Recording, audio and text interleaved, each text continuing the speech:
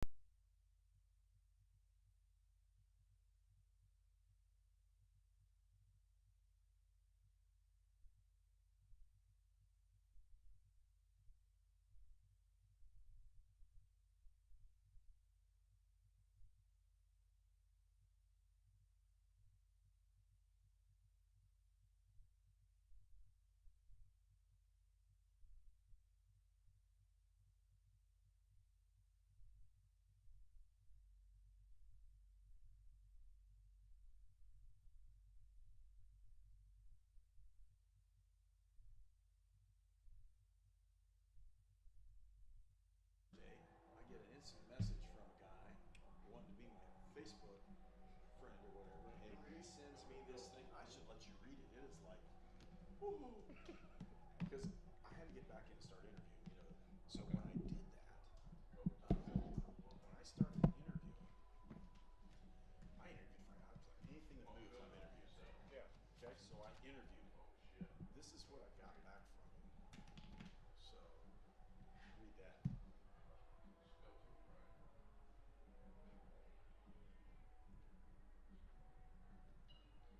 I was in their finals, by the way.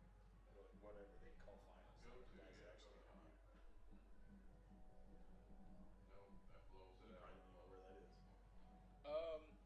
If you give me a little time, I can come up with it. But no, right about once you say it, I'll know. Columbus. Okay. Yeah, it's over there. Yeah. And it had a little bit of connection. And they went with younger guys. All their final dudes were younger. And I'm like, and one of my buddies called him and said, "What the heck are you doing?" Because it was one of his best friends was the AD. He goes, "Look, I had no choice. They didn't let me make the decision. Otherwise, you'd have been here." And I'm going, "I'm not taking it because my wife would probably divorce me." I've done that before. I'm like, I'm not doing that again. That's bad rednecks.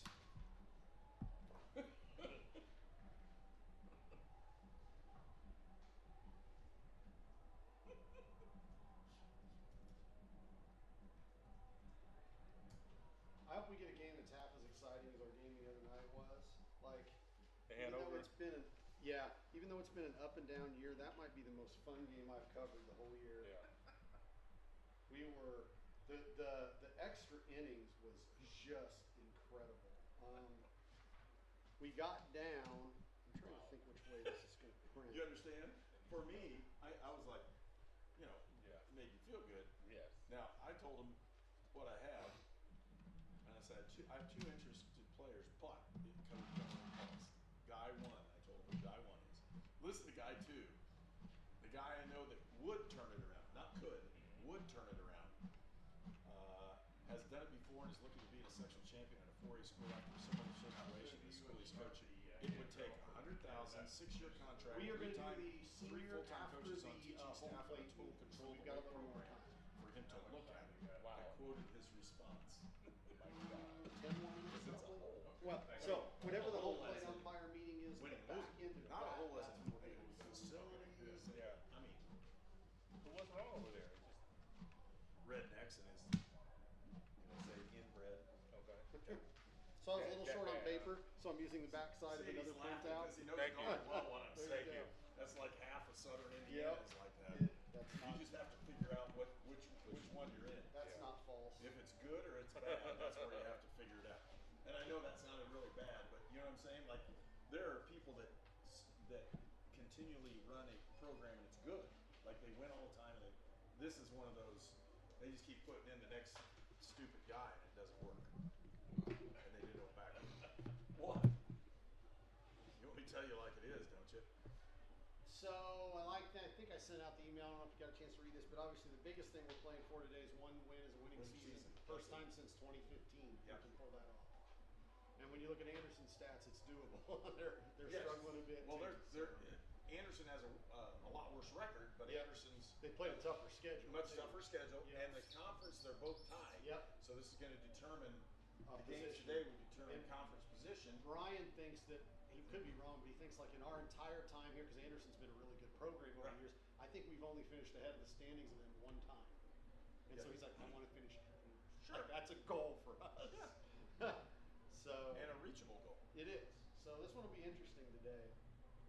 Are they having the umpire meeting down here? It'll be behind on plate. I was gonna say. are This they- is the bat testing. Oh, You have to God. double check it. Yes, and That we way have get to 'em dinged. certify them all. Yeah, No, you do. we have to do a test before the game. There's a certification list. We gotta That's go why they over had the them all list. laid out down here. It's and they got to go against this piece of paper Yeah. that says which bats are which. It's a pain in the neck. Brady gets to do that every home game. Bat testing. Okay, guys, we'll go in 3 minutes Okay. Okay. and then blend right into the, I've got Kevin, Do better. Mike, Do better. right into the senior. Yeah. Well, since you're here, student is coming over, and Zach, your crew can do game one, that's fine, but I think your crew has to leave after game one, and Thomas is here for game two. Yeah. So Thomas should be able to run everything for game two. The one thing he may not get is the lineup cards, so we got to make sure somehow or other he gets lineup cards for game two. But other than that, he knows what he's doing. So that'll be good. He's done one game already this year on PA1. So. Okay. And he can go up there. The biggest thing is he just gives them another set of hands to help. Yeah. What's your number, Kevin? Yep. Zach, I put it in Zach's phone. Exactly his phone. Probably wouldn't hurt for me. Yeah. Probably, you're right. 812-236-5079.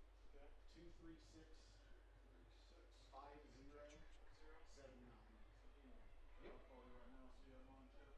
Perfect. And it did not come up as you, so I will add that as a contact. Nope, I didn't need to call you. Info button.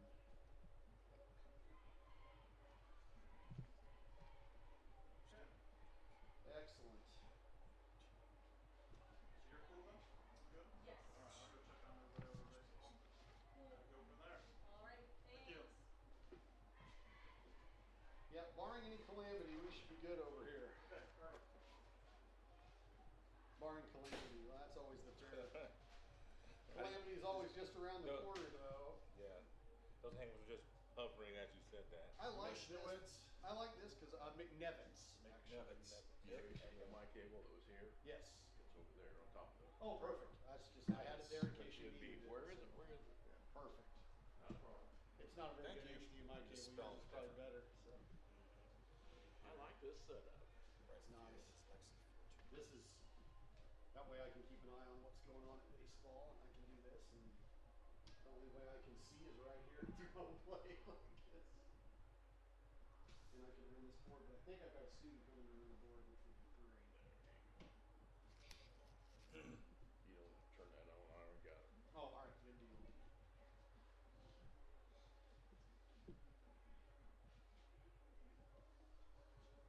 As long as nobody hits our center field camera, we're all right. Where is it? Oh, is it above the? Left of the black wall. Oh yeah, yeah. Well, you know, I won't guarantee Well, it. uh-oh. I won't guarantee it, but I can't say I've seen a ball go there this year. So. Typically, they go way over that. Okay, gentlemen, we're about ready to go. Okay.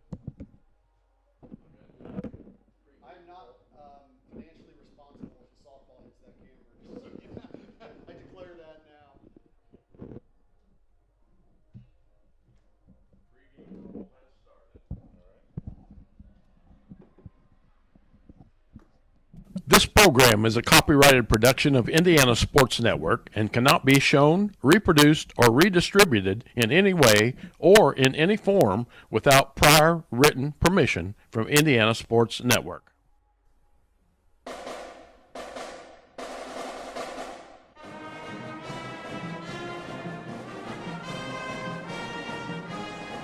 Welcome to Rose-Hulman Institute of Technology, the U.S. News and World Report's #1 engineering school in the United States that offers a master's as its highest degree for 18 consecutive years. Rose-Hulman, where you come to find yourself. Find yourself through personal growth, through personal development, through study, research, and invention. Rose-Hulman, your I'm not home for seeing it on academic mine. and athletic excellence.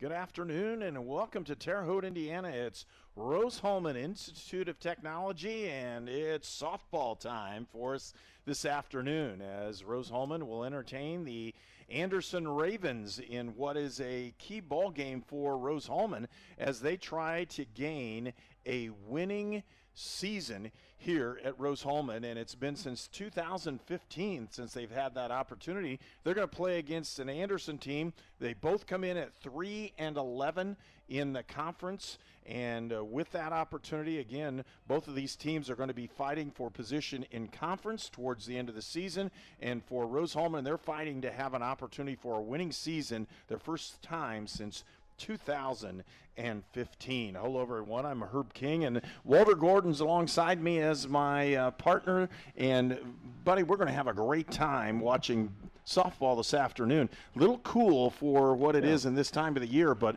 again, an opportunity to play. The rain came yesterday and kind of postponed this ball game till this afternoon, and we'll play two, as they say, and have a great time doing it.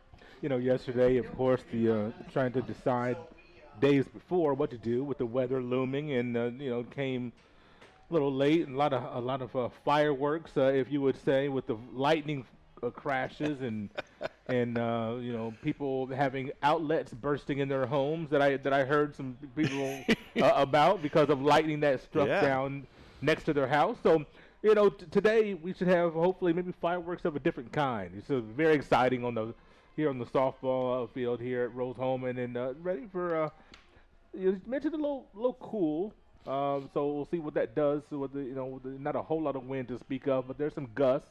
Weather always plays a factor, or often plays a factor when we're having our outdoor sport. So it'll be interesting to see how we have today. But beautiful day. Well, I'm sure we'll see some sunshine from time to time, and ready for some great softball action today.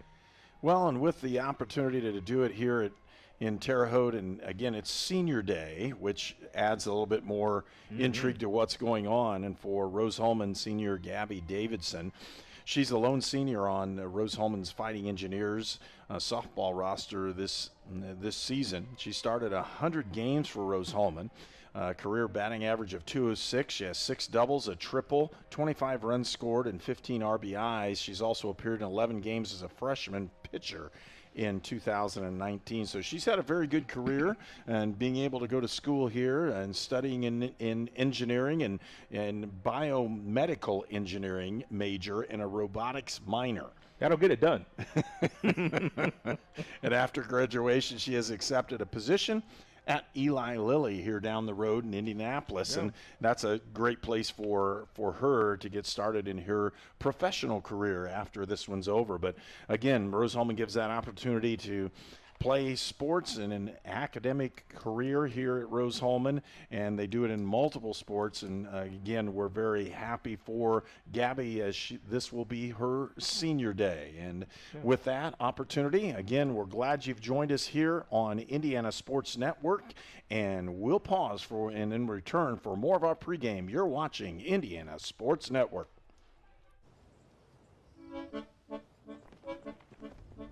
In Searcy, Arkansas, a young man says I love you for the first time, but his girlfriend doesn't quite hear. In Franklin, Tennessee, a boy encounters his first pickle. And in Kyle, Texas, after a mission for tots, cousins realize they're a long way from Kyle, Texas. One day, many people, millions of orders. This is Howie Sonic. If somebody's kind of on the fence of going into a recruiting office or just reaching out to a recruiter, I would absolutely encourage it, if anything, just for the information. We have a lot of enlistment bonuses out there right now, upwards to about $20,000. If you're in college or you plan to be to college, this is a great choice for you, because our organization, we look for students who want to go to college. We also have educational benefits where we pay up to 100% of tuition. At Great Dane, we are proud to invest in our people and the communities we call home. We are hiring now for trailer assemblers and welders across the country. We need the makers, people who are ready to make a difference. We need you. Build something bigger for yourself and your family with great health benefits, advancement opportunities, 401k, pension, and more. Apply today at greatdane.com/careers. I would want this Fritos Chili Cheese Junior Wrap to wrap myself up in and keep me warm. I'll do the same thing. I'm going to warm up my little tortilla blanket. Tortilla blanket, I like that. Sonic, Fritos Chili Cheese Junior Wrap. I'm already going to have the spots on it. You already know what I mean? And welcome back to Rose-Hulman Institute of Technology. The coaches are meeting along with the umpires and getting things set for this afternoon's game number 1. And again, it's Anderson taking on Rose-Hulman here in the first one. Starting pitchers for the ball game this afternoon for Rose-Hulman, they're going to go with Ariel Thomason. She has a 2.58 earner run to average and an 8.5 record.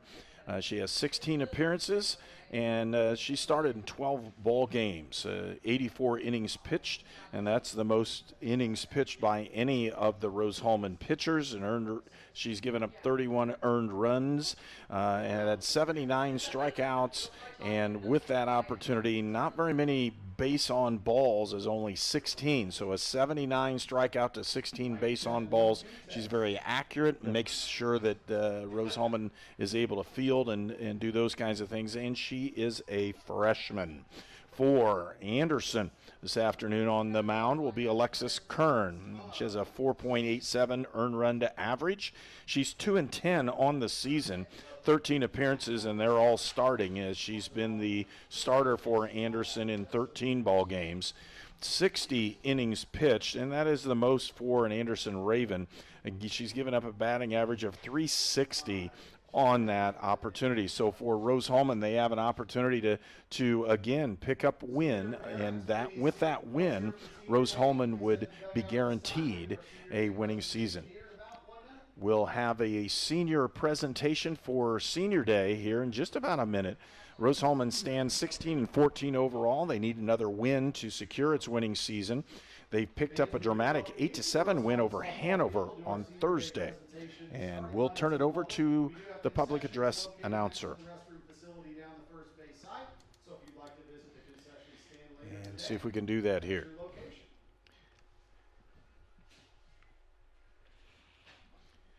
Nicole Lang leads the team in Rose-Hulman with 13 doubles and 5 home runs and a .717 slugging average.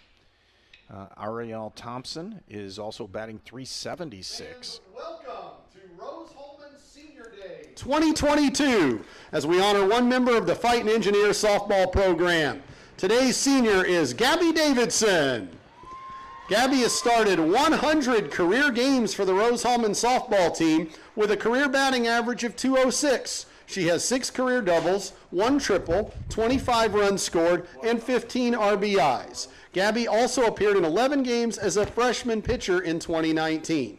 The biomedical engineering major and robotics minor is a native of Utica, Michigan. After graduation, Gabby has accepted a position as an engineer at Eli Lilly in Indianapolis. Gabby's fan base today includes her parents, Scott and Renee Davidson, Uncle Chris Tovar, grandparents Agatha and Ricardo Tovar, brother Jeremiah Davidson, and boyfriend Jack Franey. Gabby thanks all of you for your support throughout these 4 years. Ladies and gentlemen, a round of applause for Gabby Davidson.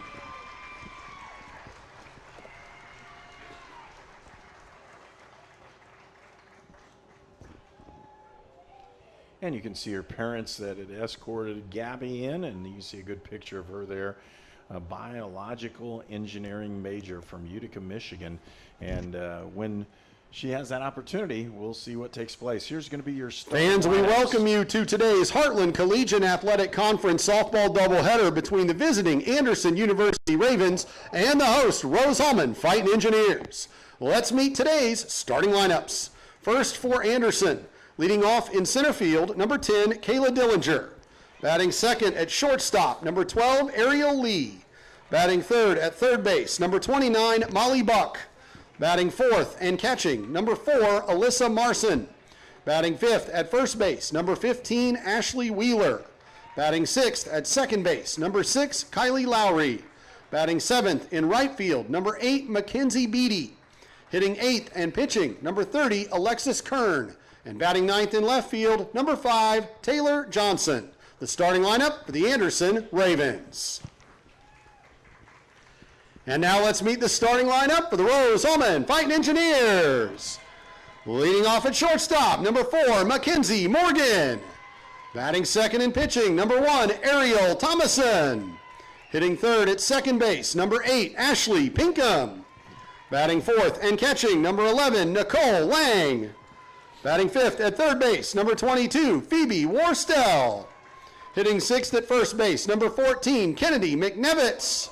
Batting 7th, the designated player, number 5, Haley Hoffman. Batting 8th in right field, number 3, Lexi Fortuna. Batting 9th in center field, your senior number 2, Gabby Davidson. And in left field today, number 17, Lauren Shaw. The starting lineup for your Rose-Hulman Fighting Engineers. And we'll be right back with the start of the ball game. You're watching. Ladies and gentlemen, we ask at this time that you please rise and face the flag. I would want this Fritos chili cheese junior wrap to wrap myself up in and keep me warm. I'll do the same thing. I'm going to warm up my little tortilla blanket. Tortilla blanket, I like that. Sonic, Fritos chili cheese junior wrap. I'm already going to have the spots on it. You already know what I mean? Gen Z is a stall generation. The news says Gen Z is struggling. I've got news for them. I wait tables, but last week I built a field hospital. I put out a forest fire. I stopped 1,000 attackers. And a natural disaster. I've saved lives. And led a team on patrol. I serve. Well, I go to school full-time. While I work full-time. The greater the challenge, the stronger we become. You are watching HCAC softball at Rose-Hulman on the Indiana Sports Network. Order for a brownie batter shake and a yellow cake batter shake. I'm getting it started. Blending in the brownie pieces. Order up. Sonic brownie batter and yellow cake batter shakes. You are watching HCAC softball at Rose-Hulman on the Indiana Sports.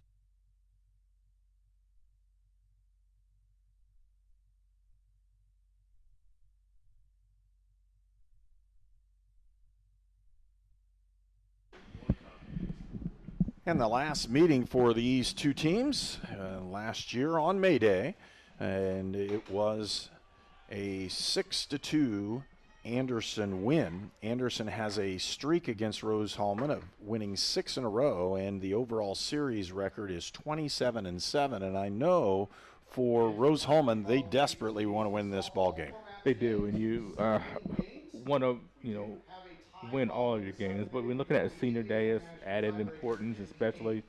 Then you look at the end of the season. You want to close out your season on the right foot. That helps you, in your off-season program. You're feeling good, and then starting to ramp up things for, for next season, which will be sooner than we really could think. And you look at a young team like this, only one senior, on the roster, and so you get off to a good start today, win a couple of ball games for Rose, and that would.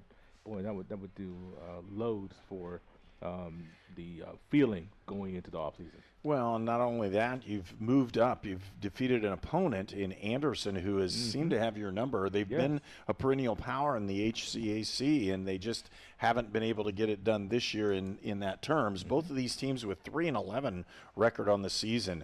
All right, now the first batter in the ball game, number 10, is Kayla Dillinger.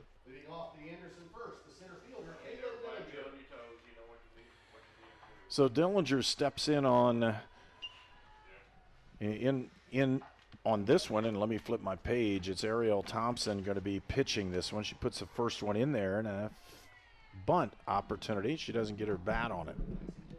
For Dillinger, she's batting .289 on the season. And again, you can tell with that leadoff hitter charging in the corners, as she is a drag bunt artist, being left-handed in the batter's box gives her an opportunity to do that, and 2 strikes on the count.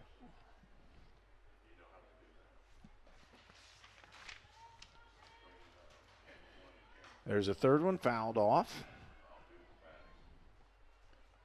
That last name Dillinger, so familiar with Anderson, Lexi Dillinger. I was just looking at Kevin Lanke, wondering if there's any relation to Lexi, who was such a thorn in the side of Coach Prevost of women's basketball. Oh, what a pitch right there! Say it was up on her. Yeah, it's a great pitch on the pitcher's count. 1-2. Yeah, 1-2 on the count now as she missed time with that rise ball, ground ball to third baseman. She picks it up and throws her out. Nice play that time by Phoebe Worstel as she took that one easily. Out number 1 for the Engineers. You know, you mentioned at the beginning of the broadcast, Ariel being around the plate, limited number of walks, and you can see, hopefully that's an indication of things to come. Definitely around the plate, right around the zone. Even that one ball that she had there was tantalizingly close. And missed I on say that, and just a little bit outside. outside. Oh, the announcers jinx. Some would say it's real. I don't know. I know we'll have a good day today. Kevin Lanke even laughed at that one. That's right. He liked that idea. A little bit high for ball 2 as she's missed 2 now in a row. And buddy, you shouldn't have said anything about that. She has been. She's very consistent in what she's doing pitching-wise, but she has run up a 2-0 count right now. Swing and a miss that time by Ariel Lee. Lee for Anderson is the shortstop.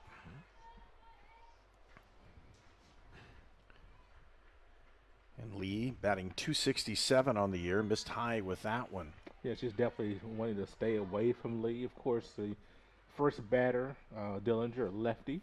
And so, you know, changing your perspective, you would think there'll be a lot more righties coming up here.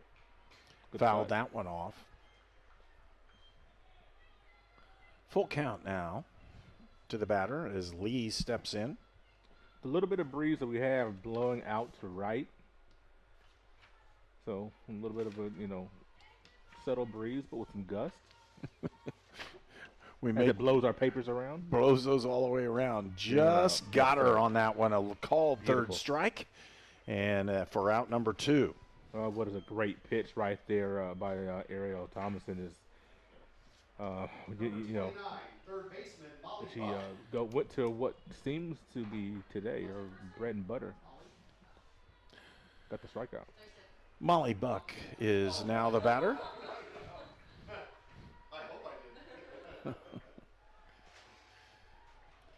Molly from Mount Vernon, Fortville, Indiana.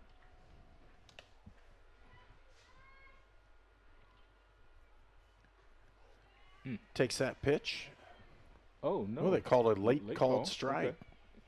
Yeah, it's always going to be interesting at the beginning of the game, see what the strike zone is going to be. So, you know, obviously, you know, changes from, you know, umpire to umpire slightly. Oh, a beautiful pitch.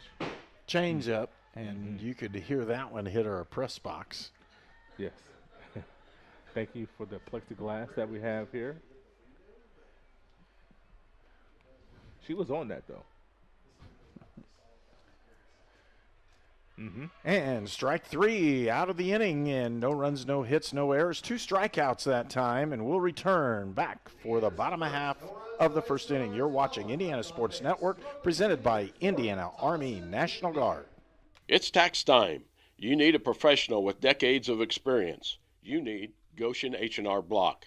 Nothing is more important than getting your taxes done quickly and correctly, up close and personal, by people you know and trust. This year, get answers to all your questions and your taxes done right by Goshen H&R Block. This is Sue Goshen from your locally owned H&R Block in Brazil. Walk in, make an appointment, or drop off your documents, and we'll tackle your taxes while you're away. Treatment for those with mental illnesses and addiction issues has evolved over the years. In the late 1960s, Indiana's mental health system began to take shape. From 1971 to 2021, Hamilton Center has touched the lives of thousands of people in central and west central Indiana. We are committed to the latest therapies to improve the quality of life for those with mental illnesses. Treatment works. Recovery is possible. And thank you, Indiana. At Lynn's Pharmacy, we're more than just your pharmacist. We're your neighbors. Our kids go to the same schools. We eat at the same restaurants. We sit next to you in church. When I listen to a symptom. When I fill a prescription. When I offer advice, I'm not just helping a customer. I'm helping my neighbor and a friend. My name is Lynn Hofstetter, and I'm the proud owner of Lynn's Pharmacy, a modern pharmacy with old-fashioned values and personal service, dedicated to keeping you, your family, and our community healthy since 1872. Here at Lynn's Pharmacy, downtown Brazil. And Mackenzie Morgan will step in for Mckenzie. .291 on the season coming into today. She fouls that one off as it just barely rolls foul. Kind of a defensive swing as they cut in on her. At the last moment, she tried to hold up and just also kind of bail out just a little bit. Don't want to get hit in the knuckles with that. Morgan from Grovertown, Indiana, and I didn't know that one, but she did go to Knox High School, so you know where that is up north. No. Maybe you didn't know that. No. Tell me out. Help me out here. Don't leave me hanging, Herb. Knox is like straight north of here. It's a little bit to the east, too, but it's pretty much north, getting close to the region, as they say. Fly ball to left field. Johnson camps underneath it, and she'll haul that one in for out number 1. You know, it's the first test that we've seen ball up in the wind today to see. You can see Johnson start to take a step in, but then held back and battled the swirls just a little bit. Then made a nice play. Thomason is a freshman from Boonville, Indiana. She steps into the plate, and for Ariel, she bats .376 on the season. Coming in and a hot one, she smashes it down the left side for a base hit. So again, Thomason with a good shot on that ball, and she ends up on first base. Jumped on the first pitch that she saw and just got around on that so well. Ashley Pinkham comes into the ball game from Blue Valley High School in Leawood, Kansas. So Pinkham with her first opportunity. She bats .344 right back to the pitcher and moves the runner. There's still 2 outs, though, on that one as Pinkham moves the runner. They didn't go for a potential double play. But again, those are shots coming right back. Yes, they are. You can see the Rose-Hulman batter squaring up, getting early in the count. Not going deep in the count and then swinging early, being very aggressive.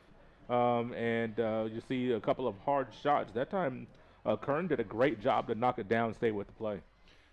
Nicole Lang from Fishers, Indiana, and Hamilton Southeastern High School takes that first one for a ball. And I like the adjustment there by Kern. After 2 straight fastballs got smacked around pretty hard, she goes with something off speed, saying, okay, just so you know, we got other pitchers. Good pitch right down the middle for strike 1. 1-1's the count. 2 out here in the bottom of the first inning. Fastball. She just didn't quite get a hold of that one to straighten it out, and it fouled it off. Young man goes scurrying after that foul ball. Got beat by someone else, though. It's fun to watch the kids here at the ballpark go scurrying after foul balls and such. It's fun. Light crowd at the start, but here towards the bottom of the first, you could really see the stands start to pack in here. Mm-hmm. Outside pitch for a ball evens a count at 2-2. We can see Ariel on the second base getting a nice lead after the pitch, being very aggressive just in case you get a base knock. And inside, got her. Yeah.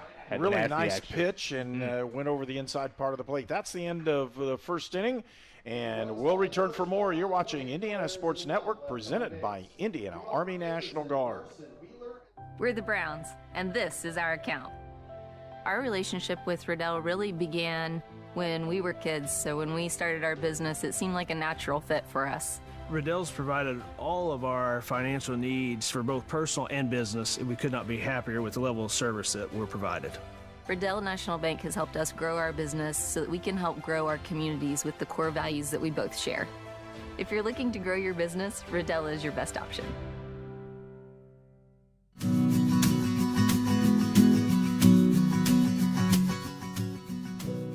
For the things you treasure and the people you love. Brian Sponsler and Ben Rice for Auto, Home, and Life. I'm All-Pro running back Jonathan Taylor for York Automotive. York is my #1 pick for your next car, truck, or SUV. Shop from over 600 vehicles at yorkautomotive.com today. You're #1 at York. I love a good deal. I love finding good deals like this because this Fritos Chili Cheese Junior Wrap is 99 cents. I feel like they just marked it wrong, but I'm not telling. Right. Sonic Fritos Chili Cheese Junior Wrap. And welcome back. Top of the second inning, no score, as we've had 3 outs recorded in the first inning by Ariel Thompson, and she's been, like we said, around the strike zone from Boonville. And leading off for Anderson in the second, their pitcher, Alyssa Marson. And for Marson, she's batting .329 on the season as she steps in. Again, no score, top of the second.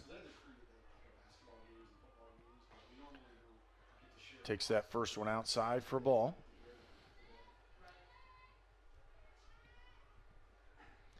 I was just kind of waiting for it to warm up a little bit, and it really didn't do that today. No, it did not. Got that yesterday. And a swing and a miss. She couldn't keep off the high, hard one. Yesterday, yesterday I was able to do a little yard work in my dad's house, and I'm glad it felt better than it is right now.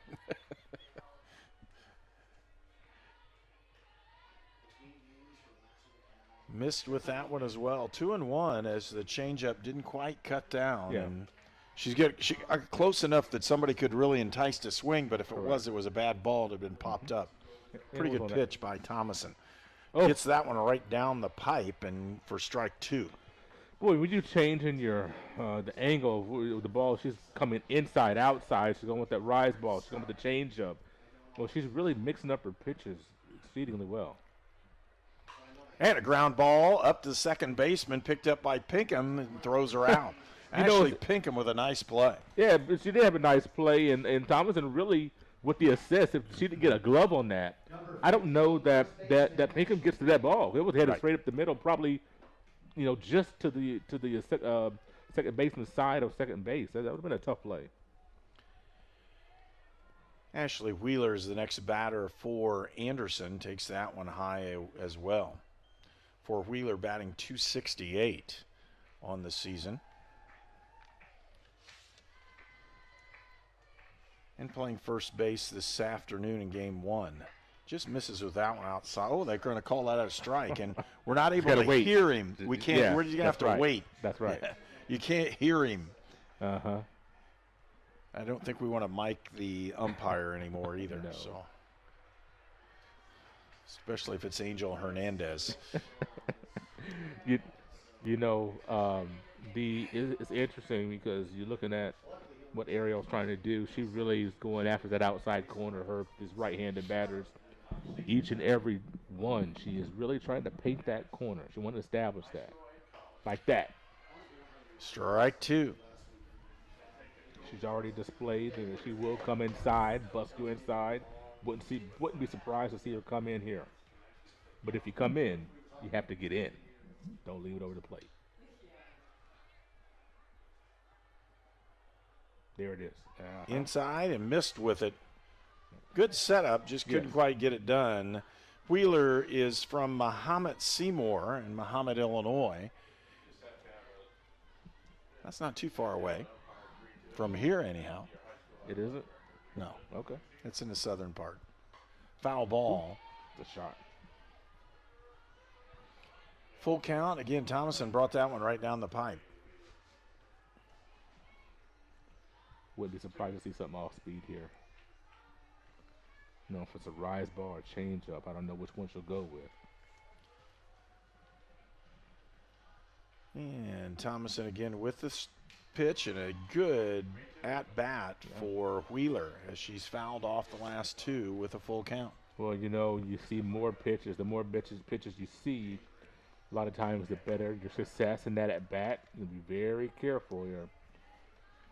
Wheeler, nobody on, but leads the team in RBI. Did she hang up? Nope.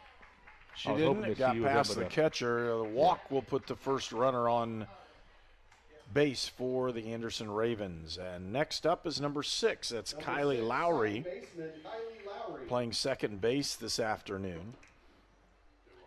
Lowry batting .217 on this season.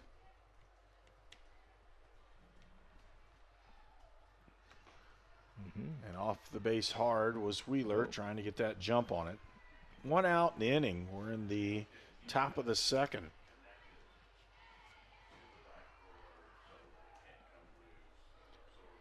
And a swing and a miss by Lowry. We can see that Morgan is going to be the one covering the bag, but I don't think they're really thinking that Wheeler's going to make much movement because she's so far away from the bag. We're expecting Lowry to get around this pitch. And now to the errant backstop. pitch. That'll go as a wild pitch as she throws that one to the backstop, and Thomason's going to regroup and see what she can do that way. Again, 1 out in the inning. You were in the top of the second. 2-1's the count now to Lowry, the second baseman for Anderson.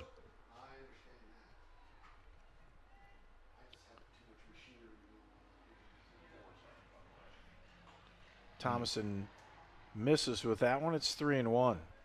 Just off the edge, she's trying to induce her to see if she can get that ground ball over to the right side, and that's probably a tough one as well. 3-1. And two walks here with 1 out in the second inning will bring up next the right fielder, Mckenzie Beatty. So Beatty will step in. No, interesting situation. You got runner in scoring position, less than 2 outs. You have 2 runners on for the first time. That's pitch. Beatty's batting 136 on the season, and we're getting towards the bottom of the order. And for Thomason, she just wants to pitch strikes and make them do something with it, and misses high with that one for ball 1. 1 out in the inning. The count's 1-1.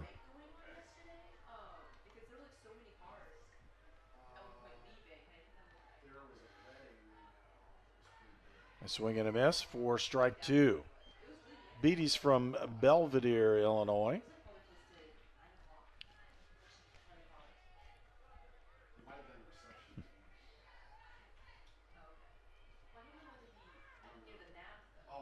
Opportunity to see this one. Here it comes, and a swing and a miss.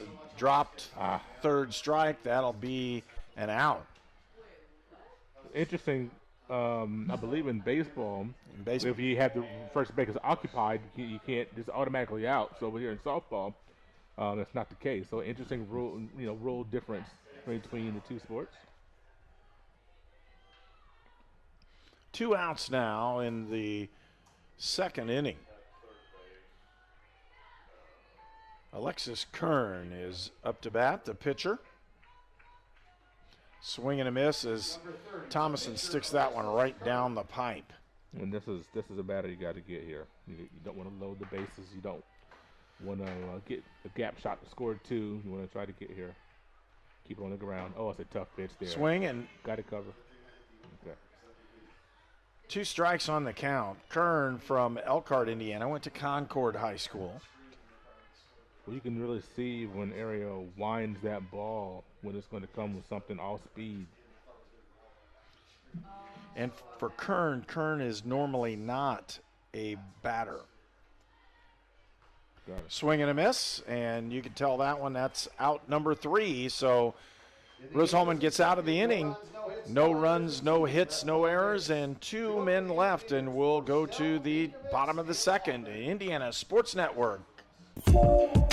If somebody's kind of on the fence of going into a recruiting office or just reaching out to a recruiter, I would absolutely encourage it, if anything, just for the information. We have a lot of enlistment bonuses out there right now, upwards to about $20,000. If you're in college or you plan to be to college, this is a great choice for you because our organization, we look for students who want to go to college. We also have educational benefits where we pay up to 100% of tuition. At Great Dane, we are proud to invest in our people and the communities we call home. We are hiring now for trailer assemblers and welders across the country. We need the makers, people who are ready to make a difference. We need you. Build something bigger for yourself and your family with great health benefits, advancement opportunities, 401k, pension, and more. Apply today at greatdane.com/careers. I would. And we're back. Phoebe Worstel, the third baseman, up to bat for Rose-Hulman. Bottom of the second. And I'll tell you what, almost what do they call that, orifice in baseball? Is that the one? Ephus. Man. I got it wrong, and I apologize. I should have known that one, and I did, but I don't know why I said that one.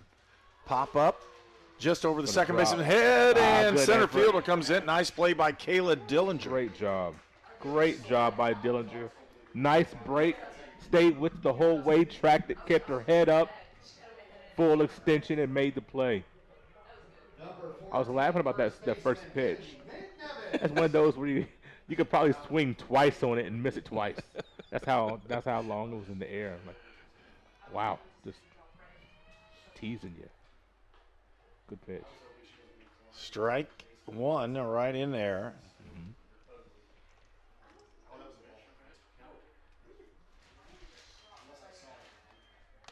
And with that one again, Kennedy Mcnevitz is in the ball game. Up to bat, she takes strike two and swings on it as well. This is really setting up to be a pitcher's duel here, Herb. And both of these young ladies have got some nasty stuff. Takes that one high. 1 ball, 2 strikes. There's 1 out in the inning, and I want to remind you, it is always a pitcher's duel if you see a good softball game. That's right. what it is. Right. Yeah. Fouled off. Just get a piece of it and see another pitch. Nothing you could do with that pitch. Kind of elevated on the outside corner. Got that front foot on the left side of the batter's box to start off with. Oh, and boy, Mcnevitz beauty. Takes that one, but it's a strike 3 call. And 2 outs in the inning. She has that ball that looks like a fastball, but it's got some serious action on there. Just breaks right over that inside corner. Haley Hoffman up to bat. Hoffman, the designated hitter, designated player for softball. A freshman from Clay City, Indiana. Kern kind of laughing herself after that first offering. Just missed her release point. And a foul, that one off as well. I'm telling you, she's going to get a strikeout or 2 on that pitch. It's going to happen. 1-on-1's the count, 2 outs, bottom of the second inning. Ground ball to the third baseman, scooped up by Molly Buck. She throws her out, and that's the end of the inning. So 3 up, 3 down for Anderson. And we'll go to the top of the third. We are watching Indiana Sports Network presented by Indiana Army National Guard. I would want this Fritos Chili Cheese Junior Wrap to wrap myself up in and keep me warm. I'll do the same thing. I'm going to warm up my little tortilla blanket. Tortilla blanket, I like that. Sonic, Fritos Chili Cheese Junior Wrap. I'm already going to have the spots on it. You already know what I mean? Gen Z is a stall generation. The news says Gen Z is struggling. I've got news for them. I wait tables, but last week I built a field hospital. I put out a forest fire. I stopped 1,000 attackers. And a natural disaster. I've saved lives. And led a team on patrol. I serve. Well, I go to school full-time. While I work full-time. The greater the challenge, the stronger we become. You are watching HCAC softball at Rose-Hulman on the Indiana Sports Network. And welcome to the top of the third inning here from Rose-Hulman, and it's Anderson up to bat. Number 5 up for Anderson is Taylor Johnson. Johnson is the 9th batter in the order. And for Johnson,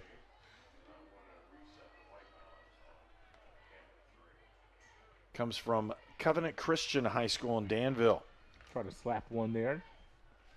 And Worcester was ready for it. She's playing in. She's been playing inside the bag all game, but I think she's a couple of paces closer to the plate than what she had been playing previously. And here she comes, yeah. Expecting that slap offering. 1-1 account now on Johnson.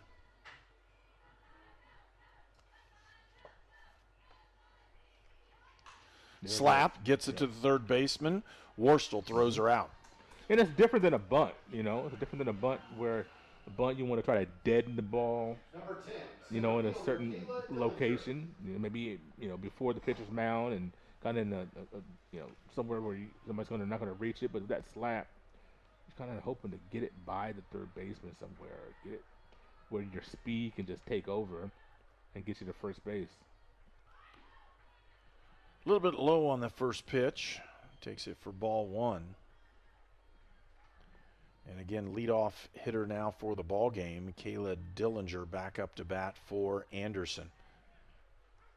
Started today at 289. Yeah. The back-to-back slap hitters, or maybe this might be an actual bunt. I don't know. Of course, a bunt on dirt is more like a slap anyway. The ball just doesn't stop. There's popped it up. It's an opportunity and just missed it. Good effort. Oh, just crashing right into the fence. Wow. Kind of shaking the hand there. Nicole Lang there is, you know, trying to brace herself on that fence, trying to catch that foul ball. 1-2's the count. Right back to the pitcher. Picked up by Thomason, throws her out. That's out number 2 in the inning. Well, as a pitcher, when you see the effort from your fielders, just like a moment ago, you saw Lane crashing into the fence, trying to steal an out essentially. But that's got to make you feel good as a pitcher. You see hey, my team was fighting for me. They're going a little extra effort. It's got to make you feel good. Ariel Lee up to bat now for Anderson.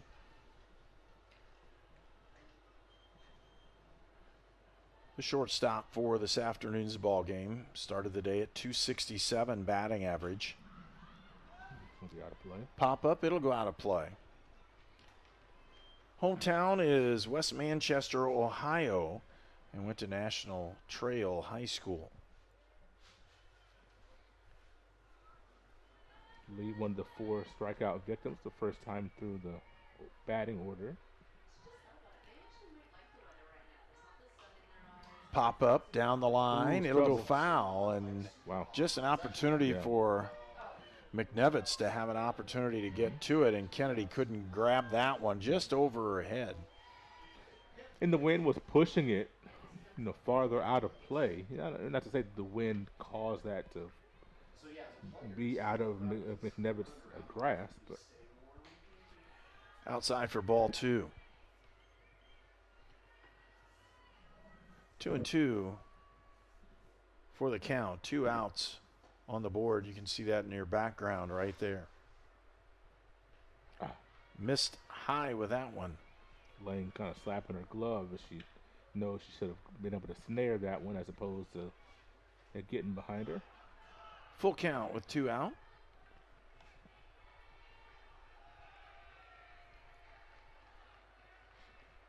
Swing and a miss, strikeout, and that'll end the inning. No runs, no hits, no errors, and nobody left.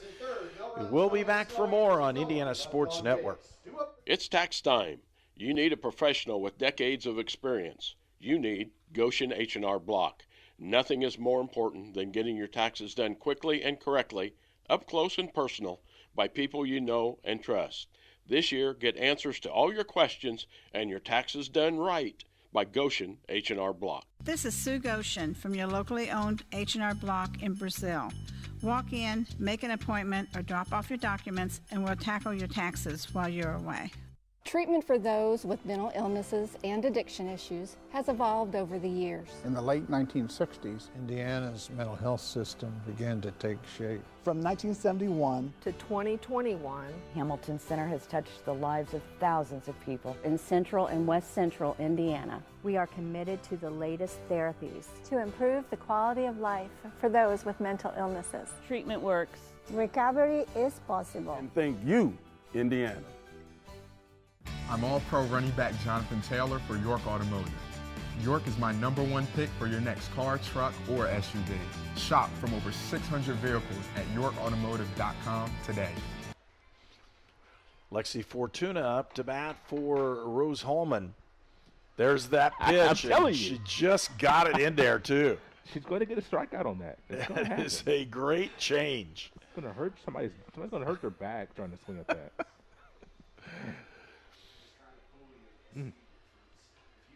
And then you get the high fastball right afterwards. I mean, I love the way both of these pitchers are mixing up their pitches today. Inside, outside, high, low, high speed, fastball, just mixing it up very, very well.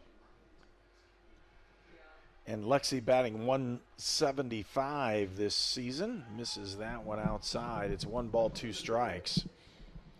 So Lexi Fortuna.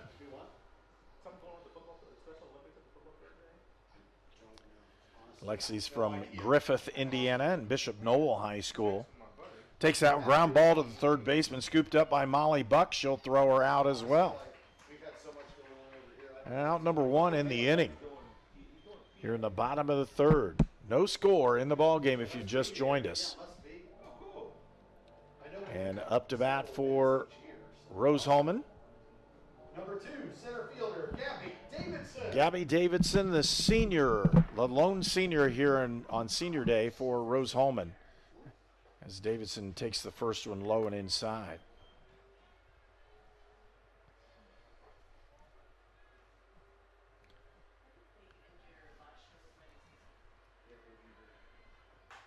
Puts that one. There's a base hit on senior day for the lone senior, and she's going to turn it into 2.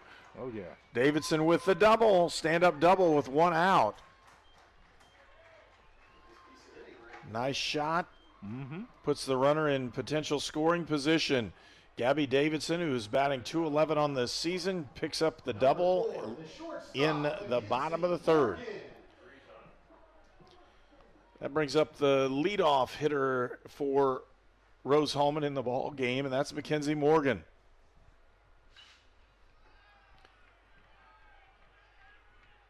Morgan with an opportunity to knock in a run. Foul ball as Morgan is way ahead of that one. Man, I'm telling you, that pitch is just getting in on the hands of the Rose-Hulman right-handed batters time after time after time. Having such a hard time squaring that thing up because you're just going to roll over on it. Well, this what she's working on is that inside part of the plate, and they're expecting Molly Buck to make the play. She has so far in this ballgame. She's done a really nice job at third base in the hot box. There it is, and just about brought that one back in as a nice pitch, got it over, and fouling it off was for Rose-Hulman. Just making sure they're able to get it get your bat on the ball.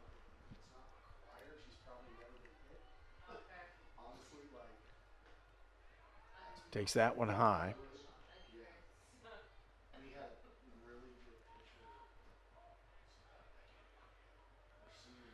So Morgan again, leadoff hitter for Rose-Hulman in the ball game. Up, she's got a potential base hit. No, it's caught in center field, and hustling back is again Gabby Davidson. That's a great job. First of all, it's a great job by Dillinger to get a good jump on it. And then great job by Davidson to get a lead but not get off too far to where she can't get back just in case the ball does not land. So you don't want to get doubled off to end the innings to stop the scoring threat. Missed on that changeup, and she brought that one over the top. But, yeah, Dillinger reached out, caught that one, and almost had an opportunity to double off a base runner in Gabby Davidson. Inside, Let it hit you. Didn't hit her. Did it hit her? Nope. I don't think so. I was so close. I don't think it died. It hit the ground before it reached her. I don't think the changeup was going to hurt anybody. It was not. That's why she wasn't going to flinch. 2-0 and missed outside. It's 3-0. You know, baseball. You know, wear one, kid. Wear one. Yeah, well, that's like. Oh, that happens all the time. Yeah. Outside for ball 4.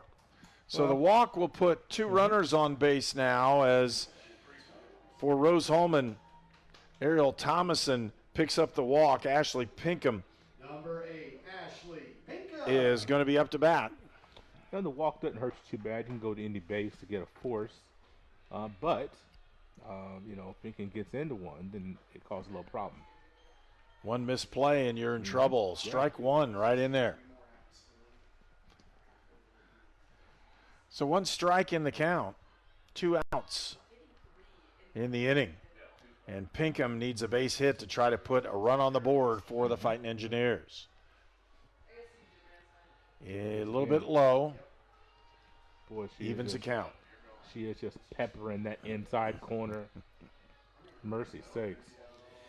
At some point, you think about making an adjustment, trying to lay one out.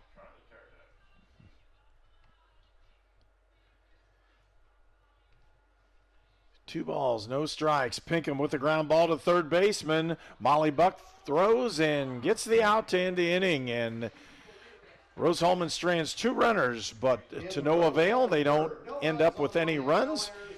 And again, we'll move into the top of the 4th. You're watching Indiana Sports Network, presented by Indiana Army National Guard. At Lynn's Pharmacy, we're more than just your pharmacist. We're your neighbors. Our kids go to the same schools. We eat at the same restaurants. We sit next to you in church. When I listen to a symptom. When I fill a prescription. When I offer advice, I'm not just helping a customer. I'm helping my neighbor and a friend. My name is Lynn Hofstetter, and I'm the proud owner of Lynn's Pharmacy, a modern pharmacy with old-fashioned values and personal service, dedicated to keeping you, your family, and our community healthy since 1872. Here at Lynn's Pharmacy, downtown Brazil. We're the Browns, and this is our account. Our relationship with Riddell really began when we were kids, so when we started our business, it seemed like a natural fit for us. Riddell's provided all of our financial needs for both personal and business, and we could not be happier with the level of service that we're provided. Riddell National Bank has helped us grow our business so that we can help grow our communities with the core values that we both share. If you're looking to grow your business, Riddell is your best option.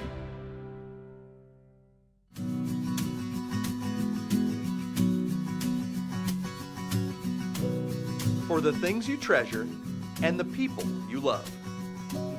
Brian Sponsler and Ben Rice for Auto, Home, and Life. You're watching College Sports on the Indiana Sports Network, presented by the Indiana Army National Guard. And for Anderson, Molly Buck steps into the plate, takes the first one for ball 1. She started the day at 333, and we've said her name over and over and over because the way Alexis Kern has been pitching for Anderson, she pitches most things on the inside part of the plate, which makes the Rose-Hulman players hit that ball back towards Molly Buck, and at third base, she's made every play. She has been very solid down there at the hot corner, and makes strong throws over to first base and not rushed in any way. And 3 pitches and a strikeout. I'm sorry, I missed the first one. I thought the first one was in there, and it wasn't. Yeah, it's a little high. That's a call. And obviously the scorekeeper on our side thought it was in there too, because he rung it up as a strike, I believe, first time. 1-2's the count. Counts even now at 2-2.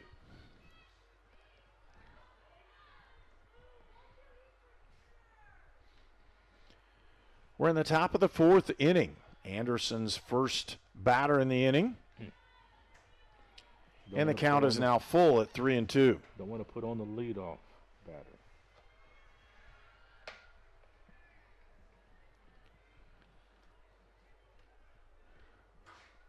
And the pitch is in, fouled off. Molly Buck from Fortville and Mount Vernon High School.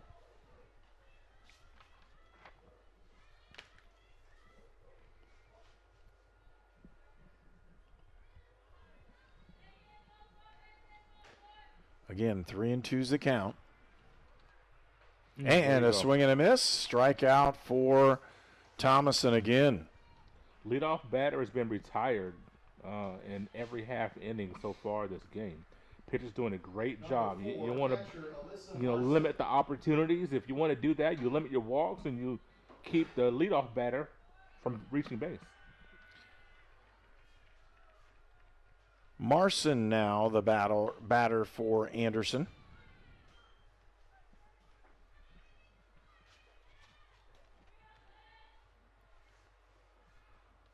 batting .329 on the season. And there was right back at you with the changeup, and just didn't quite get it in. Close. A little high, but yeah, I like the idea. Something else to think about, especially for a hitter this good. Ooh. 2-1 now the count, as that one went off in a foul ball. She was late on it, but boy, I tell you, you just see the swing that Alyssa Martin was able to put on that ball. Got to be very careful with this young lady. Leads the team coming in today, leads the team in hits. Woo. Here's what I like. First base coach did not flinch. Didn't flinch. I would have been on the ground like ducking for cover. He did not flinch. Arms did not come uncrossed. Can of corn. Been here before. Ground ball. Scooped up. Worstel with the play, and Phoebe Worstel throws her out at first base for out number 1.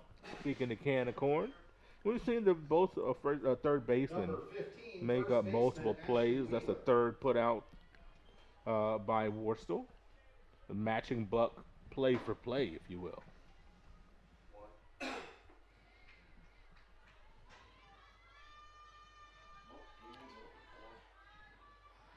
Two outs in the inning, foul ball, back out of play. I still can't believe he didn't budge down in the first base coach's box. What would you have?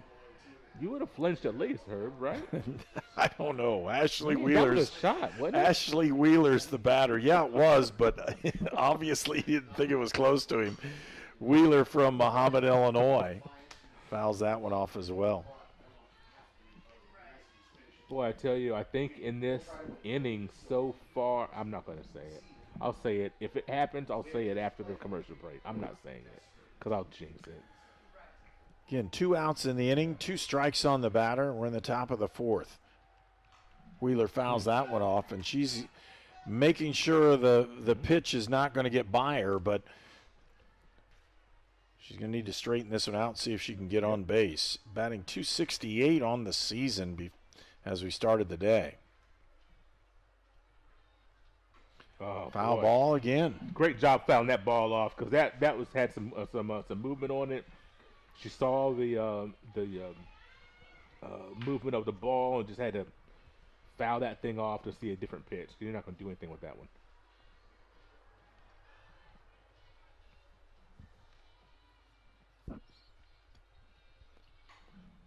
And I'll tell you what, that is a great at-bat for Wheeler. She just continues to fight. But for Thomason, she keeps bringing it right down the pipe. There's no balls on this count. She's now really kind of in her groove. At the early part in the first and second innings, she had a couple errant pitches. Right now, she's where she wants to be. And she did not want to strike on that one, believe it or not. The catcher was set up on the outside for ball 1 and didn't move. She stuck it right in the glove. You know, I believe it was Wheeler in the second inning that fouled several pitches off with it like this. I mean, she battled in the first go-round and ended up drawing a walk in that at-bat. She just battled, and here she is again here in the 4th, and she's doing the exact same thing. She is seeing many pitches. She's seeing everything that Thomason can throw at her, basically, and she's just fouling stuff off, waiting for her pitch so she can try to square up. And you laughed at the coach earlier, but there were parents ducking out of the way of that one. I believe it. You're running. Wheeler takes that one, foul ball again.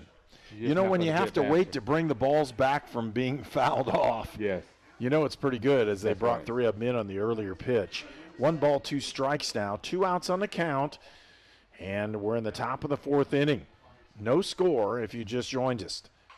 There's the play, and she got one right in the gap. Will she go for 2? No, she will not. Holds up at first base. And, again, a really nice at-bat. Great at-bat. For Wheeler. It really was. And she saw, in between the first at-bat and the second at-bat, I'm going to say she's probably seen 17, 18 pitches. She fouled off in between the 2 at-bats, probably about eight pitches. I mean, she saw every pitch. She knew what Thomason could bring. We've got a courtesy runner here. But it's a great piece of hitting to get on base to give yourself a chance to extend this inning.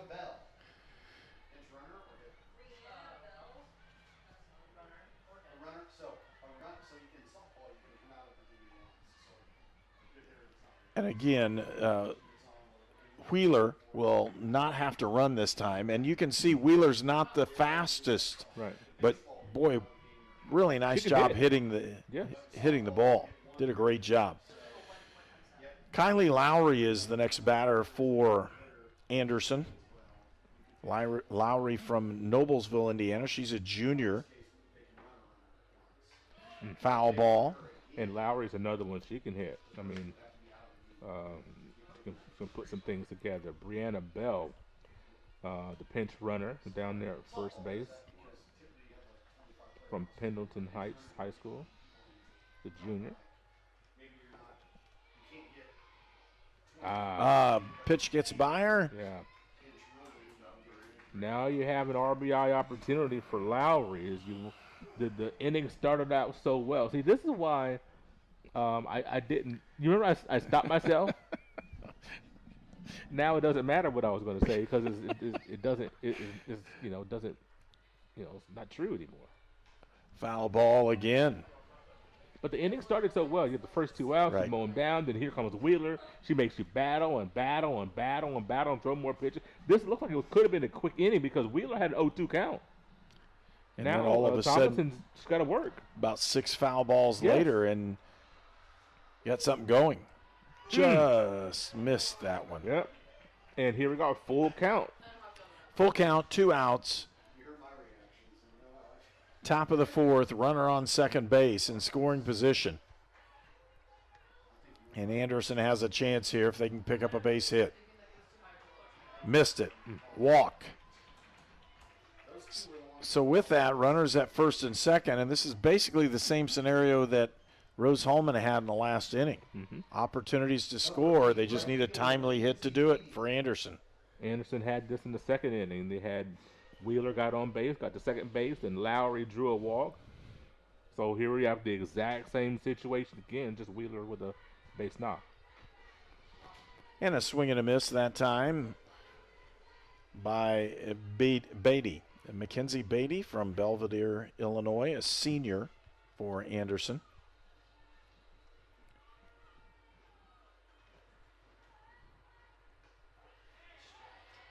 Two strikes into the count.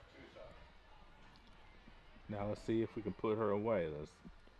If Mckenzie starts fouling balls off, we're going to have to battle. But you want to get her in the next pitch or two. And Thomason's been right in the strike zone from the first inning on. She had a couple errant pitches early on, but seemed to find her groove. Inside, and there's strike 3, and they end the inning. No runs scored. And again, we'll go into the bottom of the 4th. You're watching Rose-Hulman softball on Indiana Sports Network. I ran out of my pain meds too quickly. I took more and more to get through my day. I did anything to get them. I needed help. I needed hope. I found them both. Professional, safe, no wait times, quality treatment. Regain something lost. Call or go to winrecovery.org. At H&R Block, tax time is our favorite time of year. It's when our tax pros get to do what they love the most, help people. By getting to know you, they make sure your return gets done right. It's not just numbers, boxes, and forms. It's personal care, so you get every credit and deduction you deserve. With an average of 10 years experience, our tax pros get your taxes done right. Just one of the many ways Block has your back. This is Sue Goshen from your locally owned H&R Block in Brazil. Walk in, make an appointment, or drop off your documents, and we'll tackle your taxes while you're away. This game is presented by the Indiana Army National Guard. Leading off for Rose-Hulman 4th, the catcher, Nicole Lang. Nicole Lang will step into the plate, or step up to the plate, and have her plate appearance here for Rose-Hulman. Bottom of the 4th inning. No score in this one. Missed it again, right? Yeah, she was trying to. And I know you love that pitch, but. I know I do. I seriously do. Now she's going to come up with probably a high fastball again. I love the pitch. You try to time things up. And there's a solid stroke, and it goes over the right fielder's head into the fence. Lang coming into second base, and they cut the throw. Stand-up double for a leadoff, and that's exactly what Rose-Hulman needed. No score in the ball game, and Rose-Hulman desperately needs to put some runs on the board. You know, we're talking about just mentioning trying to time the pitcher. You want to try to figure out the pitch sequence or what's coming, and the one thing with that off-speed pitch that's so tantalizing is every time so far it's been followed by a fastball. Good bunt. Worstel with the bunt, moves and advances the runner to third base. So they're trying to manufacture this run, and now you have another opportunity for Rose-Hulman. And now we're going to have a pause in the action as coach for Anderson goes out, meets the pitcher and says, hey, this is how we're going to play this one. Mm-hmm. First time we've been in a situation, you got runner on third base, 1 out. Got to make sure you don't get anything as far as, pass ball, because that could score a run, and a slap in the infield could score a run depending on where it is, and where do you play the infield, and so some coaching adjustments having to be made right here, and making sure that everybody is on the same page. Lang with the double, moved over by Worstel's bunt, and Kennedy Mcnevitz is going to be up to bat, has an opportunity to see if they can either squeeze this one in or if she can get a hit and put her in one way or the other. And the hot box is there as up is Molly Buck. You can see her creeping up towards the batter. Mm-hmm. Infield is in at every position, trying to cut down that run. See, this game runs are at a premium, obviously, with no runs on the board yet. One run could win the game. Who knows? Mcnevitz takes that one, and they're going to say no. It's a strike in there. Been calling that all day so long. 2 strikes. He's been calling that. Yes. That one up just a little bit. He's missed a couple that way, but been very consistent in the ball and strikes. Hasn't really missed any. Just really slow on the call. It's ground ball, foul.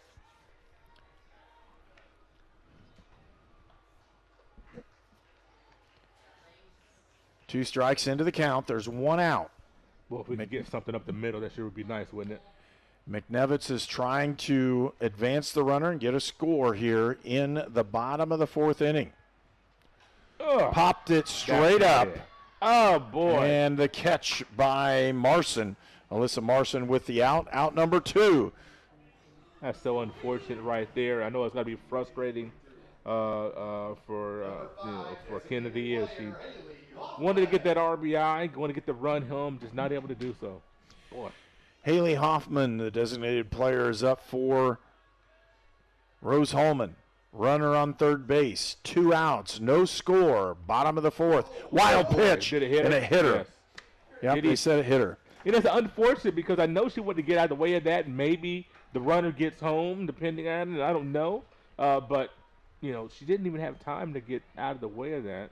It's just unfortunate. That's the first time we've seen Kern really wild with one. And the right fielder, Lexi Fortuna, up to bat for Rose-Hulman. Now what do you do with runners on the corner? A little movement, and that was way inside. Try to frame that one. I appreciate Marson trying to frame it, but that one was so inside you don't, it's kind of like at some point it's the boy who cried wolf. You don't want to frame too much because the umpire starts to get wary of that. Like, okay, so just frame the ones that are close. Let everything else go. Like that one, once again, was not really that close, was not close enough to frame. If you are an athlete, a farmer, work in the factory, or just work and in the plate. 2-0 is the count. Little low. 3-0. So 3 balls, no strikes, 2 outs, runners on first and third. Well, I know that Kern does not want to see Gabby Davidson at the plate with bases loaded the way Davidson unloaded in the 3rd inning. Hoffman hit by a pitch. She'll advance to second. Bases loaded. 2 outs on the walk, that time by Fortuna. Now you got something. You got an opportunity here. Gabby Davidson, really laid into one in the third inning, or last at bat. So Kern going to have to be very careful here. So Davidson had a double in the right field gap between center and right. Mm-hmm. She saw it well, hit it well. 2 outs in the inning, bases loaded, and Rose-Hulman has an opportunity with a timely hit here to score. Ooh, she wanted that one, off. Took it high for ball 1. Great hold there as she wanted to release. Just was able to hold back. That ball, like you mentioned, was high. Tense moments right here. Another one. That one's a little low. A walk 2 scores balls. one also. 2 balls, no strike. Yep. And again, that's one of those where you hit by a pitch, a walk. The wild pitch is really close in softball. You're not going to usually advance much on a wild pitch. 3-0, and she's going to be taking this one. Yeah, I would think so. 3-0 is the count, 2 outs. If she picks up ball 4, it'll walk in a run, and it'll be the lead run. No score in the ball game, bottom of the 4th. And she took it. Ball 4, it was high. And Rose-Hulman finds its way onto the scoreboard. It's 1-0 Rose-Hulman off of that walk, and a real nice one that time. Senior Gabby Davidson doing the damage here with the walk. And a 4-pitch walk at that, which is kind of surprising as we talked about. Kern has been right around the plate, been, in command, and then things kind of unraveling just a tad bit for her. Morgan up to bat, takes the first one inside for ball 1, and that's been on the corner. Oh, they call it a strike. I'm sorry. It's a late call by the umpire, and we look down at our our things of what we're looking at, trying to make sure we say the right things. And we missed that one. 1-1 now the count, as that one's way outside.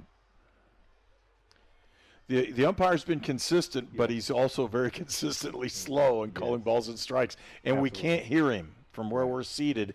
We cannot hear him scream ball or strike. Another good okay. I was going to say another good take. Thought that might have been a little bit higher, but that's okay. Still got one to work with. 1 ball, 2 strikes, and boy, I'd like to see Morgan lay into one to get a good pitch to square up here. 2 outs in the inning. Hot one down the side and just foul. Great job by Hoffman getting out of the way. She was in foul territory, though, so it would have been okay. But still, sometimes you got to play hopscotch there. She didn't have her arms crossed. That's what it was. She did not have her arms crossed. That's why you get your lead in foul territory when you're on third base. That's it. That's the exact reason. If it hits you in fair territory, you're out. 2 outs. 1-2 is the count. It's got one. It's in the gap. And Rose-Hulman's going to score at least 2. Coming 3. 1, 2. It's a double, and 3 runs will score for Rose-Hulman. They take a 4-0 lead. Great piece of hitting there by Morgan as she got her pitch, able to stick her bat out. I don't even know if that was a full swing, to be honest with you. She able to poke that out there into the gap in right center. It looks like Coach Hoffman is close to making a move. He's going to make a move here. Well, he didn't like the pitch. He thought somebody called the wrong pitch is what it appears to me. He's been out twice, and here comes the new pitcher into the ballgame. So we'll have a pitching warm-up. We'll take a short break. We'll be right back. You're watching Indiana Sports Network presented by Indiana Army National Guard. If you are an athlete, a farmer, work in the factory, or just work in your own backyard, you need the benefits of chiropractic care. Shaw Chiropractic, located in the Brazil Kroger Strip Mall. Dr. Julie and Dr. Michael Shaw, your friends for chiropractic care. If somebody's kind of on the fence of going into a recruiting office or just reaching out to a recruiter, I would absolutely encourage it, if anything, just for the information. We have a lot of enlistment bonuses out there right now, upwards to about $20,000. If you're in college or you plan to be to college, this is a great choice for you. Because our organization, we look for students who want to go to college. We also have educational benefits where we pay up to 100% of tuition. I'm All-Pro running back Jonathan Taylor for York Automotive. York is my #1 pick for your next car, truck, or SUV. Shop from over 600 vehicles at YorkAutomotive.com today. You're #1 at York. This game is presented by the Indiana Army National Guard. Ariel Thompson back up to bat for Rose-Hulman, runner on second base. Thompson takes that one high. Our new pitcher is Caitlin Hawkins. She's an Adams Central grad and grew up near Decatur, Indiana. A 2.70 earned run average for Caitlin Hawkins. She has a 3-2 record. So she is a winning record for Anderson and gets that one in there for strike one. For Hawkins, she's a sophomore. And again, appears to have one of the better records for Anderson. And replaces Alexis Kern, who comes out. Boy, she's going to feel that one. Got that arm brace. Yeah, there, she's got an armband, so she got hit, but it's not going to. It's going to be one of those where you're wearing armor. I didn't know that she had the armband on at first until I saw her move her arm. I'm like, okay, there we go. So that's the second hit by pitch in this inning, Herb. So that's the 4th free pass in the inning. The first three have come around to score. Breakout inning for Rose-Hulman. They've already scored 4. Runners at first and second, 2 outs. And Pinkham takes that one high for ball 1.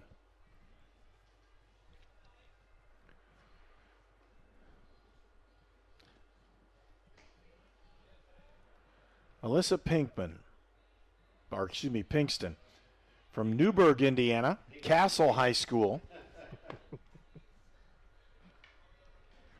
High and away. I got her hung up in between. They thought she was going to do something with it. I'm telling you, I really like what's going on. We see Morgan being very aggressive, getting all the way halfway down to third base, trying to elicit a throw. Maybe you get an errant throw. She knows she can get back to second base in time. She's not worried about that. If you throw behind her, she's going to third base. So, well, the problem was the throw. If in that play, if the player in the field runs at her, they'll catch her dead.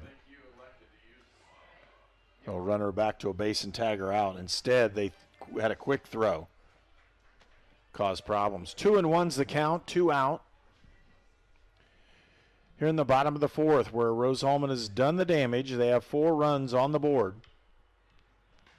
Pop that one up. It potentially, it's going to go out of play.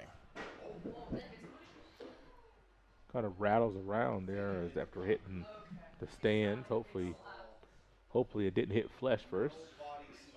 No, it looks like everybody's okay. It just sounded bad. Yeah, it did. It's bad when you're looking and people in the press box are worried that somebody actually got hit by it. It appeared to hit the concrete. That's what it sounded. It sure sounded like it. Sounded like it hit something.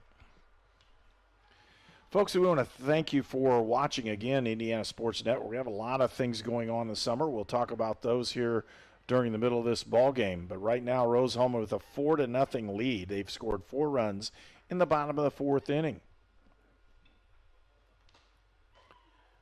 Outside, and they're going to say that's out. She tried to frame it, but she's sitting outside the actual zone. And Hawkins did a good job of hitting that spot.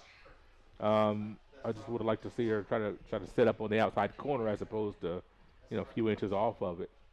Could have got that call maybe. Full count now, 2 outs. Runners on first and second.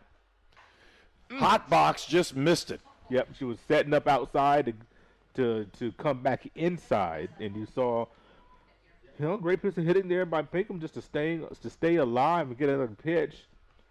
Does she dare come back inside for a second pitch in a row, or what we get here? So it's gonna be an interesting pitch with this full count. See multiple full counts this inning. And I did that, didn't I? Ashley Pinkham is the batter. Inside and she gets that one over the top, and it's going to fall in down the left field. They're going to throw it. A play at the plate is late, and Rose-Hulman scores 1, advancing to third base on a really nice running effort. is Ariel Thomason, and she'll end up at third. So first and third now for Rose-Hulman. 5 runs have scored in the inning, and Ashley Pinkham, the second baseman, puts in a nice base hit down the left field line. Yeah, I didn't like that throw to the home plate. I didn't think really had a chance to get Morgan. It just lets, you got Thomason now at third base. Lang started off this inning. It was a mighty cut there. Lang started off this inning with a double. Rose-Hulman is batted around this inning, as you mentioned.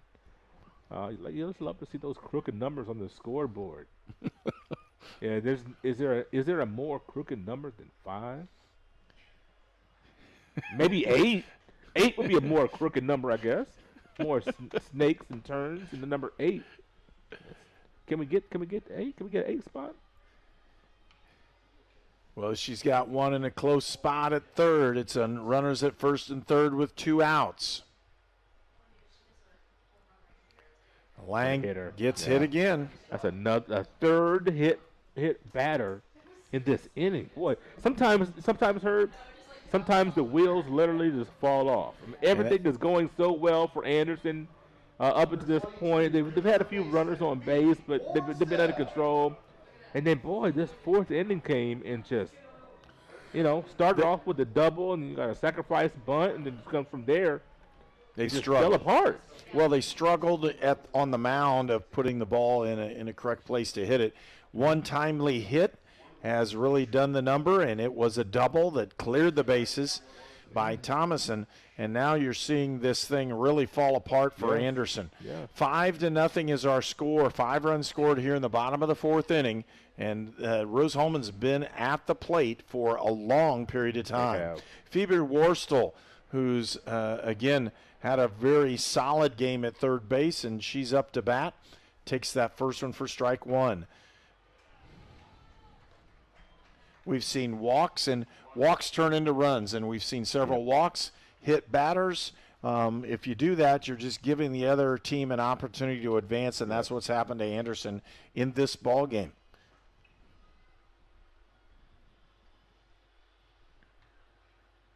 Yeah. Popped it up. There you go. Should be the out. It is. That'll end the inning with an out, and a nice play that time by Ashley Wheeler to get Anderson off the field. Again, we'll go into the top of the 5th inning. 5 runs being scored by Rose-Hulman, and you're watching Indiana Sports Network presented by Indiana Army National Guard. The news says Gen Z is struggling. I've got news for them. I wait tables, but last week I built a field hospital. I put out a forest fire. I stopped 1,000 attackers. And a natural disaster. I've saved lives. And led a team on patrol. I serve. While I go to school full-time. While I work full-time. The greater the challenge, the stronger we become. Order for a brownie batter shake and a yellow cake batter shake. I'm getting it started. Blending in the brownie pieces. Order up. Sonic brownie batter and yellow cake batter shakes. You are watching HCAC softball at Rose-Hulman on the Indiana Sports Network. And welcome back to Rose-Hulman. It's 5-0. Rose-Hulman took the lead in the bottom of the 4th inning, and they crossed 5 runs off in the bottom of the 4th inning. Not necessarily because it was all Rose-Hulman. Anderson had some walks, gave walks to the Fighting Engineers, and they took advantage of it.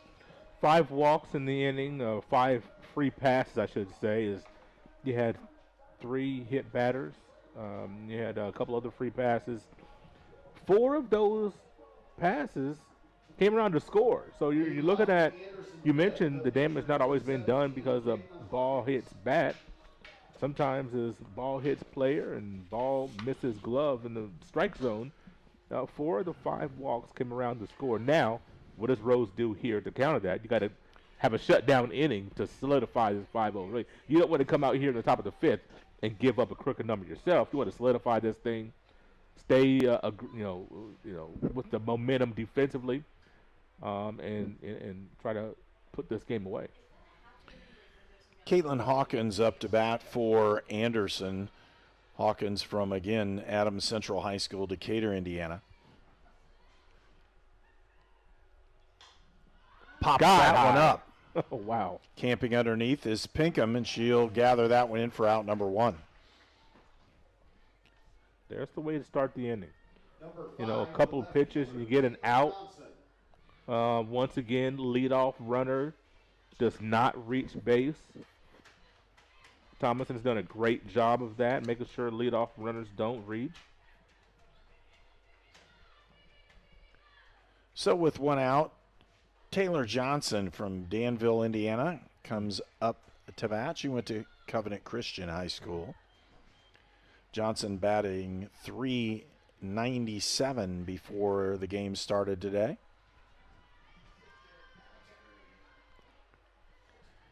And again, one of those players that's going to drag bunt, maybe do some other different things. Hit-wise, she has 23 hits on the year, only 2 doubles. So she's definitely trying to get on base and not trying to pick up a double. There you go. But she has a shot at that one right down the line and caught by Lauren Shaw for out number 1. Shaw placed, exceedingly well. Know the strength of your opposition. You know where to position yourself in the outfield, and in perfect position to make that play. Kayla Dillinger up to bat for Anderson. Takes the first one over the outside corner for a strike. She's a freshman from Tri-West High School, just outside of Indianapolis on the west side. Oh, slaps. boy. That's a pretty good play, but just misses it. Just on the Rose-Hulman correct side of the bag. 2 strikes now in the count. 2 outs in the inning, and it's 5-0 Rose-Hulman as they scored all 5 runs in the bottom of the 4th. Oh, whoa, she missed that one. That one got away from her. And she's laughing about that. She's laughing. Yeah. She's happy the bases weren't loaded and somebody was running on that one. Folks, we're going to have some interesting sports coming up on Indiana Sports Network. June 17th and 18th is Indiana Class All-Star Basketball Classic at Anderson University. We'll have that for you on the air. Slap into left field, and they just can't. Shaw could not make that play. Dives, that'll go down as a hit. Boy, good effort. She just could not come up with the ball. Lauren Shaw with a good effort to pick up out number 2, but just couldn't get out number 3. She had to go to the ground, and then when she went to the ground, the ball popped out of her glove as her body made contact with the grass, and she tried to reach up with her bare hand to grab it and just couldn't quite. I said, oh, and just wanted to make that play, couldn't quite make it. Now up to bat for Anderson. But what I was going to say, I'm sorry. Is Ariel Lee, senior from West Manchester, Ohio. One thing about where Shaw was placed in left field. There's a shot into left field as Lee gets a single and advances the runner to second. So now runners on first and second for Anderson. And coming up to bat, number 29, Molly Buck, the third baseman, freshman from Mount Vernon. Well, Shaw on the single by Dillinger was placed very well and just couldn't quite come up with that play. Now you're starting to see a little something percolating here, a little 2-out rally here for Anderson. Good pitch. Pitch over that outside corner for strike 1. You want to shut down this rally because you look down your lineup sheet and you have Wheeler and a couple of batters. You don't want this inning to get to her.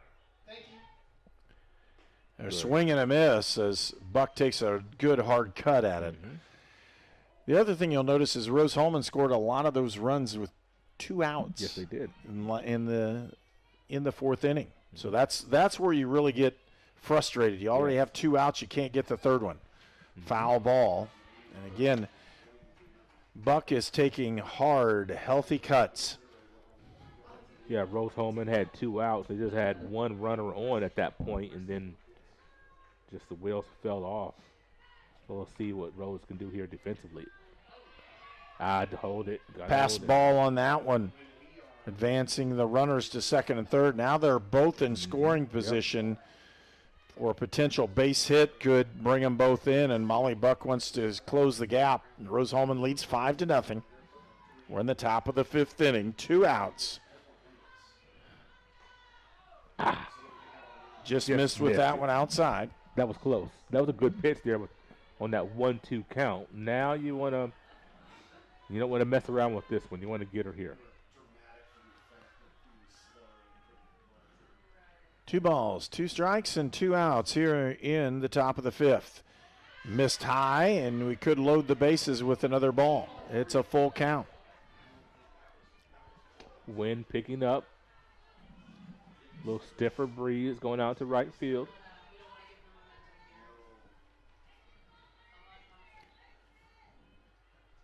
Thomason with the pitch. It's a fly ball. It's a pop-up to second. There we go. And gathered in, picked up by Ashley Pinkham for out number 3. So no runs for Anderson, and Rose-Hulman will come up to bat in the bottom of the 5th. They lead 5-0. You're watching Indiana Sports Network. Treatment for those with mental illnesses and addiction issues has evolved over the years. In the late 1960s, Indiana's mental health system began to take shape. From 1971 to 2021, Hamilton Center has touched the lives of thousands of people in central and west central Indiana. We are committed to the latest therapies to improve the quality of life for those with mental illnesses. Treatment works. Recovery is possible. And thank you, Indiana. You're watching College Sports on the Indiana Sports Network, presented by the Indiana Army National Guard. And welcome back. And again, we have multiple things we're going to be doing this summer. The first one we're talking about is the Indiana Class All-Star Basketball Classic held at Anderson University. There's 6 games in 2 days and 3 boys games on the 17th and 3 girls games on the 18th. This is in June, and we'll have those games for you here, as well as broadcasting the Indiana Football Coaches North-South All-Star Classic in Indianapolis. And we'll have that game for you here live on Indiana Sports Network on July the 17th. Rose-Hulman up to bat here, bottom of the 5th inning. They lead by 5, and up to bat is number 14, Kennedy Mcnevitz from Greeley, Colorado, and Northridge High School. And Mcnevitz, again, having that opportunity. They had a big inning this last inning for Rose-Hulman, scoring those 5 runs. A lot of players active in that one. And Mcnevitz drives this one down the left field line, and is it caught? She catches the ball in the corner of the field. It is in foul territory, and they're going to come out and check her out. They're going to need to. She is hurt. She ended up hitting the corner, and immediately the trainers are running out to see what's going on that way. And I'll tell you what, that was a huge effort. We didn't think she'd probably get to it. Taylor Johnson is the player that made the play in the corner for Anderson, and she appears to be injured. Let's hope it just has the wind knocked out of her. And with that, we'll take a very short break. We'll be right back. Again, you're watching Indiana Sports Network.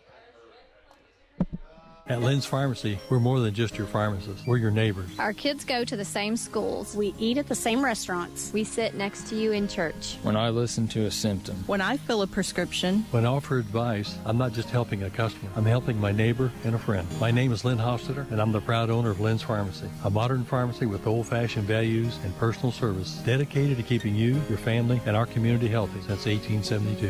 Here at Lynn's Pharmacy, downtown Brazil.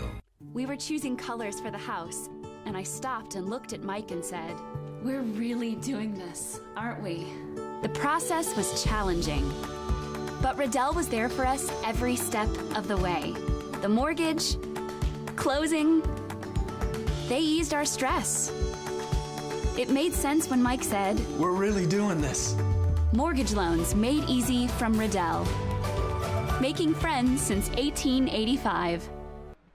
Good news, and she's wiping a little bit of tears from her eyes, and she's like, it hurt for a while, but I'll be okay. She's toughing this one out. Taylor Johnson with an outstanding play, catches the ball literally in the corner of the field, right in foul territory, and crashes into the fence for out number 1. And now for, again, Rose-Hulman Caitlin Hawkins will pitch for Anderson, and stepping in again is number 5 for Rose-Hulman. That's Haley Hoffman.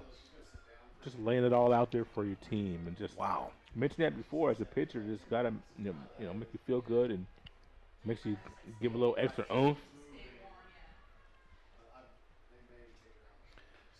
One to turn on that one, she didn't for ball 1.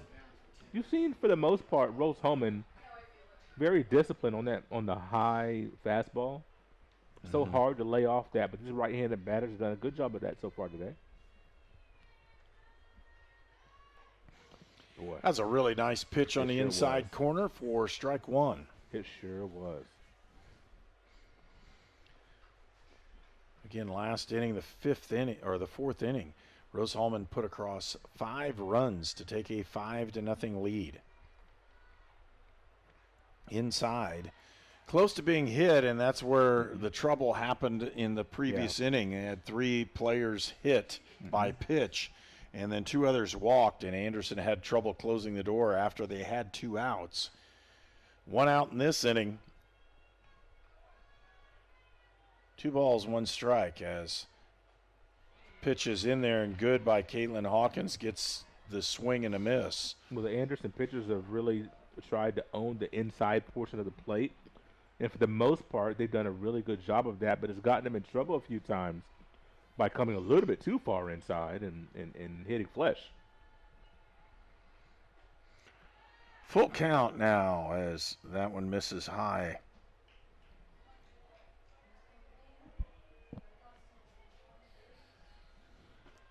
One out in the inning.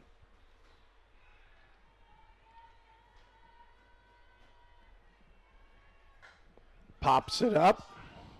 And with that, going towards the shortstop and gathering it in is Ariel Lee. You know what, Herb? What's that? That was the very first play made by a shortstop today. It's kind of odd to be this far into a game and shortstop not getting any action. Well, it's been the third baseman and the pitchers who've done the majority of the work gathering the up and throwing them out. On the inside corner, in there for a strike, and up to bat is number 3, and that's Lexi Fortuna. I just love the way they work that inside corner.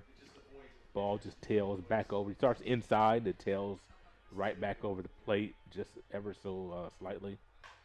Ground ball. There's your shortstop play, gathered up by Lee, and she throws her out to end the inning. So 1-2-3 inning in the bottom of the 5th. We'll send it back to the top of the 6th, where we'll see Anderson. You're watching Indiana Sports Network, presented by Indiana Army National Guard.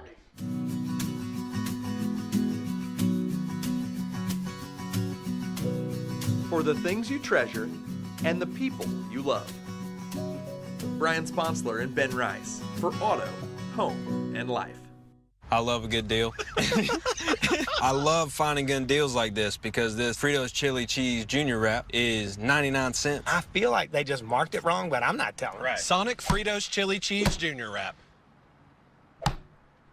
This game is presented by the Indiana Army National Guard.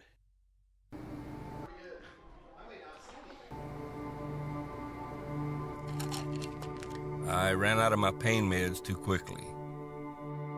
I took more and more to get through my day. I did anything to get them. I needed help. I needed hope. I found them both. Professional, safe, no wait times, quality treatment. Regain something lost. Call or go to winrecovery.org. And welcome back to Rose-Hulman. It's 5-0. Rose-Hulman with the lead over Anderson as we approach the top of the 6th inning. And with that, coming up to bat for Anderson is number 4. And that's Alyssa Marson, the catcher.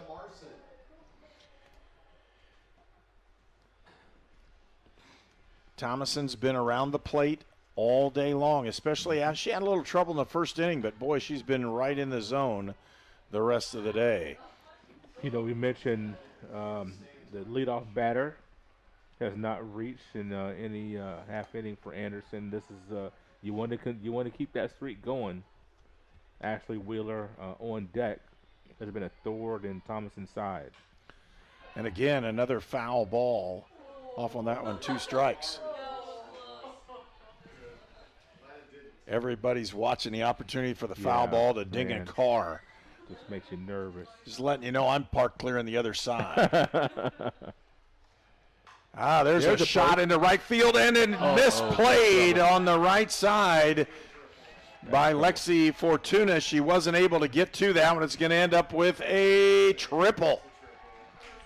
Triple on that one, and a really nice shot, but a misplayed ball. Alyssa Marson ends up with a 3-bagger, and she's just 60 feet away. You know, it's a good effort by Fortuna to be able to try to lay out.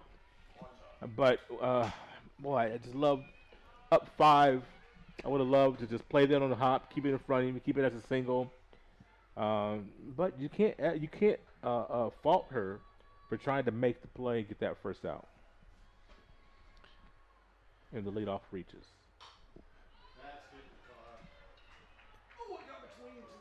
And these guys are having too much fun with foul balls. And speaking of that, if you look, Ashley Wheeler is up, and guess what? She can hit foul balls. And she also had a really nice hit after she continually fouled them off in one of the innings. If she straightens one out, it's going into the trees. Wheeler, the batter, nudged right towards the third baseman, scoops it up. Phoebe Worstel with another good play, and out number 1 for Anderson. That's huge right there. She got in on her hands, and all she could do was just kind of fist that thing off, and a great play by Worstel to get that out. Kylie Lowry now steps in for Anderson. 1 out in the inning. We're at the top of the 6th. Swing and a miss. You know, it's interesting with this lineup. If you could record Wheeler, you know, you as an observer, not as a player, but as an observer, you're like, okay, we got through that threat. Now we can maybe regroup, because you know Thomas has done a great job with the bottom half of the lineup. A lot of her strikeouts. Well, actually, it's kind of half and half. I was looking at that. So where the strikeouts are coming from, but boy, she's struggled with Marson, Wheeler, and Lowry. Pop up over towards short. Morgan. Whoa! Whoa! What do you call that? What's the call? They call him that. It never hit the ground. Ooh! Did it hit the ground? Yep. It did. That'd be an error. They're going to go out and talk this one over, I guarantee you. Coaches are coming out going, it didn't hit the ground. What are you doing? And I like the walk because it was really nice and slow. Yeah. And he's looking down at the ground to make sure he's not overstepping what's going on. That's right. They're saying, no, they did hit the ground. They're going to say it's an error. We'll get a pinch batter possibly. And now with runners at first and third with 1 out. Yeah. You know, it's because you think about when it's the catch and then you have the transfer. Because Morgan, I thought, was trying to transfer to her throwing hand to, relay back to the pitcher, so make sure we don't have any movement on the base pass.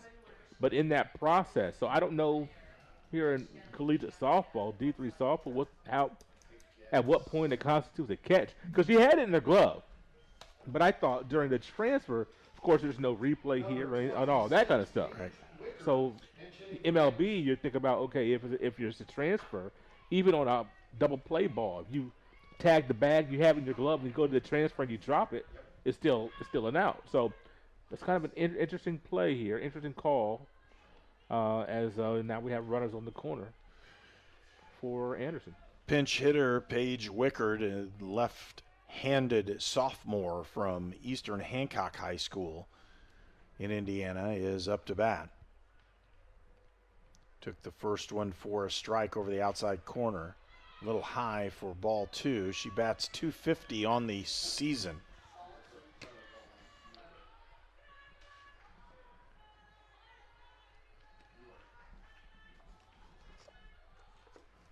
1 ball, 1 strike, 1 out here, top of the 6th inning. There you go.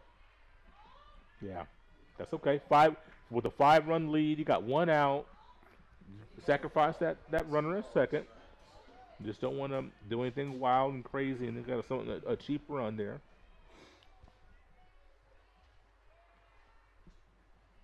Two balls, 1 strike. That's a beautiful nice pitch in there for a strike 2. And again, there's your off-speed pitch you want to see. I'd love to follow that up with another one of those. I'd really love to see that back-to-back. I don't think she'd be expecting it.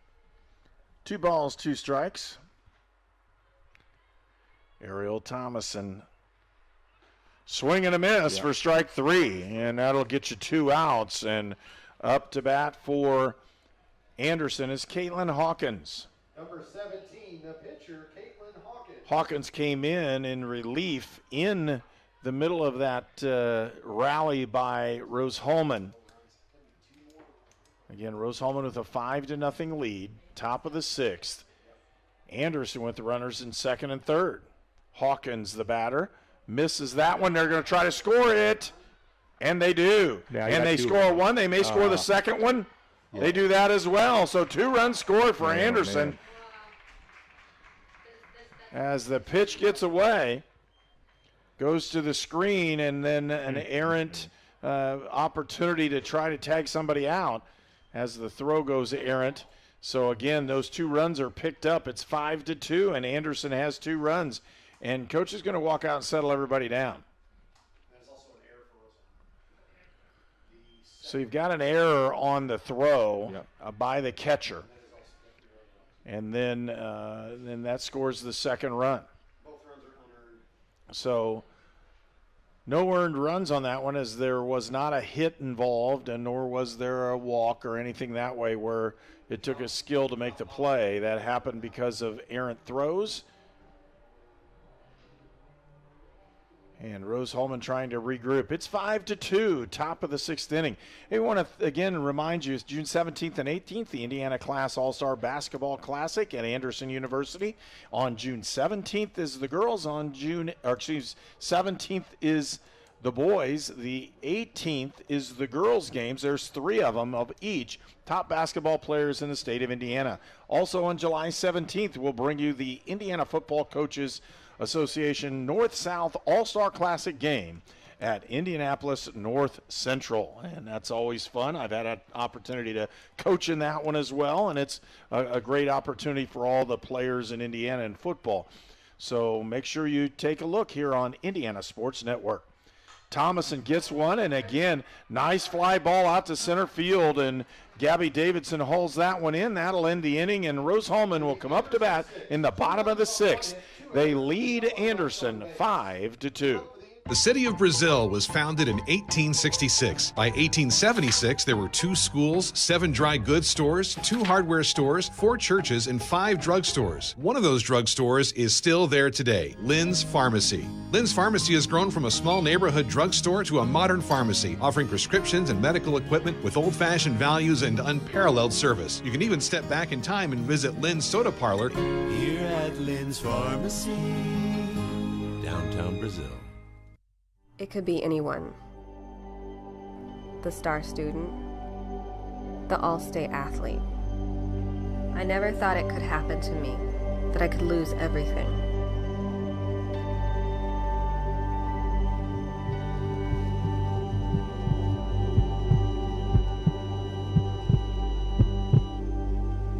I found help, I found hope, I found recovery. I regained something lost.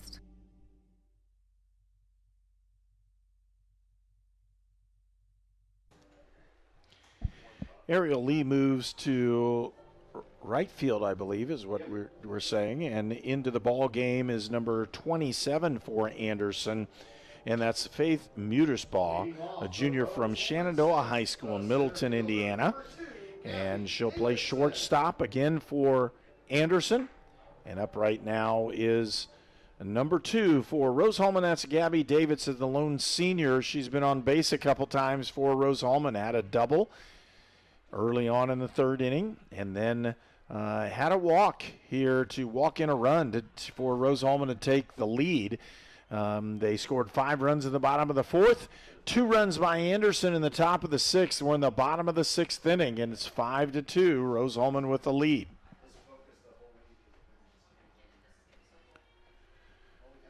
Pitcher Caitlin Hawkins. And Hawkins has been able to throw strikes on this one. Misses just high on that one. 1-1's the count. The baseball team's in a battle with Bluffton University today, and they need to win a couple ball games to find themselves in the tournament. Both of these teams will not be in the HCAC tournament, as they are both 3-11 on the season. It takes the top 5 in the conference to reach the tournament, and neither one of them will do that. But for Rose-Hulman, this is an important game because if they win one game today, they will guarantee themselves a winning season.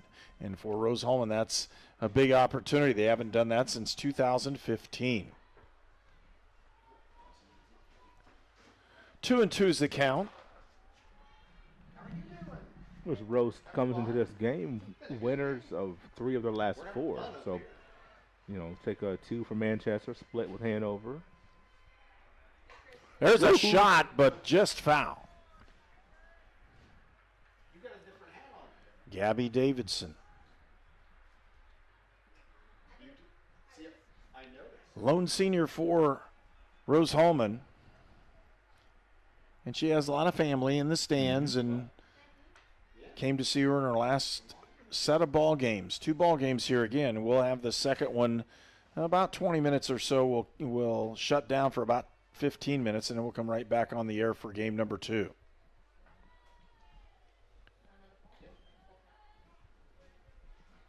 We want to thank our sponsors, A-Plus Printing, Goshen H&R Block, Great Dane, Hamilton Center, Lynn's Pharmacy, Riddell National Bank, Shaw Chiropractic, Sonic Drive-In, Sponsler Insurance, and York Automotive. All sponsors for today's game here at Rose-Hulman. Pitch was outside, and Gabby draws another walk. Yep.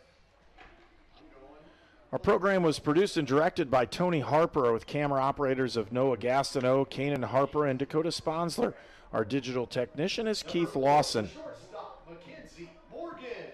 Mckenzie Morgan will step into the plate here in the bottom of the 6th inning. Again, the score's 5-2. Rose-Hulman with 1 runner. Gabby Davidson on first base. Top of the lineup did some damage back in that 4th inning.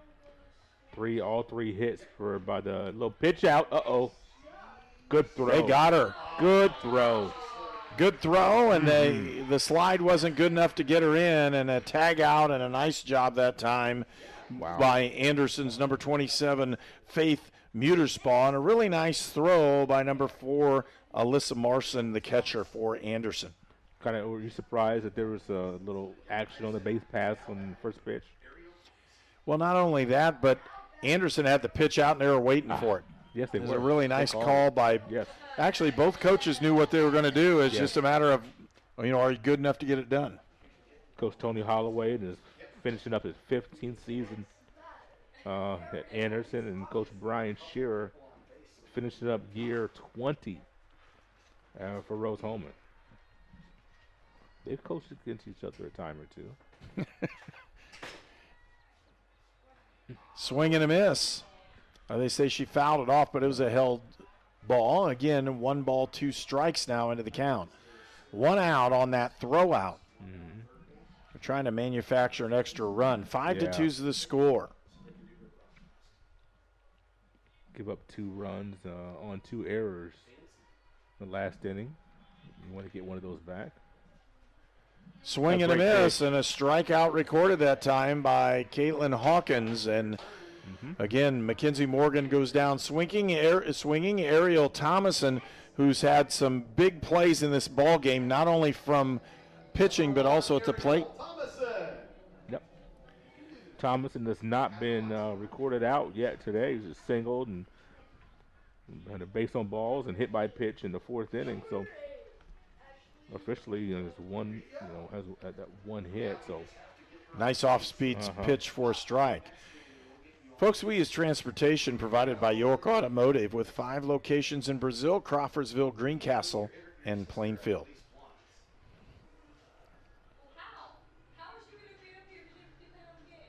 Ariel Thomason again, 2 outs, 1 strike, no foul ball. Yeah. Raise that count up. 2 strikes now. A lot going on here on the campus of Rose-Hulman Institute of Technology. Of course, we got softball here, baseball, just to our west. Special Olympics going on, football field. Friend of mine, Scott Gans, doing a little PA work. He's sitting over there for that today. So busy place. Foul ball up over the top and out of play. When you have great facilities like we do here, then you draw different events.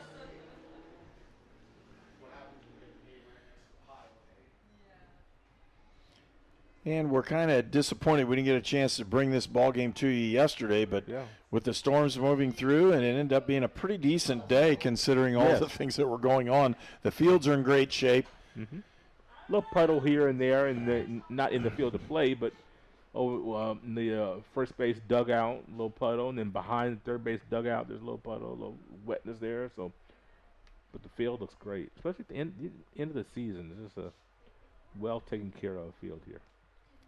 2 strikes. Outside, they set that one up, and no offer by the batter in Ariel Thomason. You can see Rose-Hulman softball will be in pretty good shape if you have Thomason pitching for the next 3 years. Yeah, I agree. Let's get some more depth there at the one outside again. Get some more depth there. Keep working on that rotation, so be interesting to see what this, once again, hopefully we get this winning season and then have a good off season, bring in a few more recruits, and have another year of experience for the returners. Pop that one up again. Fight that off. A tough pitch right over that inside corner that's been pounded all day long by the Anderson pitchers, whether it be Kern or Hawkins. They've pounded that inside corner. Good job by Thomason just to stay alive there.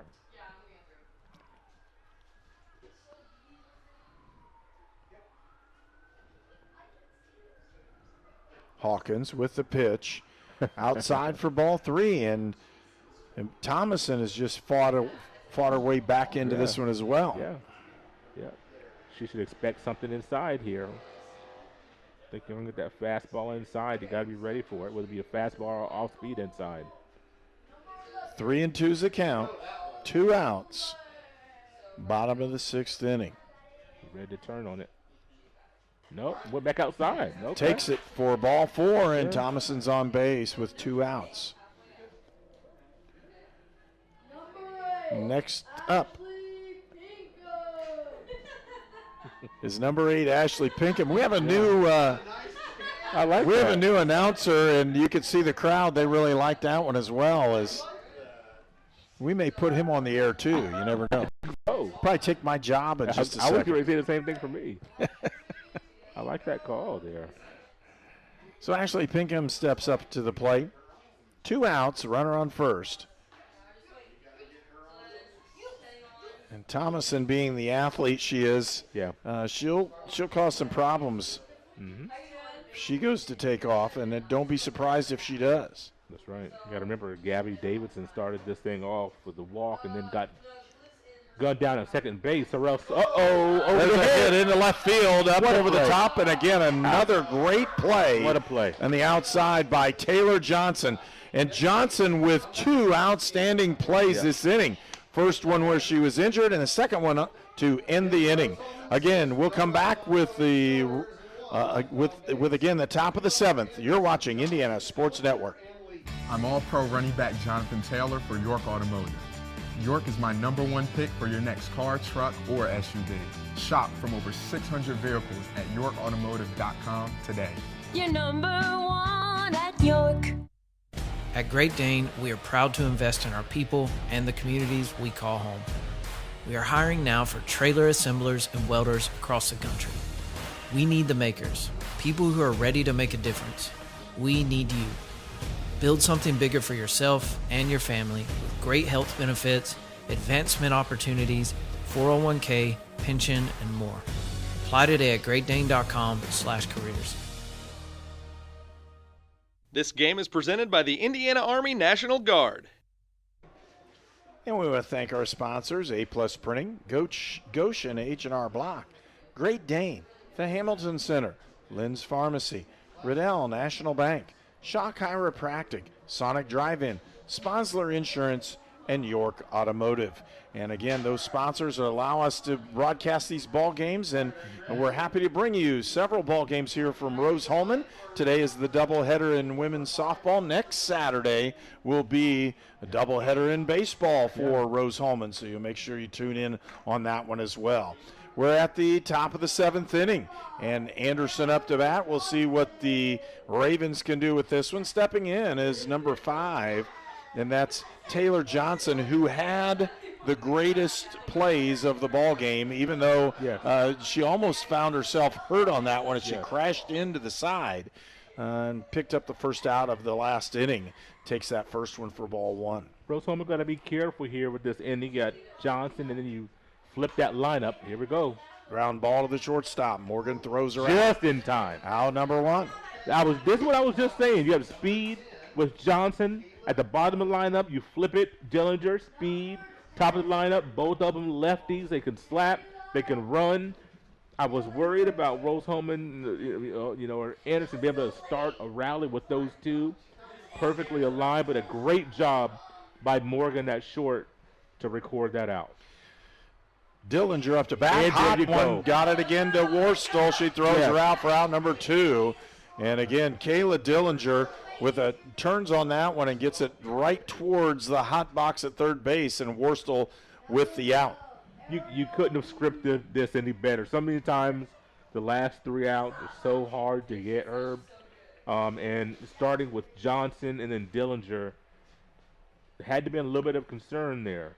But great defense by Rose to get the first 2 outs. Ariel Lee up to bat for Anderson, takes the first one outside for ball 1. Means nothing if you can't get out number 21. Am I right or am I right? That is the difference in the baseball, softball vernacular. It's not timed. There's nothing time-oriented. You can last all day with 2 outs. Yeah, that's right. It's not very probable, but it has happened. A couple of innings ago, Rose had a great 2-out rally. Got 5 runs with 2 outs. Oh! In the gap, into left field, and Lee with a base hit. She'll end up on first base. And for Anderson, up to bat, number 29 for Anderson, and that's Molly Buck. And Molly has been the one that's caused problems. She fouls the ball off. She's not taking any pitches. She's up swinging with passion and emotion. A 3-run deficit, and Anderson's going to try to see if they can get a couple more runs across and see if they can tie this one up. She hammers this one to center field. It's deep and off the wall. Buck hits one off there. The 1 run will score, and Molly Buck will end up on second base. Wow. Closes the score now. It's 5-3. Rose-Hulman with the lead. Molly Buck at second, and the tying run will come to the plate in number 4, and that's Alyssa Marson. That's why it was so important to get Johnson and Dillinger with outs number 1 and 2. With those 2 speedsters on the base pass, setting the stage for the meat of the lineup. Now, Marson, who was tripled and scored, she started the things off back in that 6th inning on the play that Fortuna was not able to make out there in right field. If you can't get Marson, your palms starting to get a little sweaty because Wheeler would be chomping at the bit to get another opportunity. You want to shut the door right here. Caitlin Campbell, number 20, has come in to run at second base, and that pinch runner, they need her to make sure she doesn't run herself into an out. She's from Indianapolis Lutheran High School, and again, she's on second base. Pitch over that inside corner for a strike. And you haven't seen Thomas and go to that as much as the Anderson pitchers, but she does get that same call. See if she'll go to that again at some point in this at-bat. 2 outs in the 7th inning, a 2-run lead by Rose-Hulman, a runner on second base for Anderson. 1-1 is the count. And again, Ariel Thomason has done a great job in pitching for Rose-Hulman, but they did give up 2 unearned runs in the top of the 6th. Pitch outside for ball 2. Got it. Now you're behind the count a little bit if you're Thomason, and you got to come with the pitch here. And you would think that Markson's going to be sitting on something that she has in her mind. There Thomason gets a fly ball into right field, tough to catch, and pulling it in is Lexi Fortuna for the out, and that'll end game 1. Rose-Hulman wins that first game 5-3. More importantly for Rose-Hulman, they end up with a winning season. They're guaranteed with that win. And again, we'll talk about this one, but really a solid ball game by Rose-Hulman up until that 6th inning where they gave up 2 runs off of, and they're both unearned off of errors. And when you do that, that can come back to bite you. And Anderson did the exact same thing in the 4th inning, but they gave up 5 runs, and that's where Rose-Hulman reduced the errors, have a chance to win, and that's what happened for the Fighting Engineers in game number 1. Yeah, this game definitely, it always gets interesting as the game goes on. It's kind of like, when you're watching boxing and boxers feel each other out, and then as you get to the middle rounds in the second half of the 12-round fight, and round 7 through 12, you start to see some fireworks, and same thing here. You see the great pitchers duel the first 4 innings or so, and then you start to see some mistakes by pitchers, some mistakes by fielders. In that 6th inning where Anderson scored the 2, Fortuna tried to come up with a spectacular play instead of keeping the ball in front of her. You get a triple, starts a little rally, a couple unearned runs after that. So, Rose-Hulman does hang on to get this win. That is what the important thing is. They got the 21st out. They have the winning season. So now you regroup and come back for game number 2. Team stats for Rose-Hulman, again, 5 runs on 5 hits. They had 2 errors. They had 7 left on base. So they sent 21 batters up to the plate. They had 3 doubles, did not have a triple or a home run, and they ended up with 5 RBIs. They had 5 walks, 3 strikeouts for Anderson.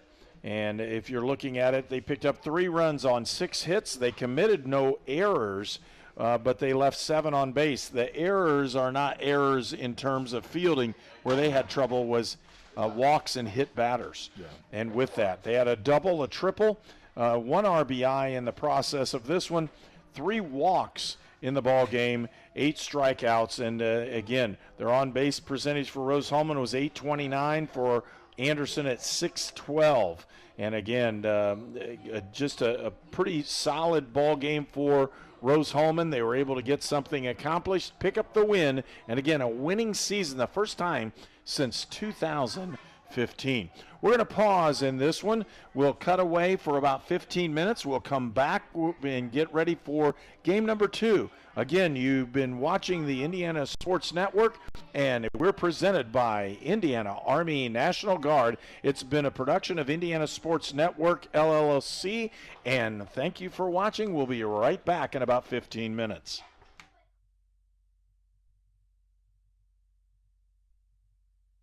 This program is a copyrighted production of Indiana Sports Network and cannot be shown, reproduced, or redistributed in any way or in any form without prior written permission from Indiana Sports Network.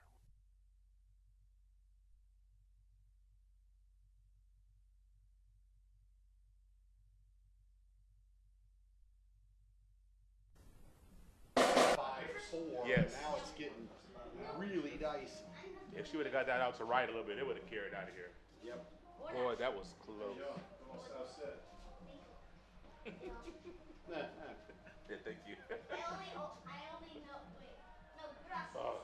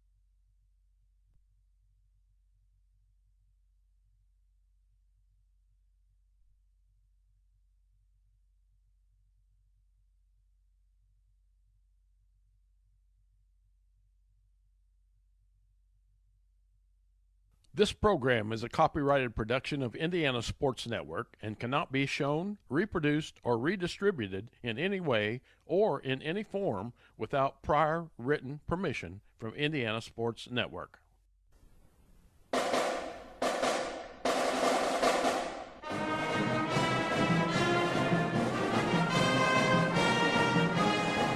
Welcome to Rose-Hulman Institute of Technology, the U.S. News & World Report's #1 engineering school in the United States that offers a master's as its highest degree for 18 consecutive years. Rose-Hulman, where you come to find yourself.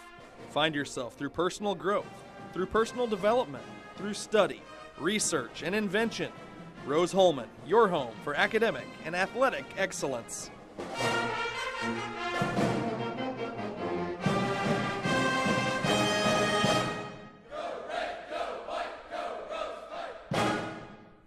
You are watching HCAC softball at Rose-Hulman on the Indiana Sports Network. And welcome back to Rose-Hulman. It's game 2 for the Fighting Engineers as they defeated Anderson in a pretty decent ball game here in game 1, 5-3, as Anderson had some runners on base in that 7th inning and couldn't get enough across to either force the game to move on or take the win. Rose-Hulman holds off that Anderson rush in the last 2 innings, wins the ball game 5-3, and we're looking forward. A couple different pitchers will be on the mound or on the flat area now, as we say on the mound, but they'll be in the ball game for both of these teams. We'll talk about those in just a minute. But again, it is senior day here at Rose-Hulman. And for Rose-Hulman, one senior in the ball club, and that's Gabby Davidson. She had a really good ball game in the first one, drawing a couple walks and ended up with a double to extend what's going on with her. She had a really nice outing in game number 1, also made a good play in the outfield as well. So as we look forward to this one, let's take a look at starting lineups for both of these teams. They'll change just a little bit as we'll run through this for both of them. For Anderson, leading off and playing left field is number 5, Taylor Johnson. And Taylor made a great play for Anderson in the corner of the field where she was in foul territory, ran into basically the wall and got hurt just a little bit. Came back, played very well, but she had an outstanding couple good catches there in game number 1. In second, batting second is Ariel Lee. She's a designated hitter for this ball game for Anderson. Batting third is the third baseman, Molly Buck. Batting fourth is the first baseman, Ashley Wheeler. Batting fifth is the second baseman, Kylie Lowry. Batting sixth and playing and being the pitcher for this one is Lexi Rankin, and we'll talk about her in just a minute. Seventh batter is Riley Morris, and she'll be the catcher. Playing shortstop is Faith Muterspaw, but she'll bat eighth. Batting ninth, the center fielder, Kayla Dillinger, and the right fielder will be Brianna Bell. For Rose-Hulman, who now is 17-14 and guaranteed a winning season, the first time they've had one since 2015. Leading off and playing shortstop is Mackenzie Morgan. The designated hitter is Ariel Thomason, batting second. Batting third is the second baseman, Ashley Pinkham. Batting fourth, playing third, is Nicole Lang. Batting fifth and pitching is Phoebe Worstel. Batting sixth and playing first base is Kennedy Mcnevitz. And batting seventh in right field is Haley Hoffman. Batting eighth and catching is Lexi Fortuna. Batting ninth and playing center field is Gabby Davidson. Again, leading off for Anderson is Taylor Johnson. She took the first one in for a strike. And we're underway in this one. Worstel with another good pitch in there for strike 2.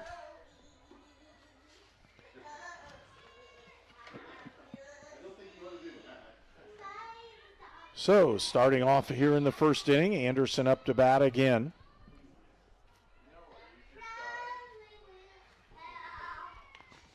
Worstel right back. Picks that one up and throws him out, and it's out number 1. That's a nice way to start this game off for Rose-Hulman after, like you mentioned, securing the winning season and winning game 1 of the split.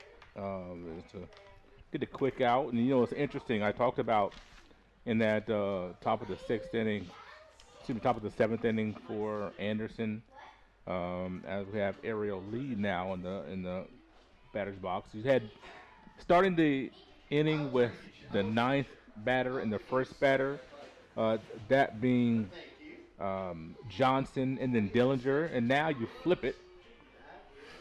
Down the right field line, it's a fair ball and dropped by Haley Hoffman. That'll be an error on her, and as the base runner now for Anderson will be at first base.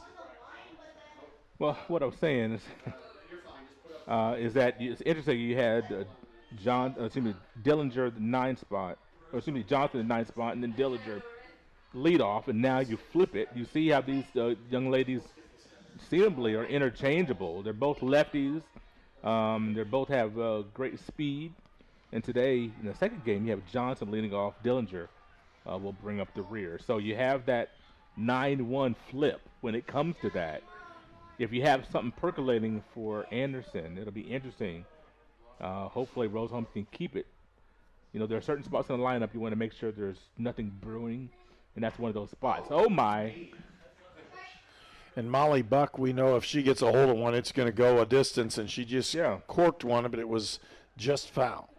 She corked one last game, dead center, and hit off the wall, and couldn't quite make the play. That was Gabby Davidson in that situation, and the Bucks definitely got some power.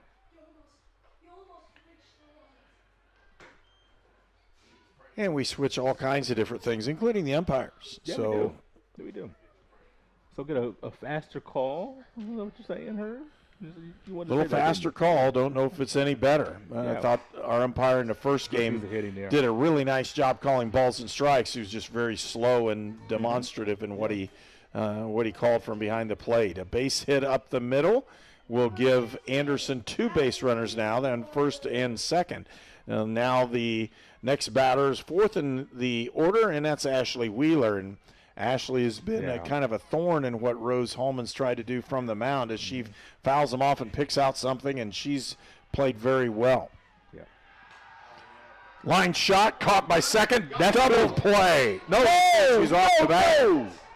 Oh, Coach is going to come out and talk about that. That was a double play, and that wasn't even that close, to be honest with you. No. But unless he said the foot was off the bag, that's the only thing. He didn't say the football was off the bag. Right. We're going to see what he called. Because if not, he can be overruled by the home plate umpire. Who had has a better view. Yes. They're going to conversate. That's good. This is what should happen. So we'll have a conference to discuss what's going on, and they'll discuss what's happening. Yeah. And he's saying that she was off the bag, and now we're going to have a conference. Could end the inning if it's overruled. Out. Yeah. And that is the inning.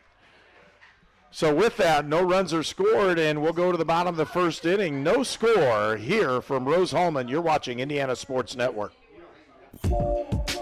If somebody's kind of on the fence of going into a recruiting office or just reaching out to a recruiter, I would absolutely encourage it, if anything, just for the information.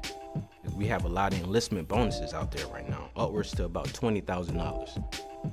If you're in college or you plan to be to college, this is a great choice for you because our organization, we look for students who want to go to college.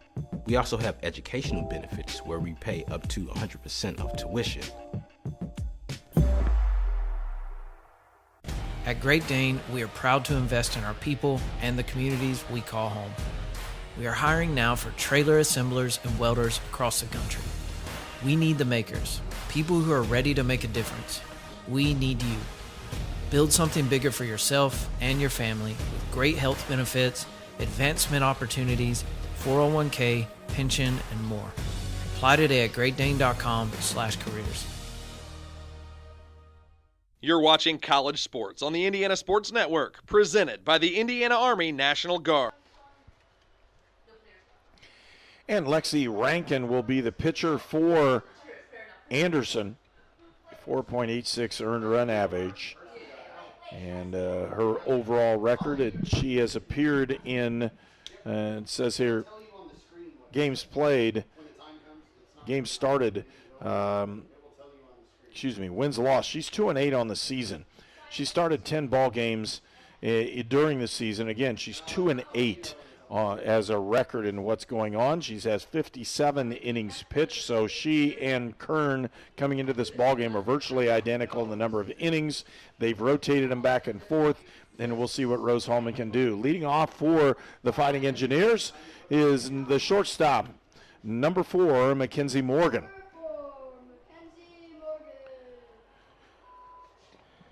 Great job by their engineers to get out of that last half of inning with that double play. They really needed that after the error. Kind of helped bail them out of the situation there. Kept a 0 on the board. Morgan started the day batting .291.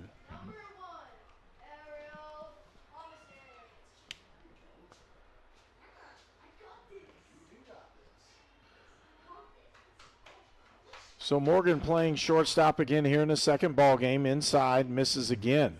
You can see the philosophy, and this is a pitching staff, philosophy evidently. They're just going to pound that inside corner, at least on Rose-Hulman. I don't know what they've done against everybody else, but you want to pound that, establish that inside corner.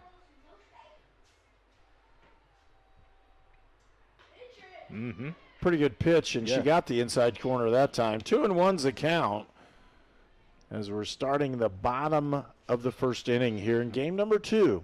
Game number 1 won by Rose-Hulman 5-3. Rankin fires one outside and misses with that one. 3-1 is the count.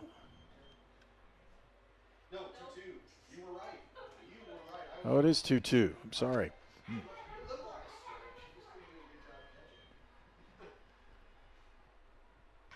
Foul ball. Gets that one off. Once again, that inside portion of the plate, what that Rankin is wanting to establish, wanting to dominate that corner, and a good job there by Morgan to foul that one off and see a pitch. Maybe you can get Rankin to make a mistake. Rankin's a junior from Greenfield Central High School in Greenfield, Indiana.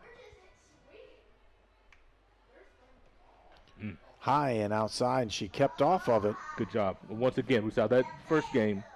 For the majority of the time, the Rose-Hulman batters were able to hang off of that high strike, or high fastball. That is not a strike, evidently. There's a good at bat right there, Herb.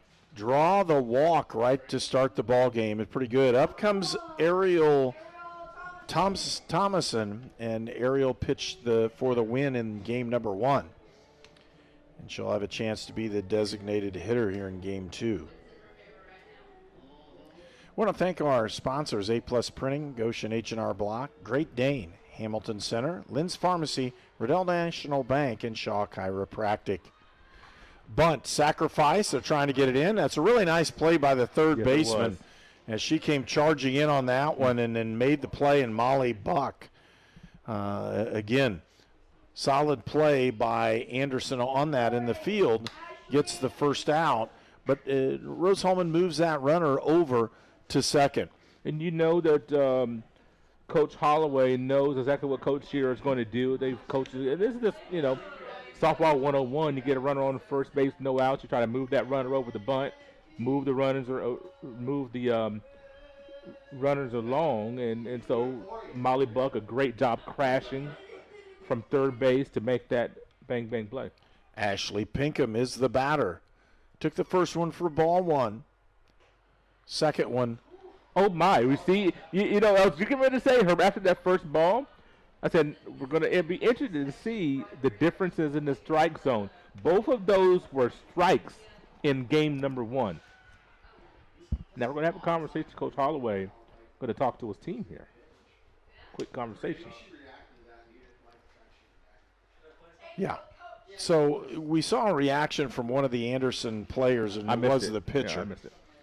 Because that was a pretty decent pitch from our estimation, but she didn't get the call and she reacted. And if you're coaching, you want to make sure that that doesn't happen. You don't want a reaction. You just want to go ahead and play and do the best you possibly can, because there's still these unwritten rules in both of these. You don't show up an umpire by saying, hey, that's a strike. What do you want?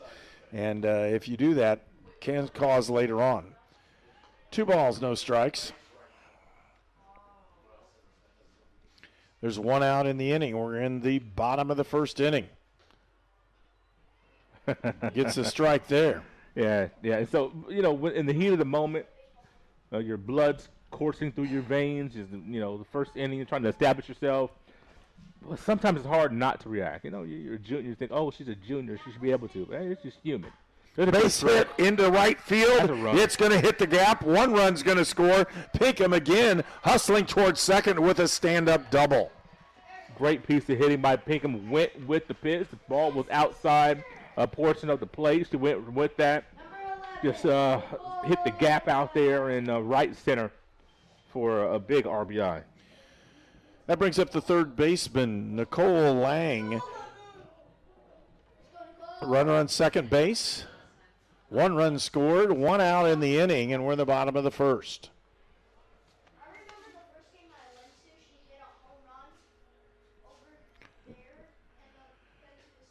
Lang takes that one on the outside corner for a strike. That's a nice pitch right there. Once again, we're seeing the Rose-Hulman walk come around to score in that 4th inning for Rose in game number 1. 5 bases on balls, 4 of them come around to score. So you can see that trend here early. There's the first walk here for Rose in the game, and then that they were able to draw. And that's run number 1. Well, also, go ahead, Herb. No, I'm just saying that's how most runs are scored in baseball and softball is by walks. Yeah. Also, the wind is picking up. So if you can get one up, that wind for a moment there, it was going out pretty stiff to right center. Now it's shifted back over to right field, kind of dying down a little bit. So wind still swirling around a little bit today. They called that one outside. So we're seeing a little bit different strike zone and maybe not as consistent as the first umpire. But again, you're going to have to play with what's given you. If Rankin can get that call, it's going to be tough for these right-handed batters. The first game, you got the higher strike, not high, but higher. Haven't gotten that so far. But the outside corner has been productive so far for Lexi Rankin. The inside corner, not quite as much. Full count. 1 out. Good hit. Shot up the middle. It'll be a base hit. That should score another run. Nope, they're going to hold her. And with that base hit, we have runners at first and third for Rose-Hulman. And up to bat will be number 22 for the Fighting Engineers, and that's Phoebe Worstel. Yeah, I didn't think they really wanted to run on Dillinger. She got that back into the field so fast and didn't have the speed enough to be able to score that run. Good hold. Still have 1 out, so you don't want to run into anything here. Worstel hits one up the middle. It's caught. Yeah. And not tagging up at third base. No way should have scored. I don't say that disrespectfully. With that, Dillinger's got an arm. She's got an arm, and the speed at third base there with Pinkham just not quite enough to make it on that arm. So I didn't mean that disrespectfully, folks. But I'm just saying, Dillinger she could fire it in. 2 outs now in the inning.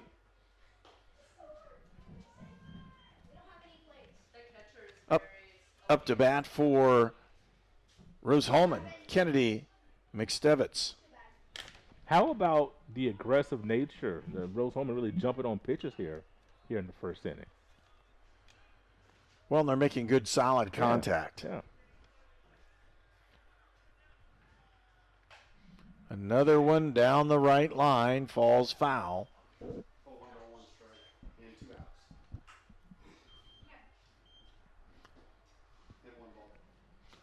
1 ball, 1 strike, 2 outs in the count.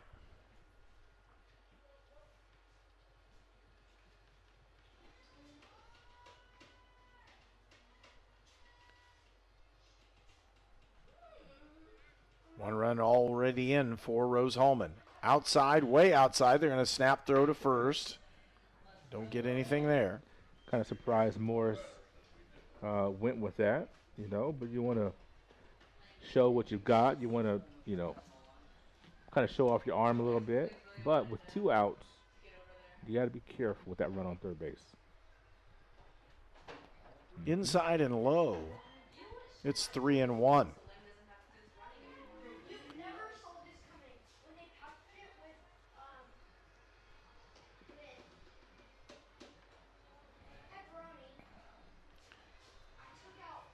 Boy, a bunt would be big here. Bottom of the first inning. Shot up in right field, a pop-up. No, it'll be short, caught by the second baseman, Lowry, for out number 3. Rose-Hulman scores 1 run. It's 1-0 here at the end of the first inning, and you're watching Indiana Sports Network, presented by Indiana Army National Guard. Treatment for those with mental illnesses and addiction issues has evolved over the years. In the late 1960s, Indiana's mental health system began to take shape. From 1971 to 2021, Hamilton Center has touched the lives of thousands of people in central and west central Indiana. We are committed to the latest therapies to improve the quality of life for those with mental illnesses. Treatment works. Recovery is possible. And thank you, Indiana. At Lynn's Pharmacy, we're more than just your pharmacist. We're your neighbors. Our kids go to the same schools. We eat at the same restaurants. We sit next to you in church. When I listen to a symptom. When I fill a prescription. When I offer advice, I'm not just helping a customer. I'm helping my neighbor and a friend. My name is Lynn Hofstetter, and I'm the proud owner of Lynn's Pharmacy, a modern pharmacy with old-fashioned values and personal service, dedicated to keeping you, your family, and our community healthy since 1872. Here at Lynn's Pharmacy, downtown Brazil. This game is presented by the Indiana Army National Guard. Top of the second inning. Anderson coming to the plate. Went 3 up, 3 down the last in the first part of the inning here in this to start the ball game. Number 6 up for Anderson. Kylie Lowry up. She'll foul that one back out of play. I will say, no, Anderson did have a base runner in the first inning. It wasn't 3 up, 3 down. Oh, yeah, you're right. So Worstel, the pitcher for Rose-Hulman. Phoebe Worstel, a 4.44 earned run average. She has a 4-5 win-loss record in 16 appearances. They gave that outside strike in the first inning for Anderson. They gave it right back to Phoebe Worstel. See what you're getting. 2 strikes. And with that, I would say they'll keep painting that outside corner. That got a lot of the plate. for where you are in the ball strike count, that got a lot of the plate. That might have been a mistake. 2 strikes in the count. High and doesn't reach that one. Yeah. How about, it's a big difference. When you have no rain, we can have our full complement of cameras to give you all the different angles and the beautiful camera out there, center field, give you the angle there for that strikeout. First one of the game for Worstel. Was it a week or so ago, 2 weeks ago, we were at Northview, had rain. Had to bring the cameras in the dugout, and you had nothing out in center field. We were very severely limited, so it's nice to do a game where you have full complement of angles to give you all the pictures for the day. For Worstel, the last pitch was her 47th strikeout of the season. Mm-hmm.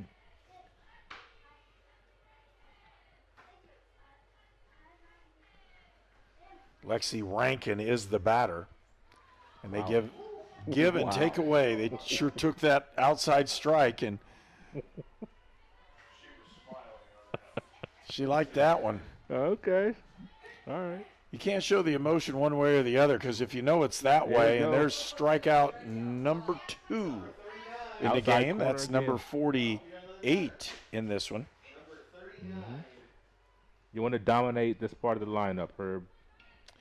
If you can, and Lowry is a tough one to to get like that, but once you get down below her, if you can really dominate that until you get to Dillinger, you don't want anybody on base when you get to Dillinger. Whenever, if it's this inning or next, you want to keep the bases empty. Don't let her flip the lineup. The catcher, number 39, Riley Morris, is the batter. 2 outs here in the the top of the second inning. Gets that strike in and evens the count at 1-1. Turned out to be a really nice day. You know, able to, between games, kind of do a little walk, and is still a little breezy, but. Ground ball to the third baseman. Lang picks it up, fires it. That's out number 3, and Rose-Hulman will come to bat at the bottom of the second when we return for more action on Indiana Sports Network.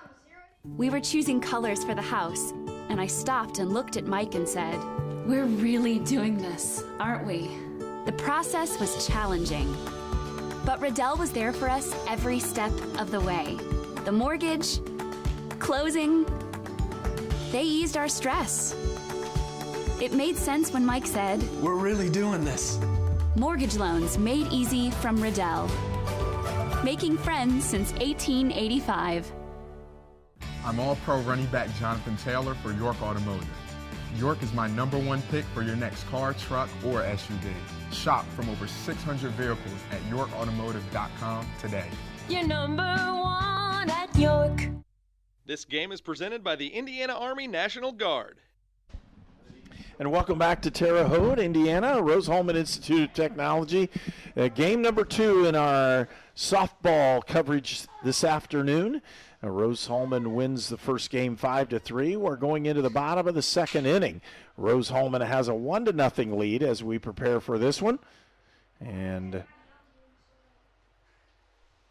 we'll see what's going to happen here as, again, pitcher for Anderson has been number 31, and that's Lexi Rankin. She has a 4.86 earned run average coming into this ball game.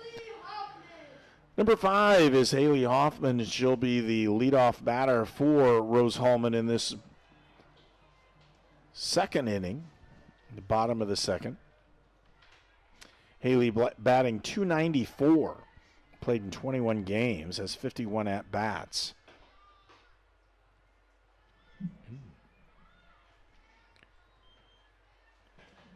Has reached on base 10 times from walks this season. And Hoffman playing right field.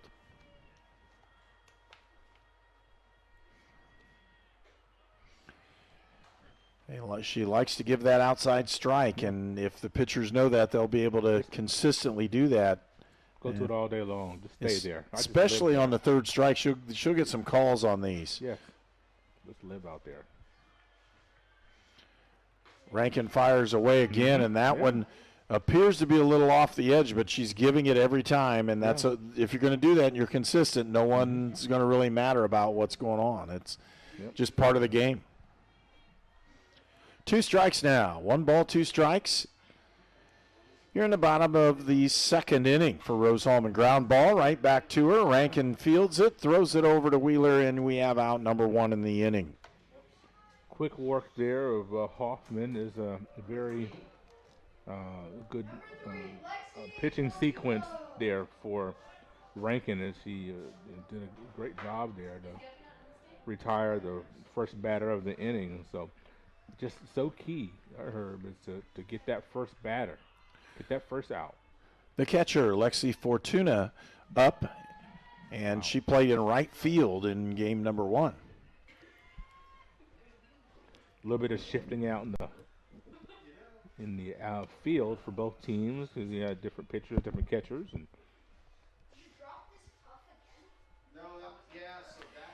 swinging on that one. And like I said, if they're going to give those outside ones away, everybody's just going to paint the corner, and it's going to go over very quickly because there are a lot of strikes that nobody can hit. The one thing, though, with the wind blowing out to right, and so that'll be the danger there for the pitchers. 2 strikes in the count. Fortuna with the ground ball to the first baseman. Wheeler picks it up. She'll make the tag unassisted, and that'll be out number 2 in the ball in this inning. Yeah, the wind has been blowing out to right all game long. So if you can get one of the power hitters to lift left one out. You know, you get poked at. We've seen that a couple times already today. A little poke going out to right center. So that's the danger of trying to pay that outside all day long. Oh wow! That's it. Once you give that outside strike, you're going to continue giving it all day. Mercy. It's consistent. I will say that one. Davidson, who had a big double in the game number 1. That's all you can do with it. Foul ball down the first base line. You know, it's one, if Rose starts leaning over the plate a little bit, she'll bust him inside to get that inside corner, which that's been given a little bit as well. So, boy, all you can do is like kind of nub that thing off. So stay outside if you're ranking.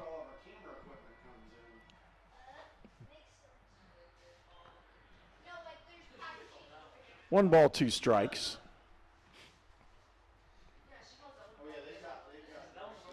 Testing the limits, I think Rankin was there. How far outside can I go? I think we got a nice shot for you if you're looking on this one from the outfield fence area. Yep. Rankin steadies with the pitch. Good hold there. Did they ask an appeal and said no, she did not go. It's 2-2. And there's the 2's wild. That's the one everybody looks for. Mm-hmm. Number 2, 2 balls, 2 strikes, and 2 outs. 2 deuces are wild all the way across the top. Swing and foul tipped that one away.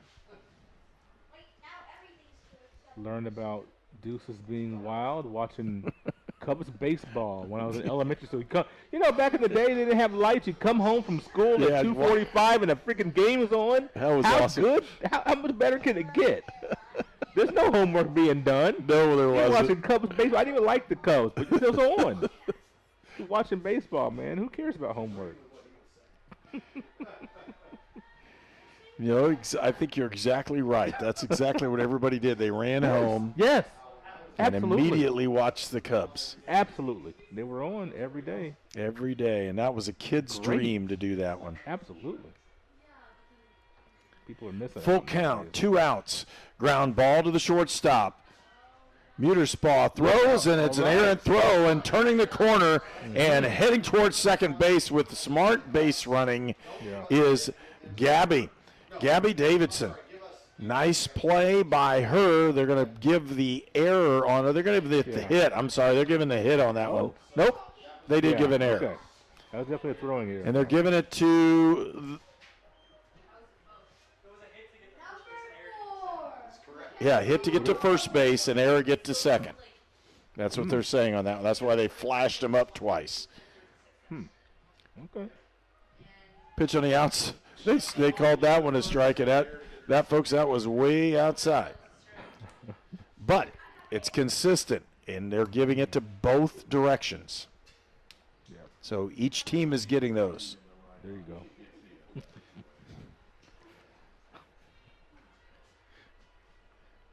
One strike the count, 2 outs, runner on second. There's a base hit up to the left field. They're going to send her or not? They're sending her. It's going down in. She slides in safe, and a good base running that time on that hit. So you got an RBI hit,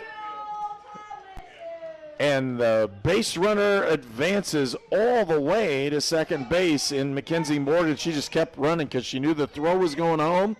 Ends up on second base. Ariel Thomason comes in. It's 2-0, Rose-Hulman. 2 outs, bottom of the second inning. Rose-Hulman with 4 base hits already in this game. We had 4, I believe, in the whole game 1. Right. Rose-Hulman. So I'm seeing them get a better beat on the ball that she's throwing. They have a chance to make it through here. I don't think the speed's much different, but the movement is a lot different in the ball that's going on. They call a strike. There's not a whole lot of you don't see the changeup. I haven't seen the changeup yet. I don't believe. Maybe seen 1 or 2. You definitely don't see the I don't even know what that was, a really super slow one. Either staying outside with it, which I agree that she should, missed a couple of spots here and there, but I just don't think we've seen the differential in speeds, that we saw with Kern in game 1. 1 ball, 2 strikes, 2 outs, runner on second base. All right. Ground ball right back to her. Rankin throws her out. That'll end the inning. And for Rose-Hulman, they pick up 1 more run. It's 2-0 Rose-Hulman. And you're watching Indiana Sports Network presented by the Indiana Army National Guard. The news says Gen Z is struggling. I've got news for them. I wait tables, but last week I built a field hospital. I put out a forest fire. I stopped 1,000 attackers. And a natural disaster. I've saved lives. And led a team on patrol. I serve. Well, I go to school full-time. While I work full-time. The greater the challenge, the stronger we become.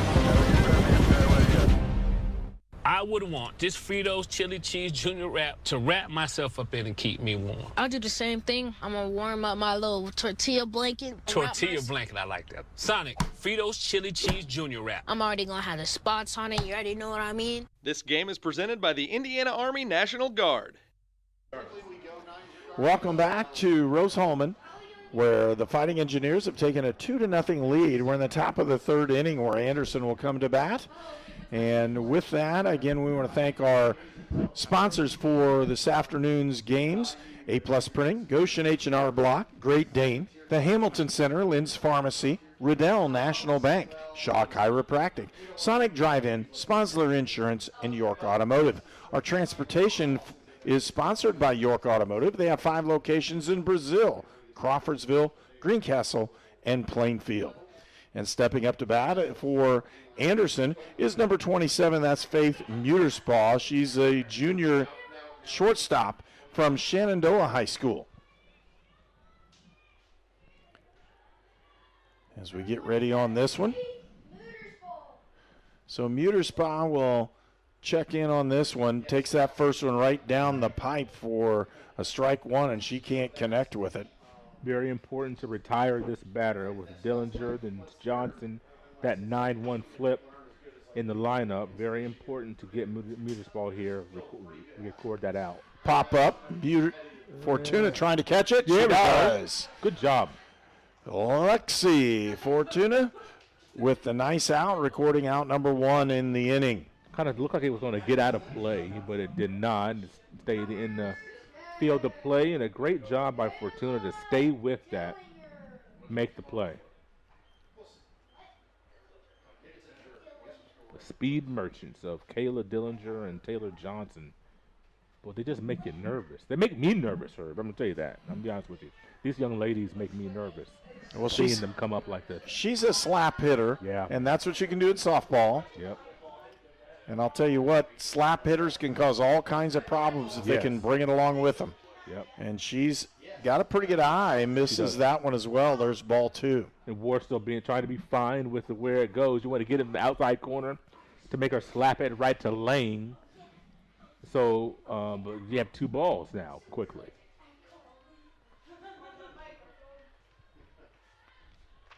Misses that one low. Now you're in trouble. Right over the top. Yeah.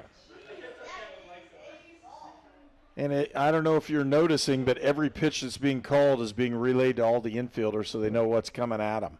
Okay. Strike 1.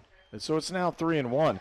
And so what I'm saying is if you didn't notice what's going on, and it doesn't happen with all of them, but they relay with all the pitches so all the Rose-Hulman players know what's being called so they can know where to adjust. And that's a pretty good adjustment. A comebacker right to Warstill, and she throws her out for out number 2. I can't overstate how big of an out that is. Getting Dillinger to ground out to back to Warstill, being down 3-0 in that count to record that out. Now you go back to the top of the lineup. The top of the lineup got good contact the first time through. There's a good contact, but it went right at Ashley. And she picks that one up, and out number 3 is recorded, and we'll move to the top or the bottom of the 3rd inning, where Rose-Hulman will come to bat, and it's 2-0 Rose-Hulman.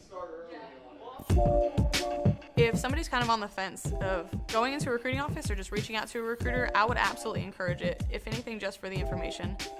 We have a lot of enlistment bonuses out there right now, upwards to about $20,000.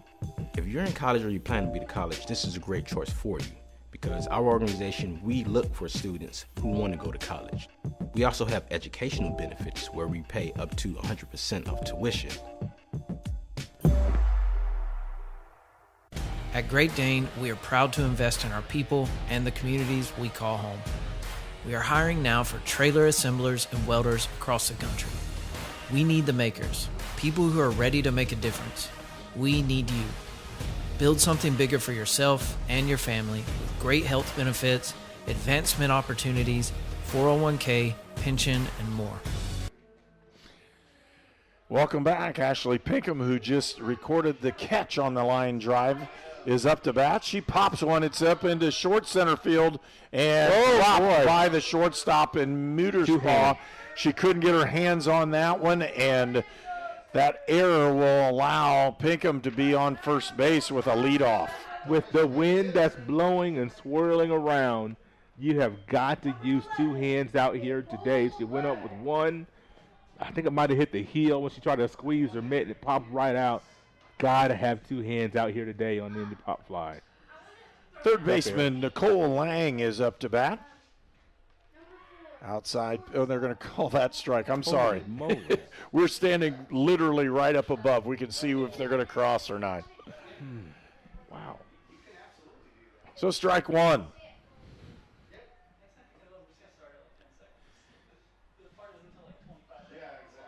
And again, Rose-Hulman with that 2-0 lead. We're in the bottom of the third inning. I like the step out there by Lang. Is kind of taking a little long to get the signal in for Anderson. Hey, step out, regroup. You don't want to be in that batter's box just being at the ready for too long. Pitch out, throw back. They get nothing. Automatic play, if she's not going, they try to pick her off with the second baseman going to cover. So that's a pretty standard softball move, but that's a really nice play. Yeah, and the tough thing, though, is Bell is so far away. She's so far off the line. If it does get past Wheeler, then she's got a long way to go to get that ball. That's a good nice pitch. Yeah. That's one of the few off-speed pitches that we've seen. That was a nice pitch there. 2-1's the count. The bottom of the third inning. 2-0, Rose-Hulman with the lead. Rankin with the pitch, and there's a shot down the right field line. It falls in for a base hit, and Pinkham's going to hold up at second base. She thought about it, made a big turn, but there was nobody covering, so that didn't hurt her. Right. And they were going to get a relay and have a chance to get her out going into third base. So she did not run, and there are two runners on base, and one of them's in scoring position. Phoebe Worstel is now up to bat for Rose-Hulman. She's also the pitcher in today's ball game for the Fighting Engineers in Game 2. Outside, and we'll leave that one at ball one. Worstel, a chemical engineering major.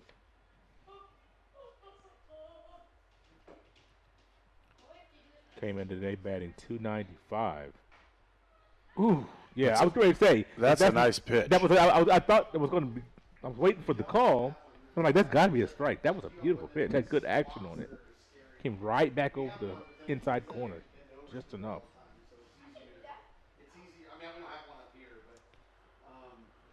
Woo! Hot corner, and did they get her or not? They got her. What a play.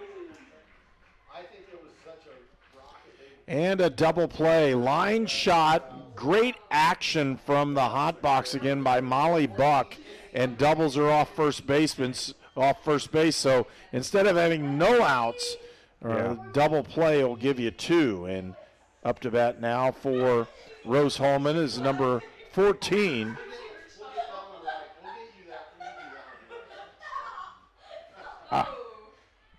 Mcnevitz.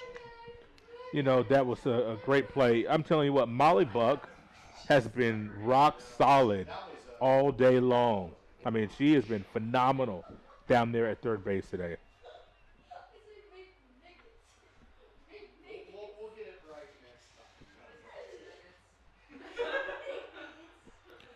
Ball hit the dirt on that one. Ball 2. That was a big play for Anderson. They get that double play. Rose-Hulman had something brewing, trying to get another run on the board for the third inning in a row. Let's see if that gives them a little momentum. A little throwback.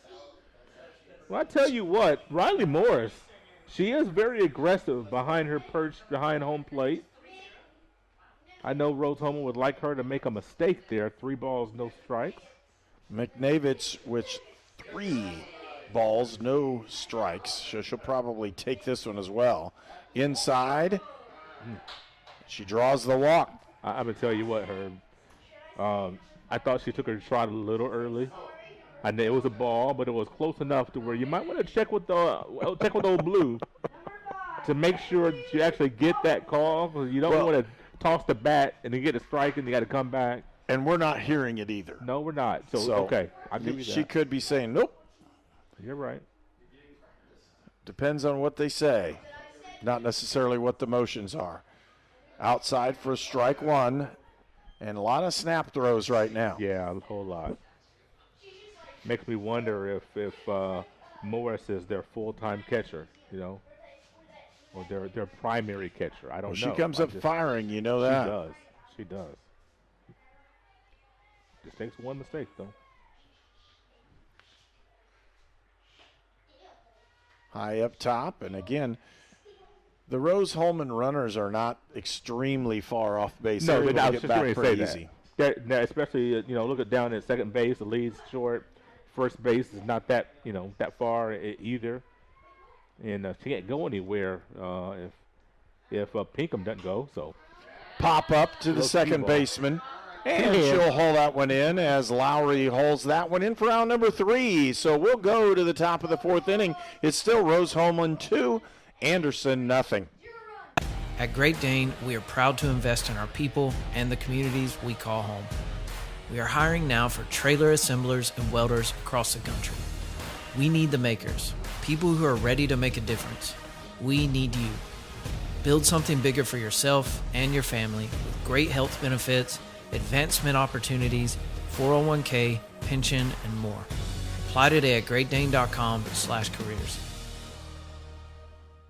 Treatment for those with mental illnesses and addiction issues has evolved over the years. In the late 1960s, Indiana's mental health system began to take shape. From 1971 to 2021, Hamilton Center has touched the lives of thousands of people in central and west central Indiana. We are committed to the latest therapies to improve the quality of life for those with mental illnesses. Treatment works. Recovery is possible. And thank you, Indiana. You're watching College Sports on the Indiana Sports Network, presented by the Indiana Army National Guard. And top half of the 4th inning, and as Anderson will step to the plate, and with that opportunity, it'll be Ariel Lee, the senior from West Manchester, Ohio. She'll be first up to bat for Anderson. Right now for Rose-Hulman, they have 2 runs on 5 hits and 1 error. For Anderson, no runs on 1 hit and 2 errors. Those errors have caused problems and everything. Huge shot and Very caught nice. right straight away by Gabby Davidson. 1 pitch, 1 out, and Davidson had a beat on that the whole way. Wasn't rattled at all. Molly Buck now is up for Anderson, and she has cranked a couple today as well. One of them in that first game was right at the base of the wall, right at the top of the wall, at center field, as she can really hammer that thing, and she's had a couple of them pulled foul that you thought were going to take somebody's head off.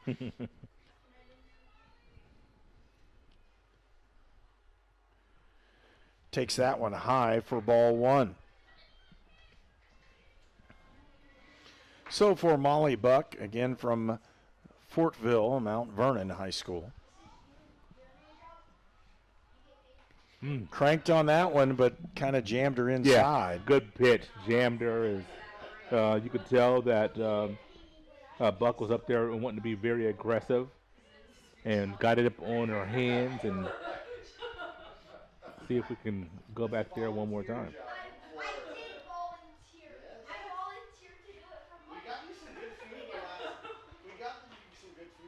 And outside for ball 2 to even the count.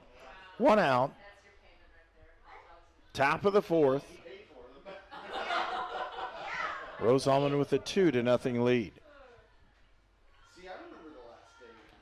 Fouled away. Inside again, trying to bust her inside.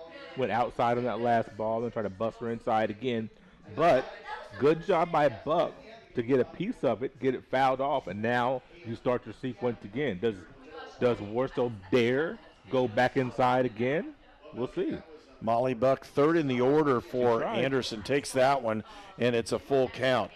The cleanup hitter for Anderson is Ashley Wheeler. With those two back-to-back, they score runs. They just haven't been able to stop people on the base path because ultimately it becomes a pitching game in softball. She cranks that one down the right field line and out of play.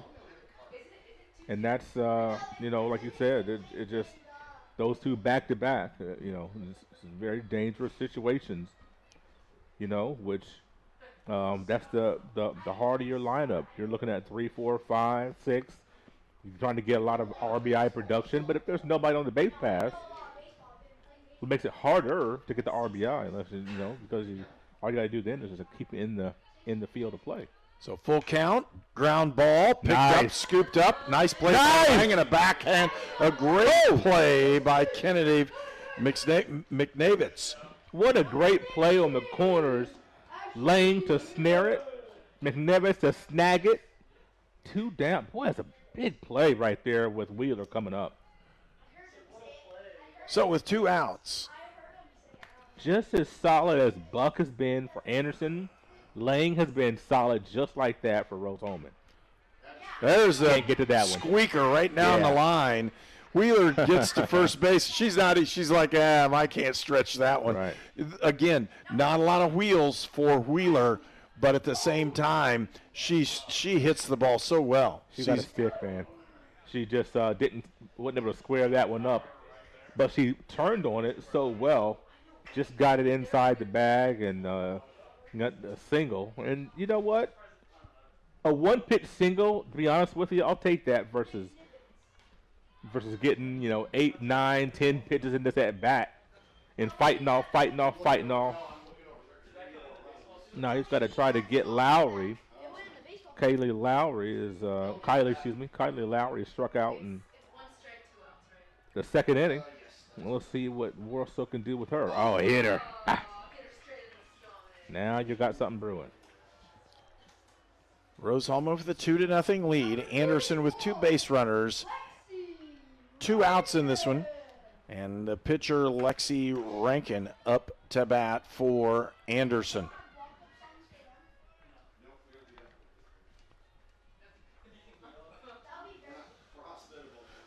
Pitch down the middle. She gets it into the gap. And she hits a bomb out there. Hits at the base of the wall. 2 runs. 2 runs are going to score. We're going to have a tie ball game as Rankin comes up with a double and a really nice hit by Lexi Rankin. And Lexi, as far as averages and all those kinds of things, she doesn't have a great batting average, but that was a very timely hit, and she needed that. Her team needed it, and now the score is tied 2-2. It just went right with that pitch, went out into left center field and just didn't try to do too much. And, tied this game up on one compact swing. Riley Morris, who started the day at batting .262, is up to bat for Anderson. With a runner on second base, she'll try to pick up that run and pick up that lead run for the Ravens.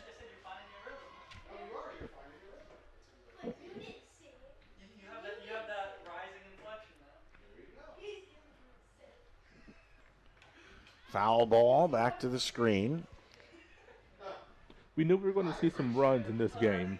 A little earlier, we thought we would, earlier than game number 1. And that's exactly what we're seeing. Well, again, we know this is the last ball game of the year for both of these teams. Yep. Inside corner strike. Count raised to 1 ball and 2 strikes. 2 outs here. Top of the 4th, where Anderson has picked up 2 runs. Timely hit by Lexi Rankin, who finds herself on second. Pops that one up down the right field line, and it is caught over there for out number 3. A nice play by Haley Hoffman to end the inning.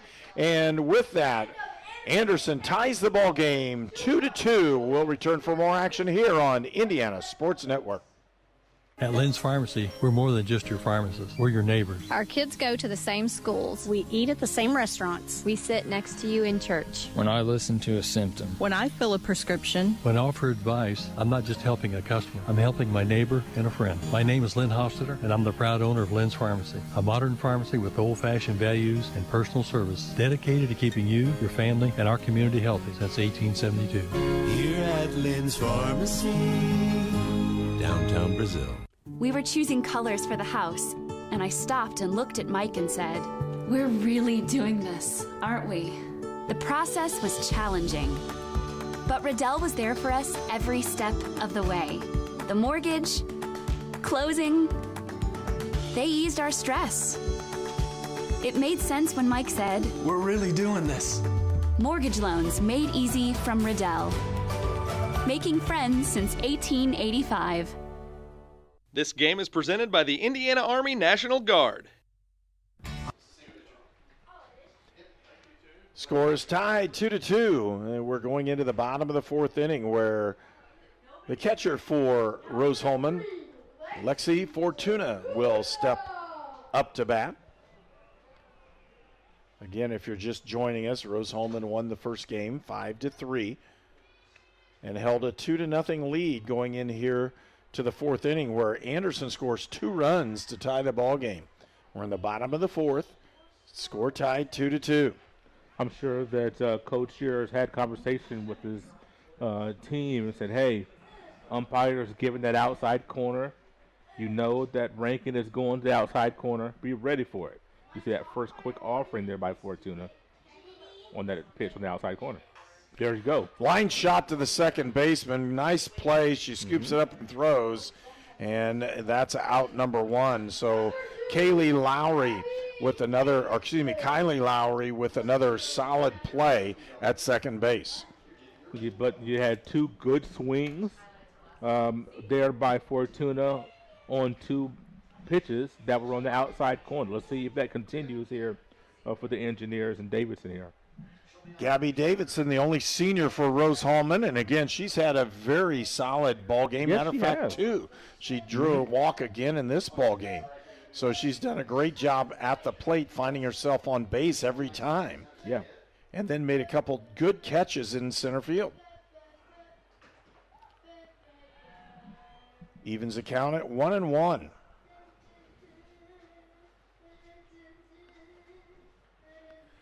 Gabby Davidson from Utica, Michigan. And again, you don't even have to say what she's majoring in. The big one is she's working at Eli Lilly next year, folks, in Indianapolis. Ground ball, puts it right back to the pitcher. Nice scoop and throw out, and Rankin comes up with that one for out number 2 for Anderson. Again, our score's 2-2, and we're in the bottom of the 4th inning. Yeah, you get a job at Eli Lilly after college. You've done all right. You've done good. You've done all right. That's a great opportunity for her. Yes. That's what Rose-Hulman prides themselves in, finding these young people, getting in not only through school, but finding job opportunities for them. And great opportunity for her to go to work in Indianapolis at one of the best drug companies in the country. Yep. 1 ball, no strikes. And again, picks that strike up over the outside corner. They'll say. Number 4 is Mackenzie Morgan. That's the batter. Starts in that leadoff role for Rose-Hulman in this ball game. Went forward again. They called another strike. Why not? 1 ball, 2 strikes. Wow. 8 inches outside. A consistent strike zone, though, I will say that, because every time it happens, that's what's been going on. She reaches out, pops that one up, and that's the end of the inning. So we'll go to the top of the 5th inning. The score tied 2-2. You're watching Indiana Sports Network, presented by Indiana Army National Guard. I'm All-Pro running back Jonathan Taylor for York Automotive. York is my #1 pick for your next car, truck, or SUV. Shop from over 600 vehicles at yorkautomotive.com today. You're #1 at York.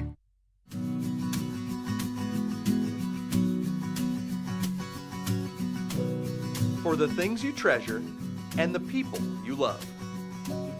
Brian Sponsler and Ben Rice for Auto, Home, and Life. This game is presented by the Indiana Army National Guard. Welcome back to Rose-Hulman. 2-2 is our score. We're going into the top of the 5th inning, where Anderson will come to bat. And leading off this inning for Anderson will be Faith Muterspaw, the infielder from Shenandoah High School.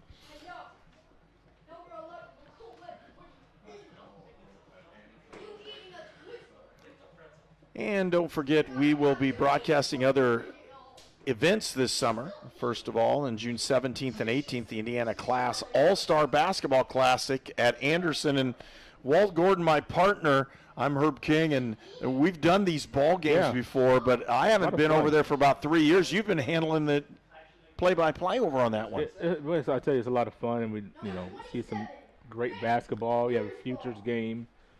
Students that just finished their, freshman or sophomore year. Then you have the juniors games as well. So you'll have 3 games for the men, 3 games for the women, and you're going to see some players that end up going off to play, Division I, Division II, Division III, NAIA, JUCO basketball, and get the opportunity to be seen by coaches.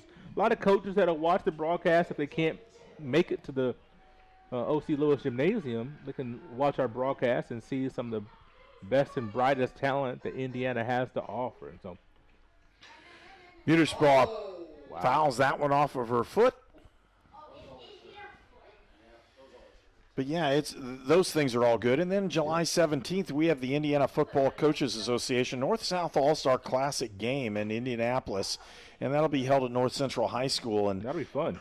That's a lot of shot down the left field and caught over there. Really nice play for Rose-Hulman, hauling it in as Lauren Shaw for the out. She's been a rock star out there in left field as well. We look at that Shaw and then her counterpart, Taylor Johnson.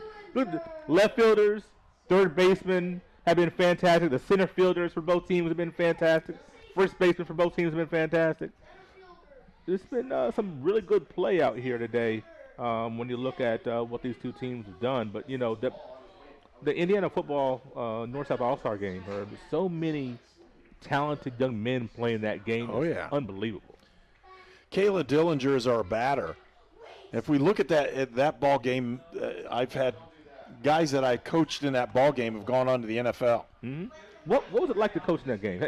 Would you coach more than one time as far as being Twice. a coach or assistant? How many? Twice as the assistant. Yeah. I've been assistant. And when you coach there, it's a big deal. You stay the week and get to know these players and do all those kinds of it's a neat thing. We have different excursions. We'll take the guys and go to different things. We went to an actual special needs camp that's held in Indiana where we got to meet the kids from these young kids that have all kinds of disabilities, got to meet with them and take pictures. And it was a really neat experience for these guys. My son enjoyed it when he had a chance to play in the game, and I really enjoyed it when I had a chance to coach there. It's awesome. It's really good for the kids. Substitution now, as we're looking at a couple different things. We're going to substitute into this ball game as now pitching is going to be number 24 for Rose-Hulman, and we're going to take a short break. We'll be right back and get ready to go with this one. You're watching Indiana Sports Network. If you are an athlete, a farmer, work in the factory, or just work in your own backyard, you need the benefits of chiropractic care. Shaw Chiropractic, located in the Brazil Kroger Strip Mall. Dr. Julie and Dr. Michael Shaw, your friends for chiropractic care. If somebody's kind of on the fence of going into a recruiting office or just reaching out to a recruiter, I would absolutely encourage it, if anything, just for the information. We have a lot of enlistment bonuses out there right now, upwards to about $20,000. If you're in college or you plan to be to college, this is a great choice for you, because our organization, we look for students who want to go to college. We also have educational benefits where we pay up to 100% of tuition. At Great Dane, we are proud to invest in our people and the communities we call home. We are hiring now for trailer assemblers and welders across the country. We need the makers, people who are ready to make a difference. We need you. Build something bigger for yourself and your family with great health benefits, advancement opportunities, 401k, pension, and more. Apply today at greatdane.com/careers. Treatment for those with mental illnesses and addiction issues has evolved over the years. In the late 1960s, Indiana's mental health system began to take shape. From 1971 to 2021, Hamilton Center has touched the lives of thousands of people in central and west central Indiana. we are committed to the latest therapies to improve the quality of life for those with mental illnesses. Treatment works. Recovery is possible. And thank you, Indiana.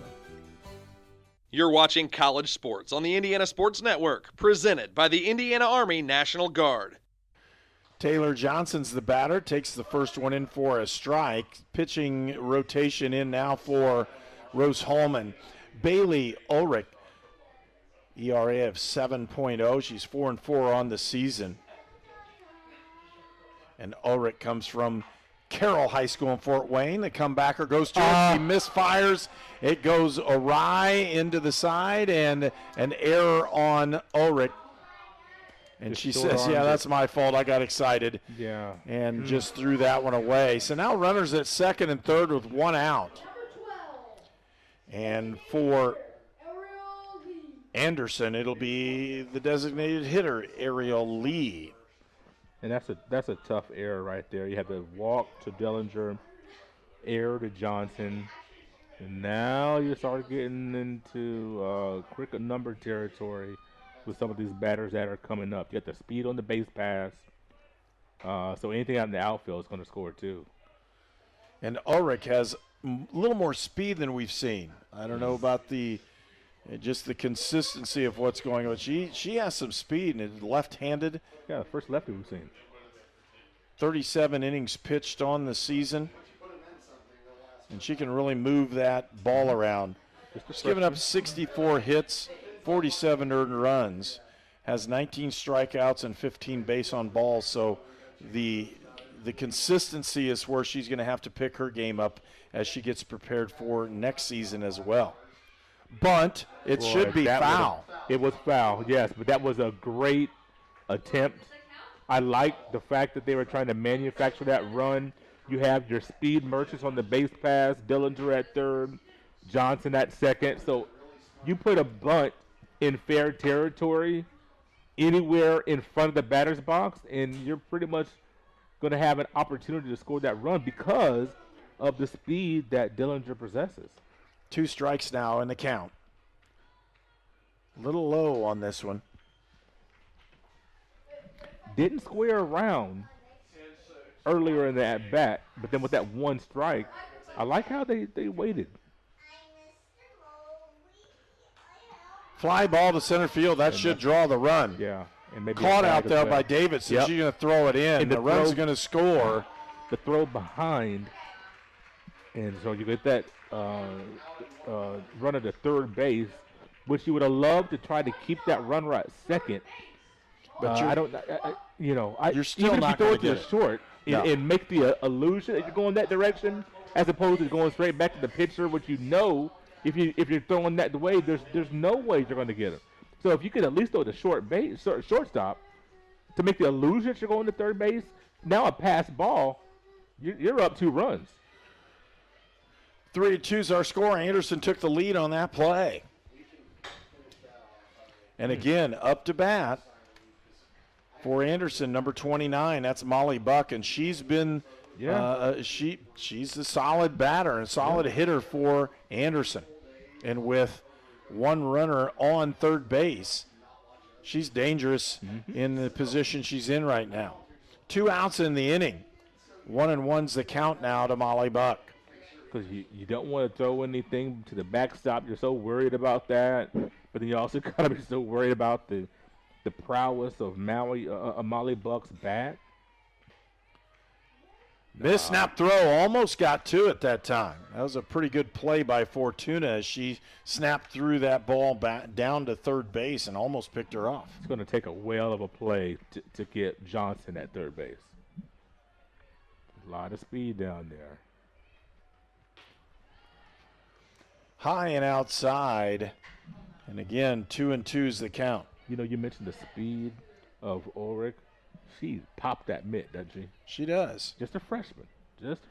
Popping that mitt, boy. Well, and I kind of like what Rose-Hulman's doing. They're not only worried about this one, they're worried about next season as well. And one senior on the team, they want to make sure everybody gets the innings they need to get the experience and tell them, yeah, we care about what's going on. They use 3 pitchers throughout the year in multiple ways, and that would being Thomason, who threw in game 1, Worstel, who started this ball game, and now they bring in Ulrich, and that's wow.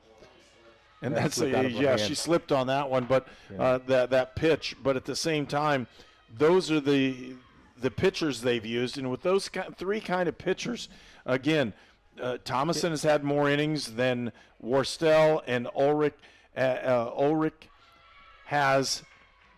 has picked up about 37 innings now, basically, of work for her this year, and those 3 pitchers are going to have to carry him in the next year or so.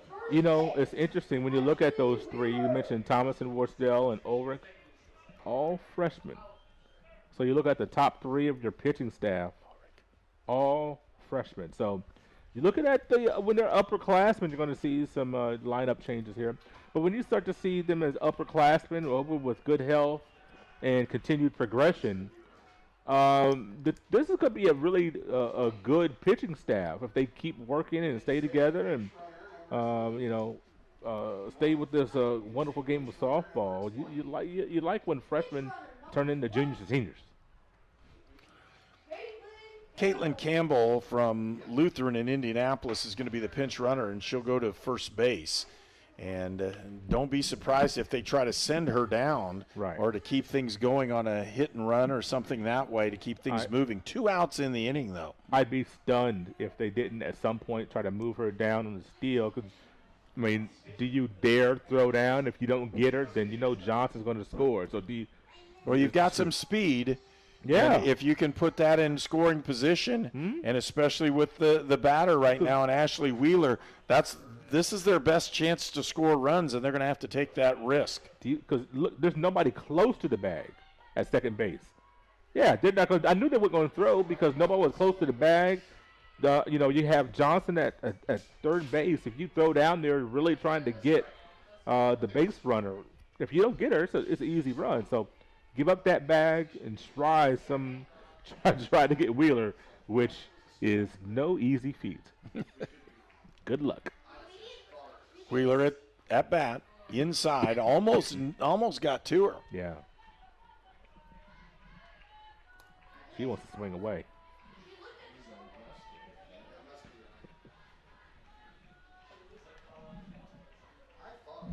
And she is going to swing away on this one. Yeah. Outside, got the strike call. They've been giving that the whole time. She didn't like the call, but that's the one they're giving every pitcher in this ball game. 1 ball, 2 strikes, 2 outs. Got to protect here for Wheeler. Ulrich trying to make sure she gets through this inning. Nice one, right straight away center field and caught out there. Beautiful catch, and again it's Gabby Davidson with the catch. And again, we'll go to the bottom of the 5th inning. You're watching Indiana Sports Network, presented by Indiana Army National Guard. At Lynn's Pharmacy, we're more than just your pharmacist. We're your neighbors. Our kids go to the same schools. We eat at the same restaurants. We sit next to you in church. When I listen to a symptom. When I fill a prescription. When I offer advice, I'm not just helping a customer. I'm helping my neighbor and a friend. My name is Lynn Hofstadter, and I'm the proud owner of Lynn's Pharmacy, a modern pharmacy with old-fashioned values and personal service dedicated to keeping you, your family, and our community healthy since 1872. Here at Lynn's Pharmacy, downtown Brazil. We were choosing colors for the house, and I stopped and looked at Mike and said, "We're really doing this, aren't we?" The process was challenging, but Riddell was there for us every step of the way. The mortgage, closing, they eased our stress. It made sense when Mike said, "We're really doing this." Mortgage loans made easy from Riddell. Making friends since 1885. This game is presented by the Indiana Army National Guard. Welcome back to Terre Haute, Indiana, and Urick. We've mispronounced it. It's not Ulrich. It's Urick.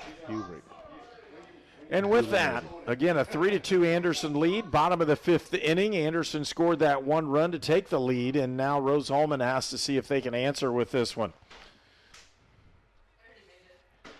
Ariel Thomason takes the first one in the dirt.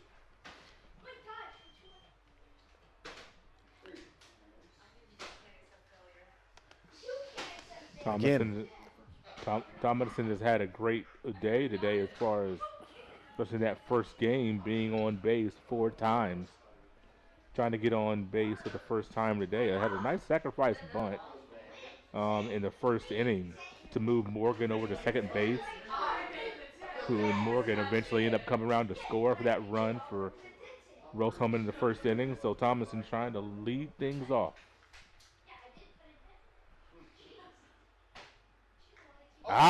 Took that one right in the elbow, and again, that's a padded elbow. Mm-hmm. Folks, we want to thank our sponsors for today's game: A-Plus Printing, Goshen H&R Block, Great Dane, Hamilton Center, Lynn's Pharmacy, Riddell National Bank, Shaw Chiropractic, Sonic Drive-In, Sponsler Insurance, and York Automotive. The transportation that we use here is provided by York Automotive with 5 locations in Brazil, Crawfordsville, Greencastle, and Plainfield.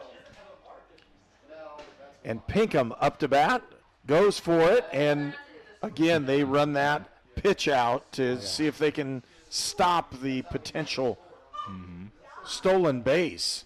And I like the play personally. I think they do a really nice job with it. Still haven't gotten an out of it except on the throw. And they did have a pickoff where Rose-Hulman sent the runner and they picked her off out of it with the pitch out. Again, Pinkham the batter. Foul tip. Evens the count at 1 ball and 1 strike. Be nice if Pinkham can get her way on base here to set up the rest of the lineup. Lang, Worstel, Mcnevitz. 1 ball, 1 strike. Nobody out here in the bottom of the 5th inning. Rose-Hulman with 1 runner on. Hit by a pitch was Thomason. You see the accuracy on that, is starting to labor. When you look at Rankin, what she was doing the first couple of innings, hitting spots, not hitting as many spots now in the 3rd, 4th, now 5th inning. Fly ball down right field line and out of. Just ends up foul. Just a long strike, right? Is that what you say? 2-2's the count. Today we're produced by and directed by Tony Harper. Our camera operators are Noah Gastineau, Kanan Harper, and Dakota Sponsler. Lexi Rankin is the pitcher. Ground ball could be an out at second, and they do get the out at second on a force. Had to wait so long to make the play at second base, but you would get the lead runner, and that's extremely important in this situation. We got to get that lead runner. 1 out in the inning, still a runner at first base. This time they just kind of transfer those over, and Ashley Pinkham is the runner at first. Hit into that force. Nicole Lang is our batter.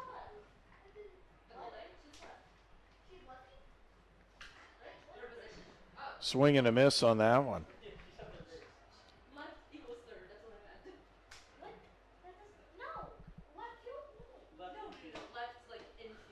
Nice cool day here in Indiana. Yeah. You'd think it was going to be a warmer one since we've hit May. You thought wrong. This one's cool and a little damp. Fly ball down the left field line. Does it hit? Yes. It hits in there. It's a fair ball, and Rose-Hulman has a chance to score. Are they going to send Pinkham? No, they hold her up at third. So runners at second and third with 1 out. A huge hit down the right field line by Lang. That's Lang's 4th base hit of the day. She has been just a terror for the Anderson pitching staff, and we might see a pitching change. Urick will be the batter up for Rose-Hulman. He's making the call. Is he going to make the call? As we're walking out here, we'll see if the coach crosses the line and then see what we're going to do here. 2 pitchers in the bullpen for Anderson warming up. Let's see what we do. And Coach has a chance to kind of slow this thing down just a little bit. Mm-hmm. And by doing that, he may keep the pitcher in this case, Rankin, he may keep her in. Just kind of calm her down and make sure things are going the right way and disrupt a little bit of the rhythm that Rose-Hulman has right now. 1 out. We've got runners on. Get a lot of time to converse here in D3 softball, don't you? No, nobody getting chased out of there. It's just give you all the time you need. I'm just letting you know you can walk on and off the field to do those things too. So the slower you walk, the more it takes. Yes. And we've watched everybody do that. Yes. Even if you're going out to talk to an umpire, go a little slower and see if you can get a little bit of a break. Mm-hmm. Urick up to bat now for Rose-Hulman. Misses with that one outside as Urick takes the first one. Bailey Urick.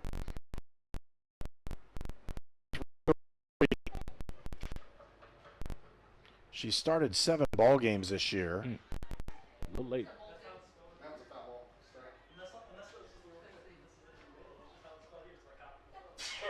She's walked 1 time, struck out 4, has 12 appearances at the plate.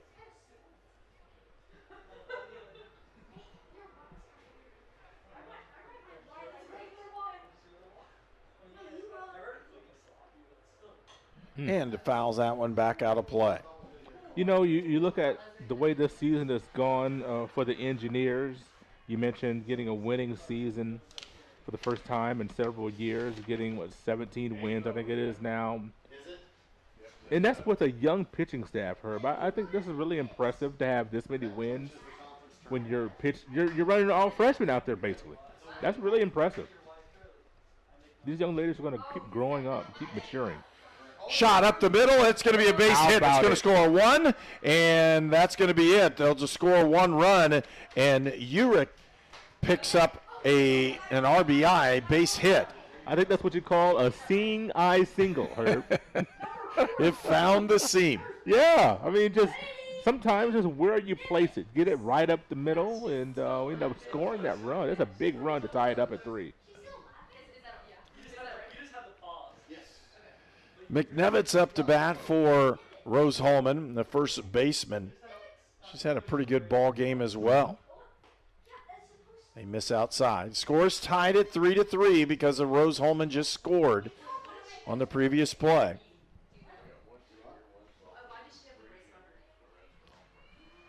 Three to 3 is our score.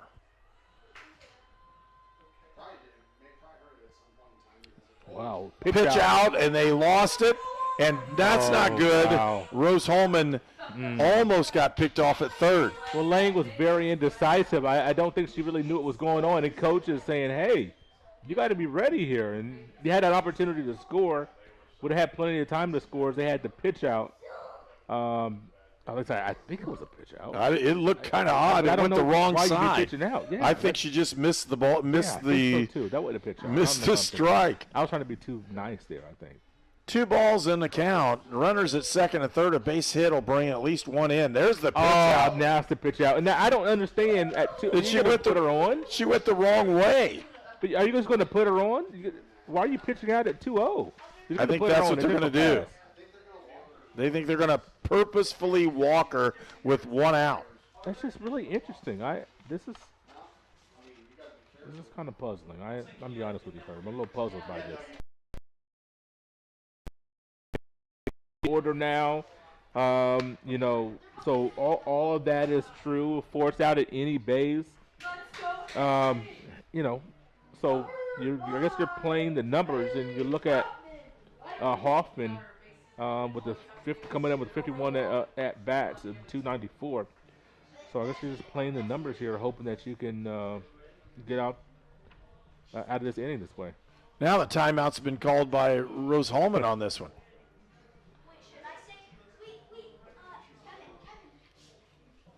So we're going to see what they're going to do. Yeah. Again, with 1 out, you could easily squeeze on this thing or do something just a little bit different. Yeah. And with that, we're going to see what head coach Brian Shearer is going to do.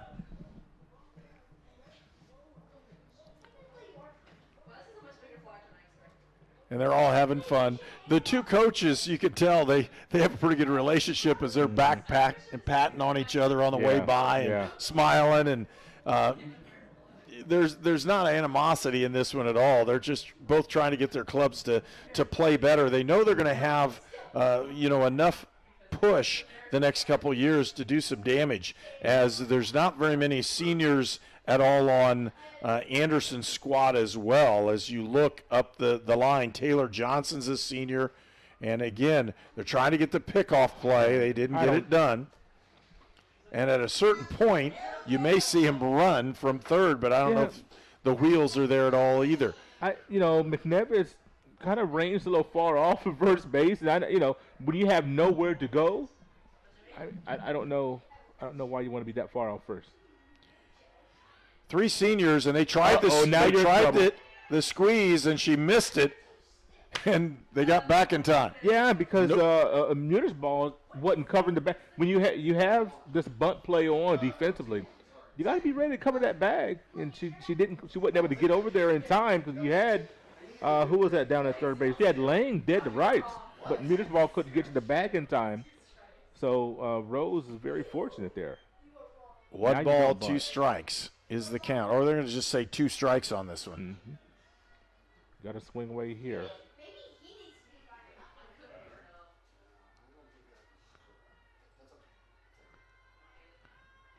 Inside. Yeah. Knocked down, and a nice play by Riley Morris to get to the ball. There's a lot of hubris in baseball, softball.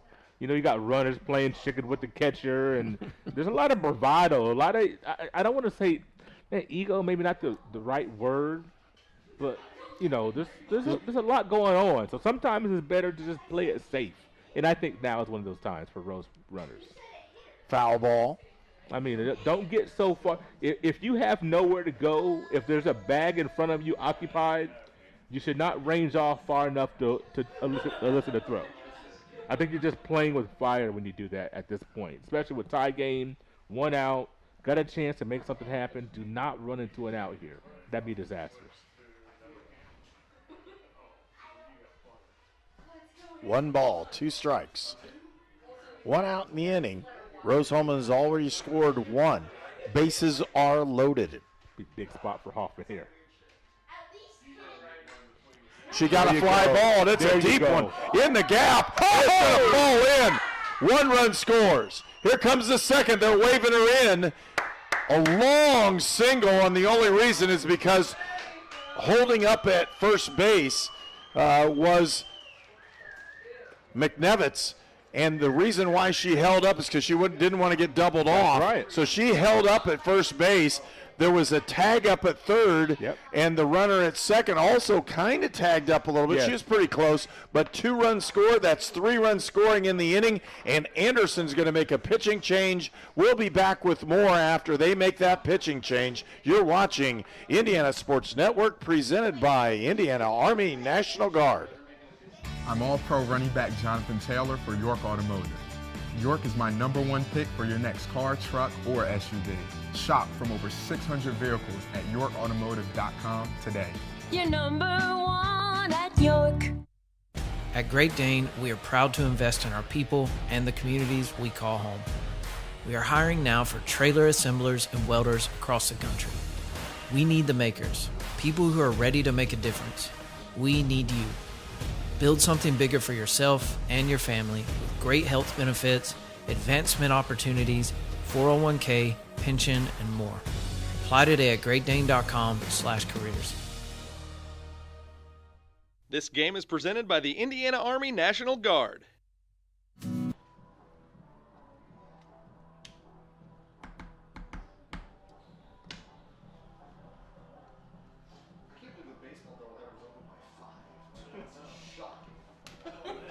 I was expecting to be over there like for the last hour.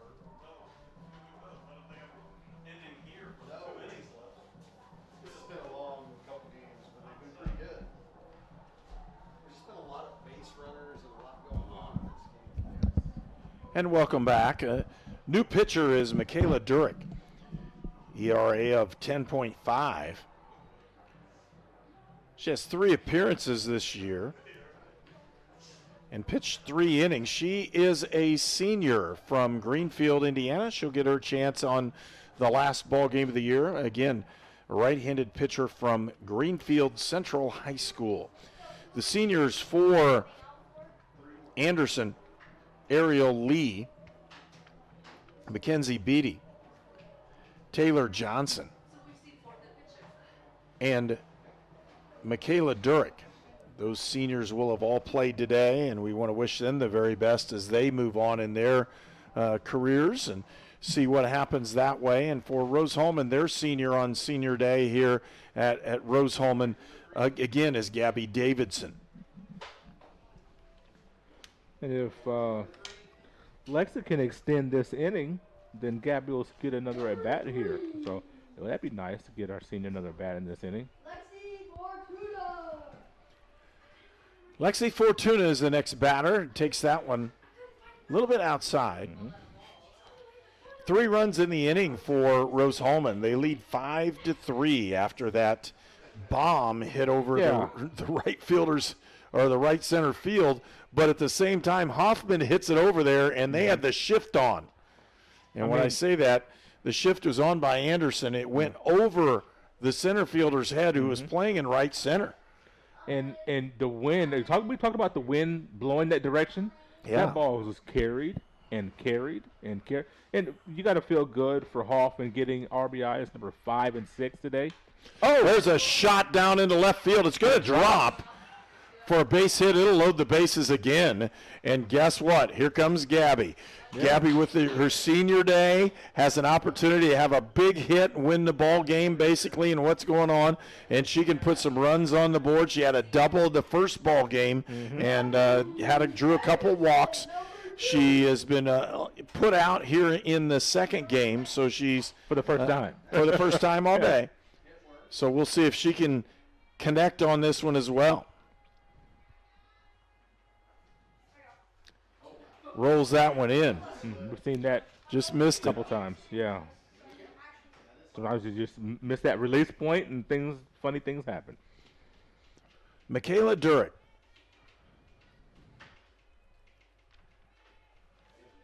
The pitcher for Anderson. 1 out in the inning. Misses that one low. 2-0 is the count. Good RBI opportunity for Gabby here. She can one out into the outfield. Get an RBI. Misses that one. It's 3-0.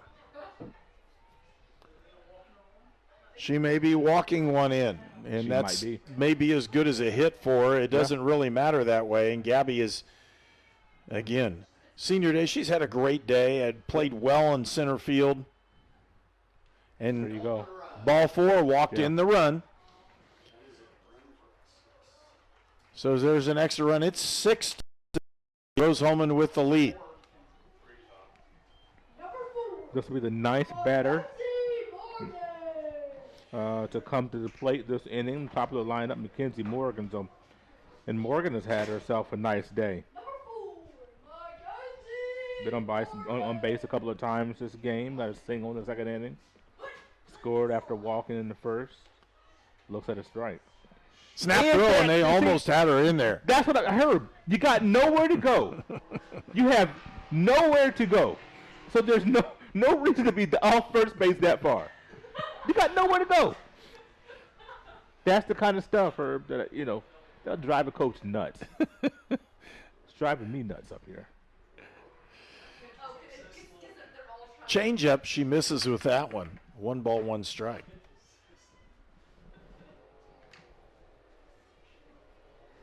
Just talked about that hubris, Herb.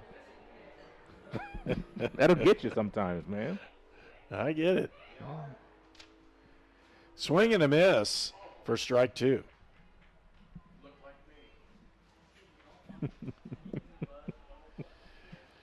For Morgan.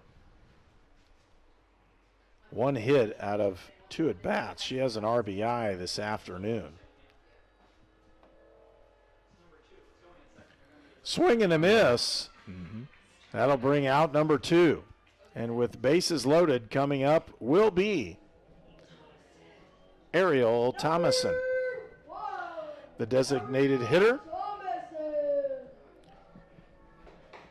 1 counted plate appearance. She was hit by a pitch and had a sacrifice earlier in this ball game. Snap throw to third base, and I know you think you can get them, but if you're going to get them that quick, they're a little bit too close. Those are the dangerous ones that you and I kind of look at and go, well, you probably shouldn't have snapped through that ball down there. She's off the bag like 5 feet, So only thing that could happen is you throw one into left field, and that scores 2 runs because the left fielder is so far off the line. So, you have low reward, high risk. Those are not the ones that you want to really, venture at.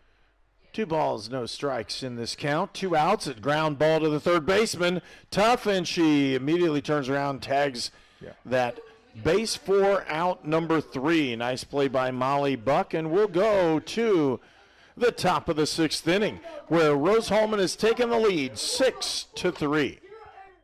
It could be anyone. The star student, the all-state athlete. I never thought it could happen to me, that I could lose everything.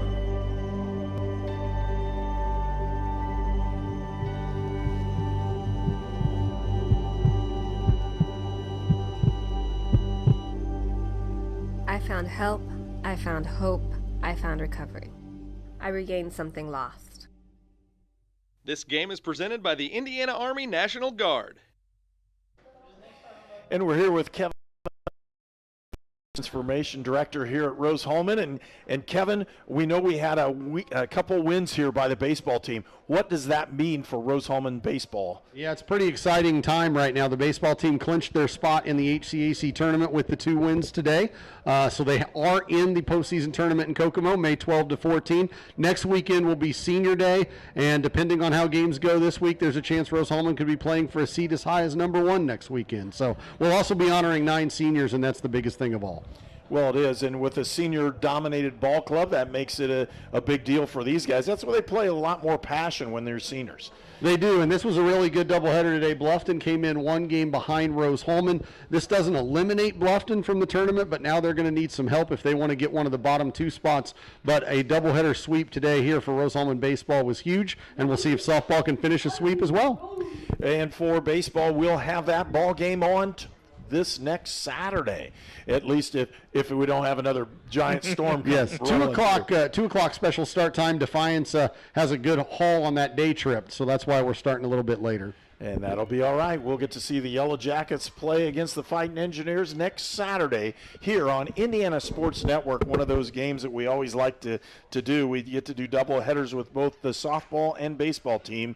And again, Rose-Hulman will take on Defiance next Saturday in baseball.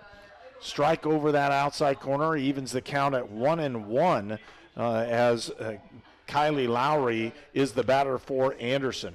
So exciting for the baseball team today to get that sweep and to clinch their spot in the conference tournament, go up in the Kokomo. I was talking to Kevin. He was talking about the field, the place they're playing, an artificial turf, beautiful turf. It is. Facilities. And Well, I haven't been there. They've upgraded the facilities. Yeah. It's a gorgeous old ballpark. And when I say that, my son had a chance to play there in a semi-state game. It's a wonderful ballpark. You sit up high. All the fans can see everything. It's a great place it's a great venue to see. The actual dugouts are underneath where the fans are. Wow. So it's a different place to see. You can easily see the ball game. And a good opportunity for Rose-Hulman. They'll be in the conference tournament in Kokomo. Again, in this ball game, it's 6-3, and again, Lowry up to bat for Anderson. 2-2 is the count as she fouls that one off. Kylie Lowry has played at second base and really done a nice job for the Ravens today. Yes, she has.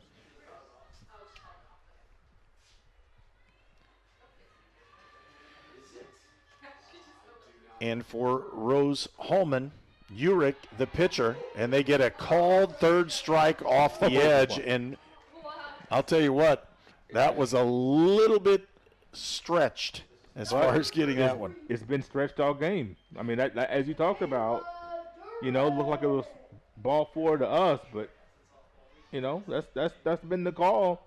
That's been fairly consistent all day today in game number 2. So in this situation, we'll take it.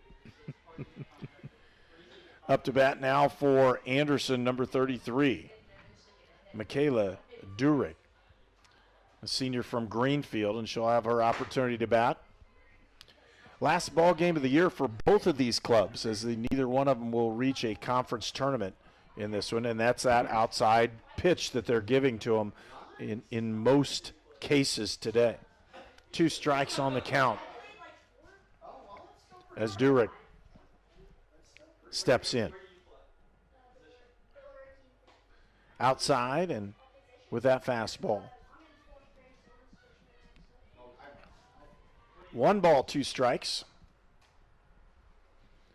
We're in the top of the 6th. A 6-3 Rose-Hulman lead. Foul.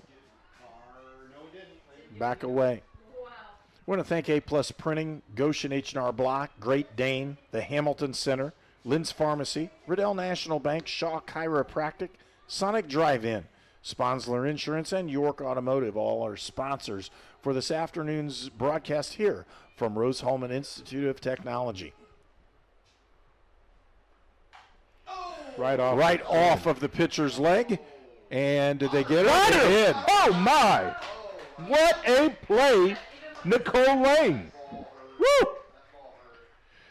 So Nicole Lang is going to get the out, and it's going to go 1-5-3, and she's not feeling real good. That pretty much dinged her in the shin, and we'll see what's going to go on here. They're going to give her a chance to walk it off and see what happens.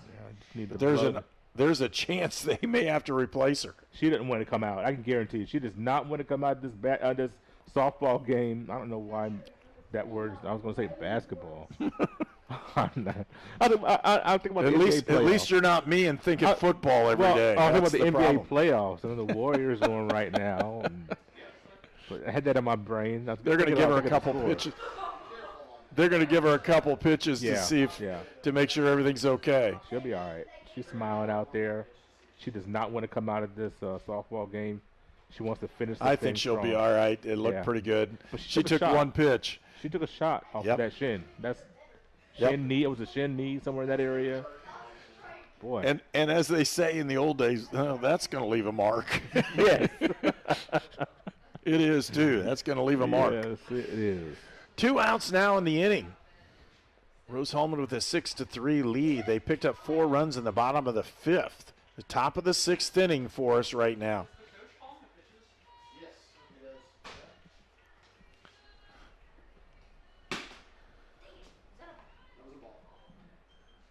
One ball in the count. Ground ball. No, it is fouled off. Raises it up to 1-1. You know, I just am so impressed as I sit here. We watch this, and you see this pitching staff of Anderson. I mean, from Rose-Hulman, so young, but so much promise. Fly ball into right field, curved over and picked up by Haley Hoffman. And that'll be the end of the inning. We'll have Rose-Hulman to bat in the bottom of the 6th when we return for more on Indiana Sports Network. If somebody's kind of on the fence of going into a recruiting office or just reaching out to a recruiter, I would absolutely encourage it, if anything, just for the information.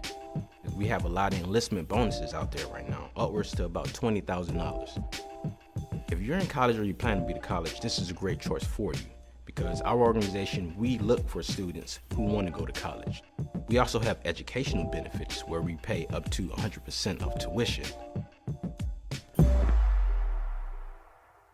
We're the Browns, and this is our account. Our relationship with Riddell really began when we were kids, so when we started our business, it seemed like a natural fit for us. Riddell's provided all of our financial needs for both personal and business, and we could not be happier with the level of service that we're provided. Riddell National Bank has helped us grow our business so that we can help grow our communities with the core values that we both share. Yep. And we're back on the air because there was a timeout called. They didn't give the timeout, so the umpires and coaches talked it over, and so there was a timeout given before the pitch. Now it's 2-2 as the strike is, or 2-2 as the count is what they've got right now. So that out did not count, and we're back at square one with this one. That was weird. Again, the count at 2-2. Very strange happenings there. I had never seen that one. Have you? And I'm going to ask, have you seen it? And everybody's shaking their head. No one's seen anything like that, but that's okay. That's just kind of the way it works sometimes. 2-2 the count, 2 outs, ground ball to the shortstop, backhanded by Morgan. Turns and throws her out, and that'll be out number 3, and we'll go into the bottom of the 6th inning where you'll see Rose-Hulman to bat. You're watching Indiana Sports Network, presented by me National Guard. We're the Browns, and this is our account. Our relationship with Riddell really began when we were kids, so when we started our business, it seemed like a natural fit for us. Riddell's provided all of our financial needs for both personal and business, and we could not be happier with the level of service that we're provided. Riddell National Bank has helped us grow our business so that we can help grow our communities with the core values that we both share. If you're looking to grow your business, Riddell is your best option. It could be anyone. The star student, the all-state athlete. I never thought it could happen to me, that I could lose everything.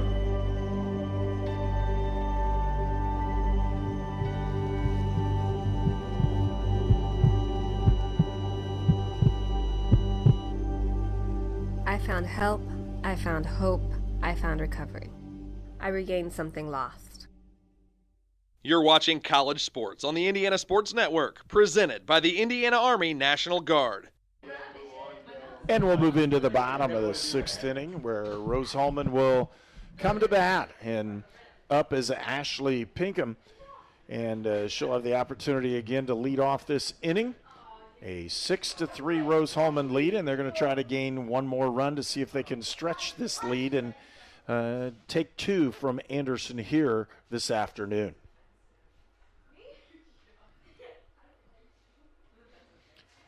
And she brings in that changeup and it doesn't hit with it, it's one ball.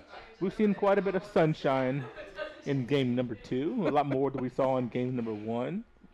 So that's been nice. Still overcast a little bit, but you see the sun peeking out between the clouds and see some blue sky from here and there. You know, it's nice.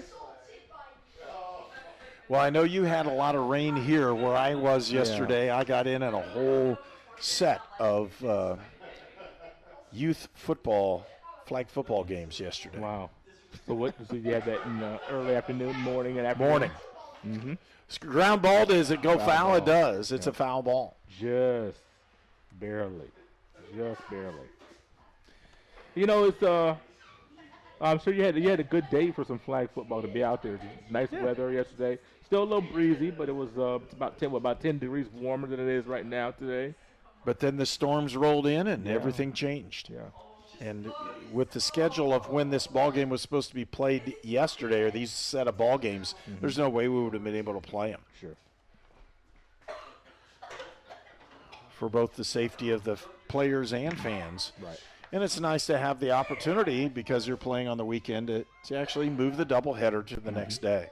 And, you know, you look at, you know, it being this weekend as opposed to next weekend, which you do not want anything moved to a Sunday. I doubt they would do that. I think they would figure out something else. I don't know what the contingency plan would be, but that being Mother's Day, of course, you don't want to.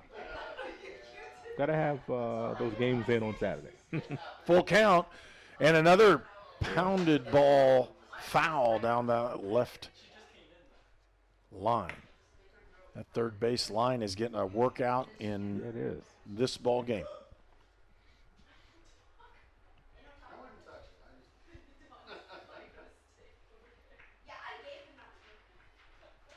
So again, if you weren't with us or just missed that one, the baseball team here at Rose-Hulman took 2 from Bluffton. They're guaranteed to be in the tournament of the playoffs for the seed.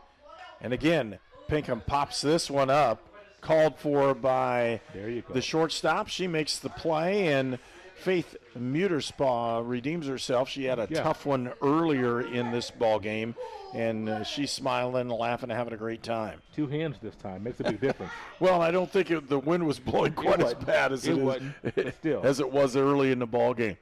Yeah, kind of died down a little bit for right now. Number 11 up for Rose-Hulman. That's Nicole Lang. Boy, I tell you, Derek is having a hard time. Those last couple of pitchers have had a hard time with, whether it be Derek for Anderson or Urick for Rose-Hulman. We've seen some balls being rolled up to the plate accidentally. Well, it's also not like baseball. Usually you have the one pitcher that everybody hangs on in softball. Yeah. And to the credit of both of these coaches, they're trying to build programs. And so they know that this game is really not going to mean a great deal. Yeah, you want to win the ball game, but you're getting some valuable experience and showing players you really care about what they're doing as a softball player. Nice scoop and throw that time by Molly Buck, as she's been a tremendous player for Anderson today. And she really, no errors by her. She scoops the ball up, throws well, has batted well. Again, you can't say enough about how Molly Buck has played in this set of ball games today. And hate to tell everybody in the South there that is not an Anderson fan, Molly Buck's only a freshman. She's going to be around for a while. We're going to see her a few more times. This young lady can play. I mean, she really plays third base exceptionally well. And she handles the bat well also. It's she's a solid player. Very impressive. Bailey Urick up, a freshman from Fort Wayne Carroll High School. Again, there's a lot of youth, like you said before, a lot of youth on these teams, and you also know that the coaches are specifically making sure they get a chance to play. And there's multiple reasons, but the biggest one is they don't want to see those kids get discouraged so they would potentially transfer. They want to make sure they know they're seen and they care about them. Pop up over to Kylie Lowry, and she hauls that one in for out number 3. And we'll go to the top of the 7th inning, where Rose-Hulman leads Anderson 6-3. It could be anyone. The star student, the all-state athlete. I never thought it could happen to me, that I could lose everything.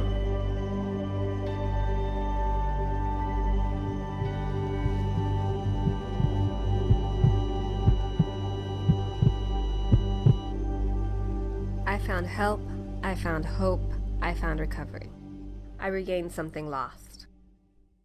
The city of Brazil was founded in 1866. By 1876, there were 2 schools, 7 dry goods stores, 2 hardware stores, 4 churches, and 5 drugstores. One of those drugstores is still there today, Lynn's Pharmacy. Lynn's Pharmacy has grown from a small neighborhood drugstore to a modern pharmacy, offering prescriptions and medical equipment with old-fashioned values and unparalleled service. You can even step back in time and visit Lynn's Soda Parlor Here at Lynn's Pharmacy, downtown Brazil.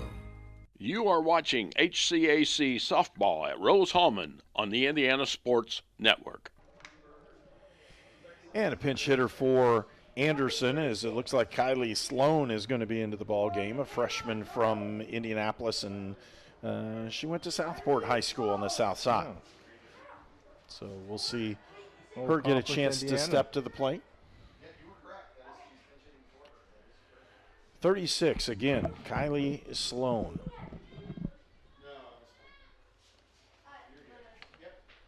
Urick is the pitcher for Rose-Hulman, and again, a left-hander with some speed, and she can put it right in there and does a little bit low as she doesn't get the strike call on that one.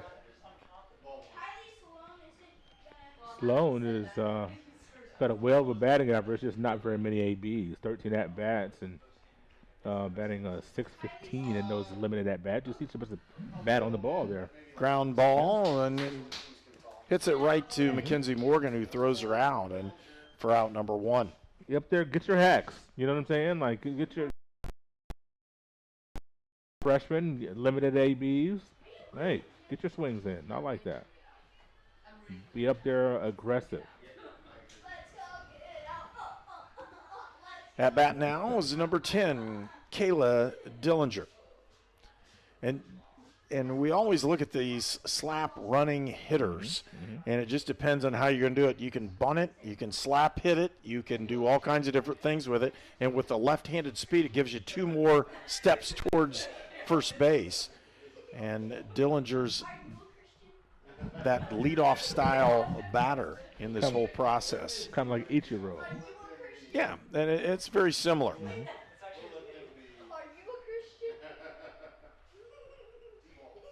When you watch it happen, it almost looks like the game of cricket, to be honest with you. Yeah, it does. It looks very similar. Yes. Which I know very little about, by the way. That's the only comparison that I can make between cricket and softball. I know I have exhausted my knowledge of cricket right there. You're going to have to watch some Downton Abbey. I just play with a racquetball. It looks like the size of a racquetball. I mean, it's like how, Oh, a hot box got it right back to her, and Lang throws and gets her out. Really nice play by Nicole Lang. Boy, I tell you, Lang has just been solid as a rock. I mean, we've seen some exceptional play out here by our 2 third basemen, Lang and Buck. Oh, just phenomenal. And Anderson down to their final out as they ball's hit foul by Taylor Johnson. Johnson, the leadoff hitter for Anderson. Anders really plays that left field position so well today. They called strike on the outside. Why not? It's been consistent. Yeah. That's all we can say. Yeah. They call strike for one, strike for the other. Yeah. That's all you can ask for. Hello. Hop, skip, and a jump as she doesn't let it hit her. She moves away from it. 1 ball, 2 strikes. 2 outs now, and they're down to the final out for Anderson. If you're at a Cubs game, they'd all be standing and cheering. They would. Got some folks standing up here. Urick with that pitch puts it down. Comebacker to her. Does she throw her out? Nope, no. She does not. And That'll be just one thing that when you're looking at Urick, one thing that she'll work on is building a position. We've seen her make a throwing error earlier, kind of short-armed their throw to first base. That time not able to come up cleanly. So that's it's a work in progress. You see the young lady can deliver the home plate very well, but also have to field her position, and she'll get better at that as she progresses through the program here at Rose-Hulman. Ariel Lee, the batter for Anderson. That being said, it would not have been an easy play to get Johnson at first base. No, it would and not. I think she knew that. She But got a rush. Johnson has some wheels, too. Yes. She can really fly. So I want to clean that up. I'm not making it seem like that Urick would have been able to should be able to gather and just like underhand at the first base. No. Johnson can flat out fly, so it would have been a tough place even if she fielded cleanly. So I want to make sure and say that. Well, I'm going to say more of a tough play for a left-hander than it would be a righty in that's right. where that ball was hit. Mm-hmm. On the third base side of the pitching mound, pitching rubber. Pitching area, what do you call it in softball? It's not a mound, obviously. Base hit up the middle. Lee picks up the base hit. They'll hold it to a single. Now stepping up is Molly Buck. And the best hitters for Anderson are right up here. You had Johnson, Lee, Molly Buck, and after Molly Buck would be Wheeler. So you put these two together, and they have a chance to get right back into this one. They're 3 runs down. Top of the 7th, they desperately need 3 to extend it or 4 runs to take a lead. And Urick, the pitcher. 1 out away from a win. Also, as you so eloquently talked about, it's not over. Out number 21, my friend. Can he get it? Pop down the right field line, and a catch by Haley Hoffman. Haley ends the ball game with a tremendous catch right on the line, and Rose-Hulman picks up 2 wins today here against Anderson University. And again, both teams came in with a 3-11 record in conference play, and with the 2 wins, Rose-Hulman wins 5 ball games in conference play. And for the seniors that played in their final ball game today, we want to say congratulations on your college career, and hopefully you have a great opportunity to end up in the work world and do something fantastic with the education you've received from these 2 fine institutions.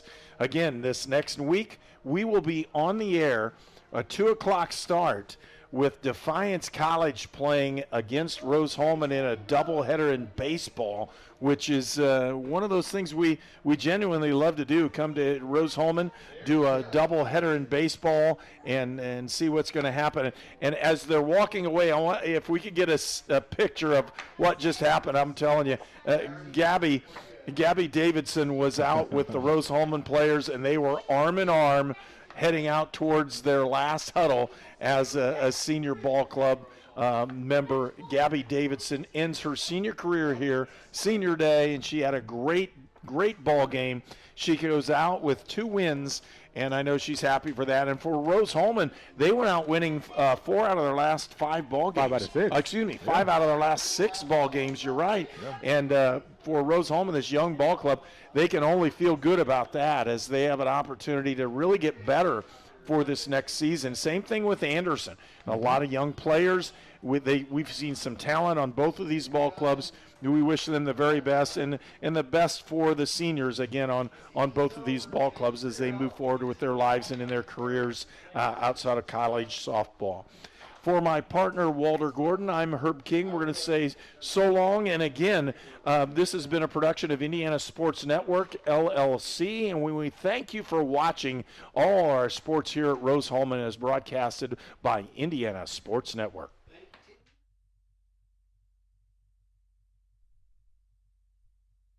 This program is a copyrighted production of Indiana Sports Network and cannot be shown, reproduced, or redistributed in any way or in any form without prior written permission from Indiana Sports Network.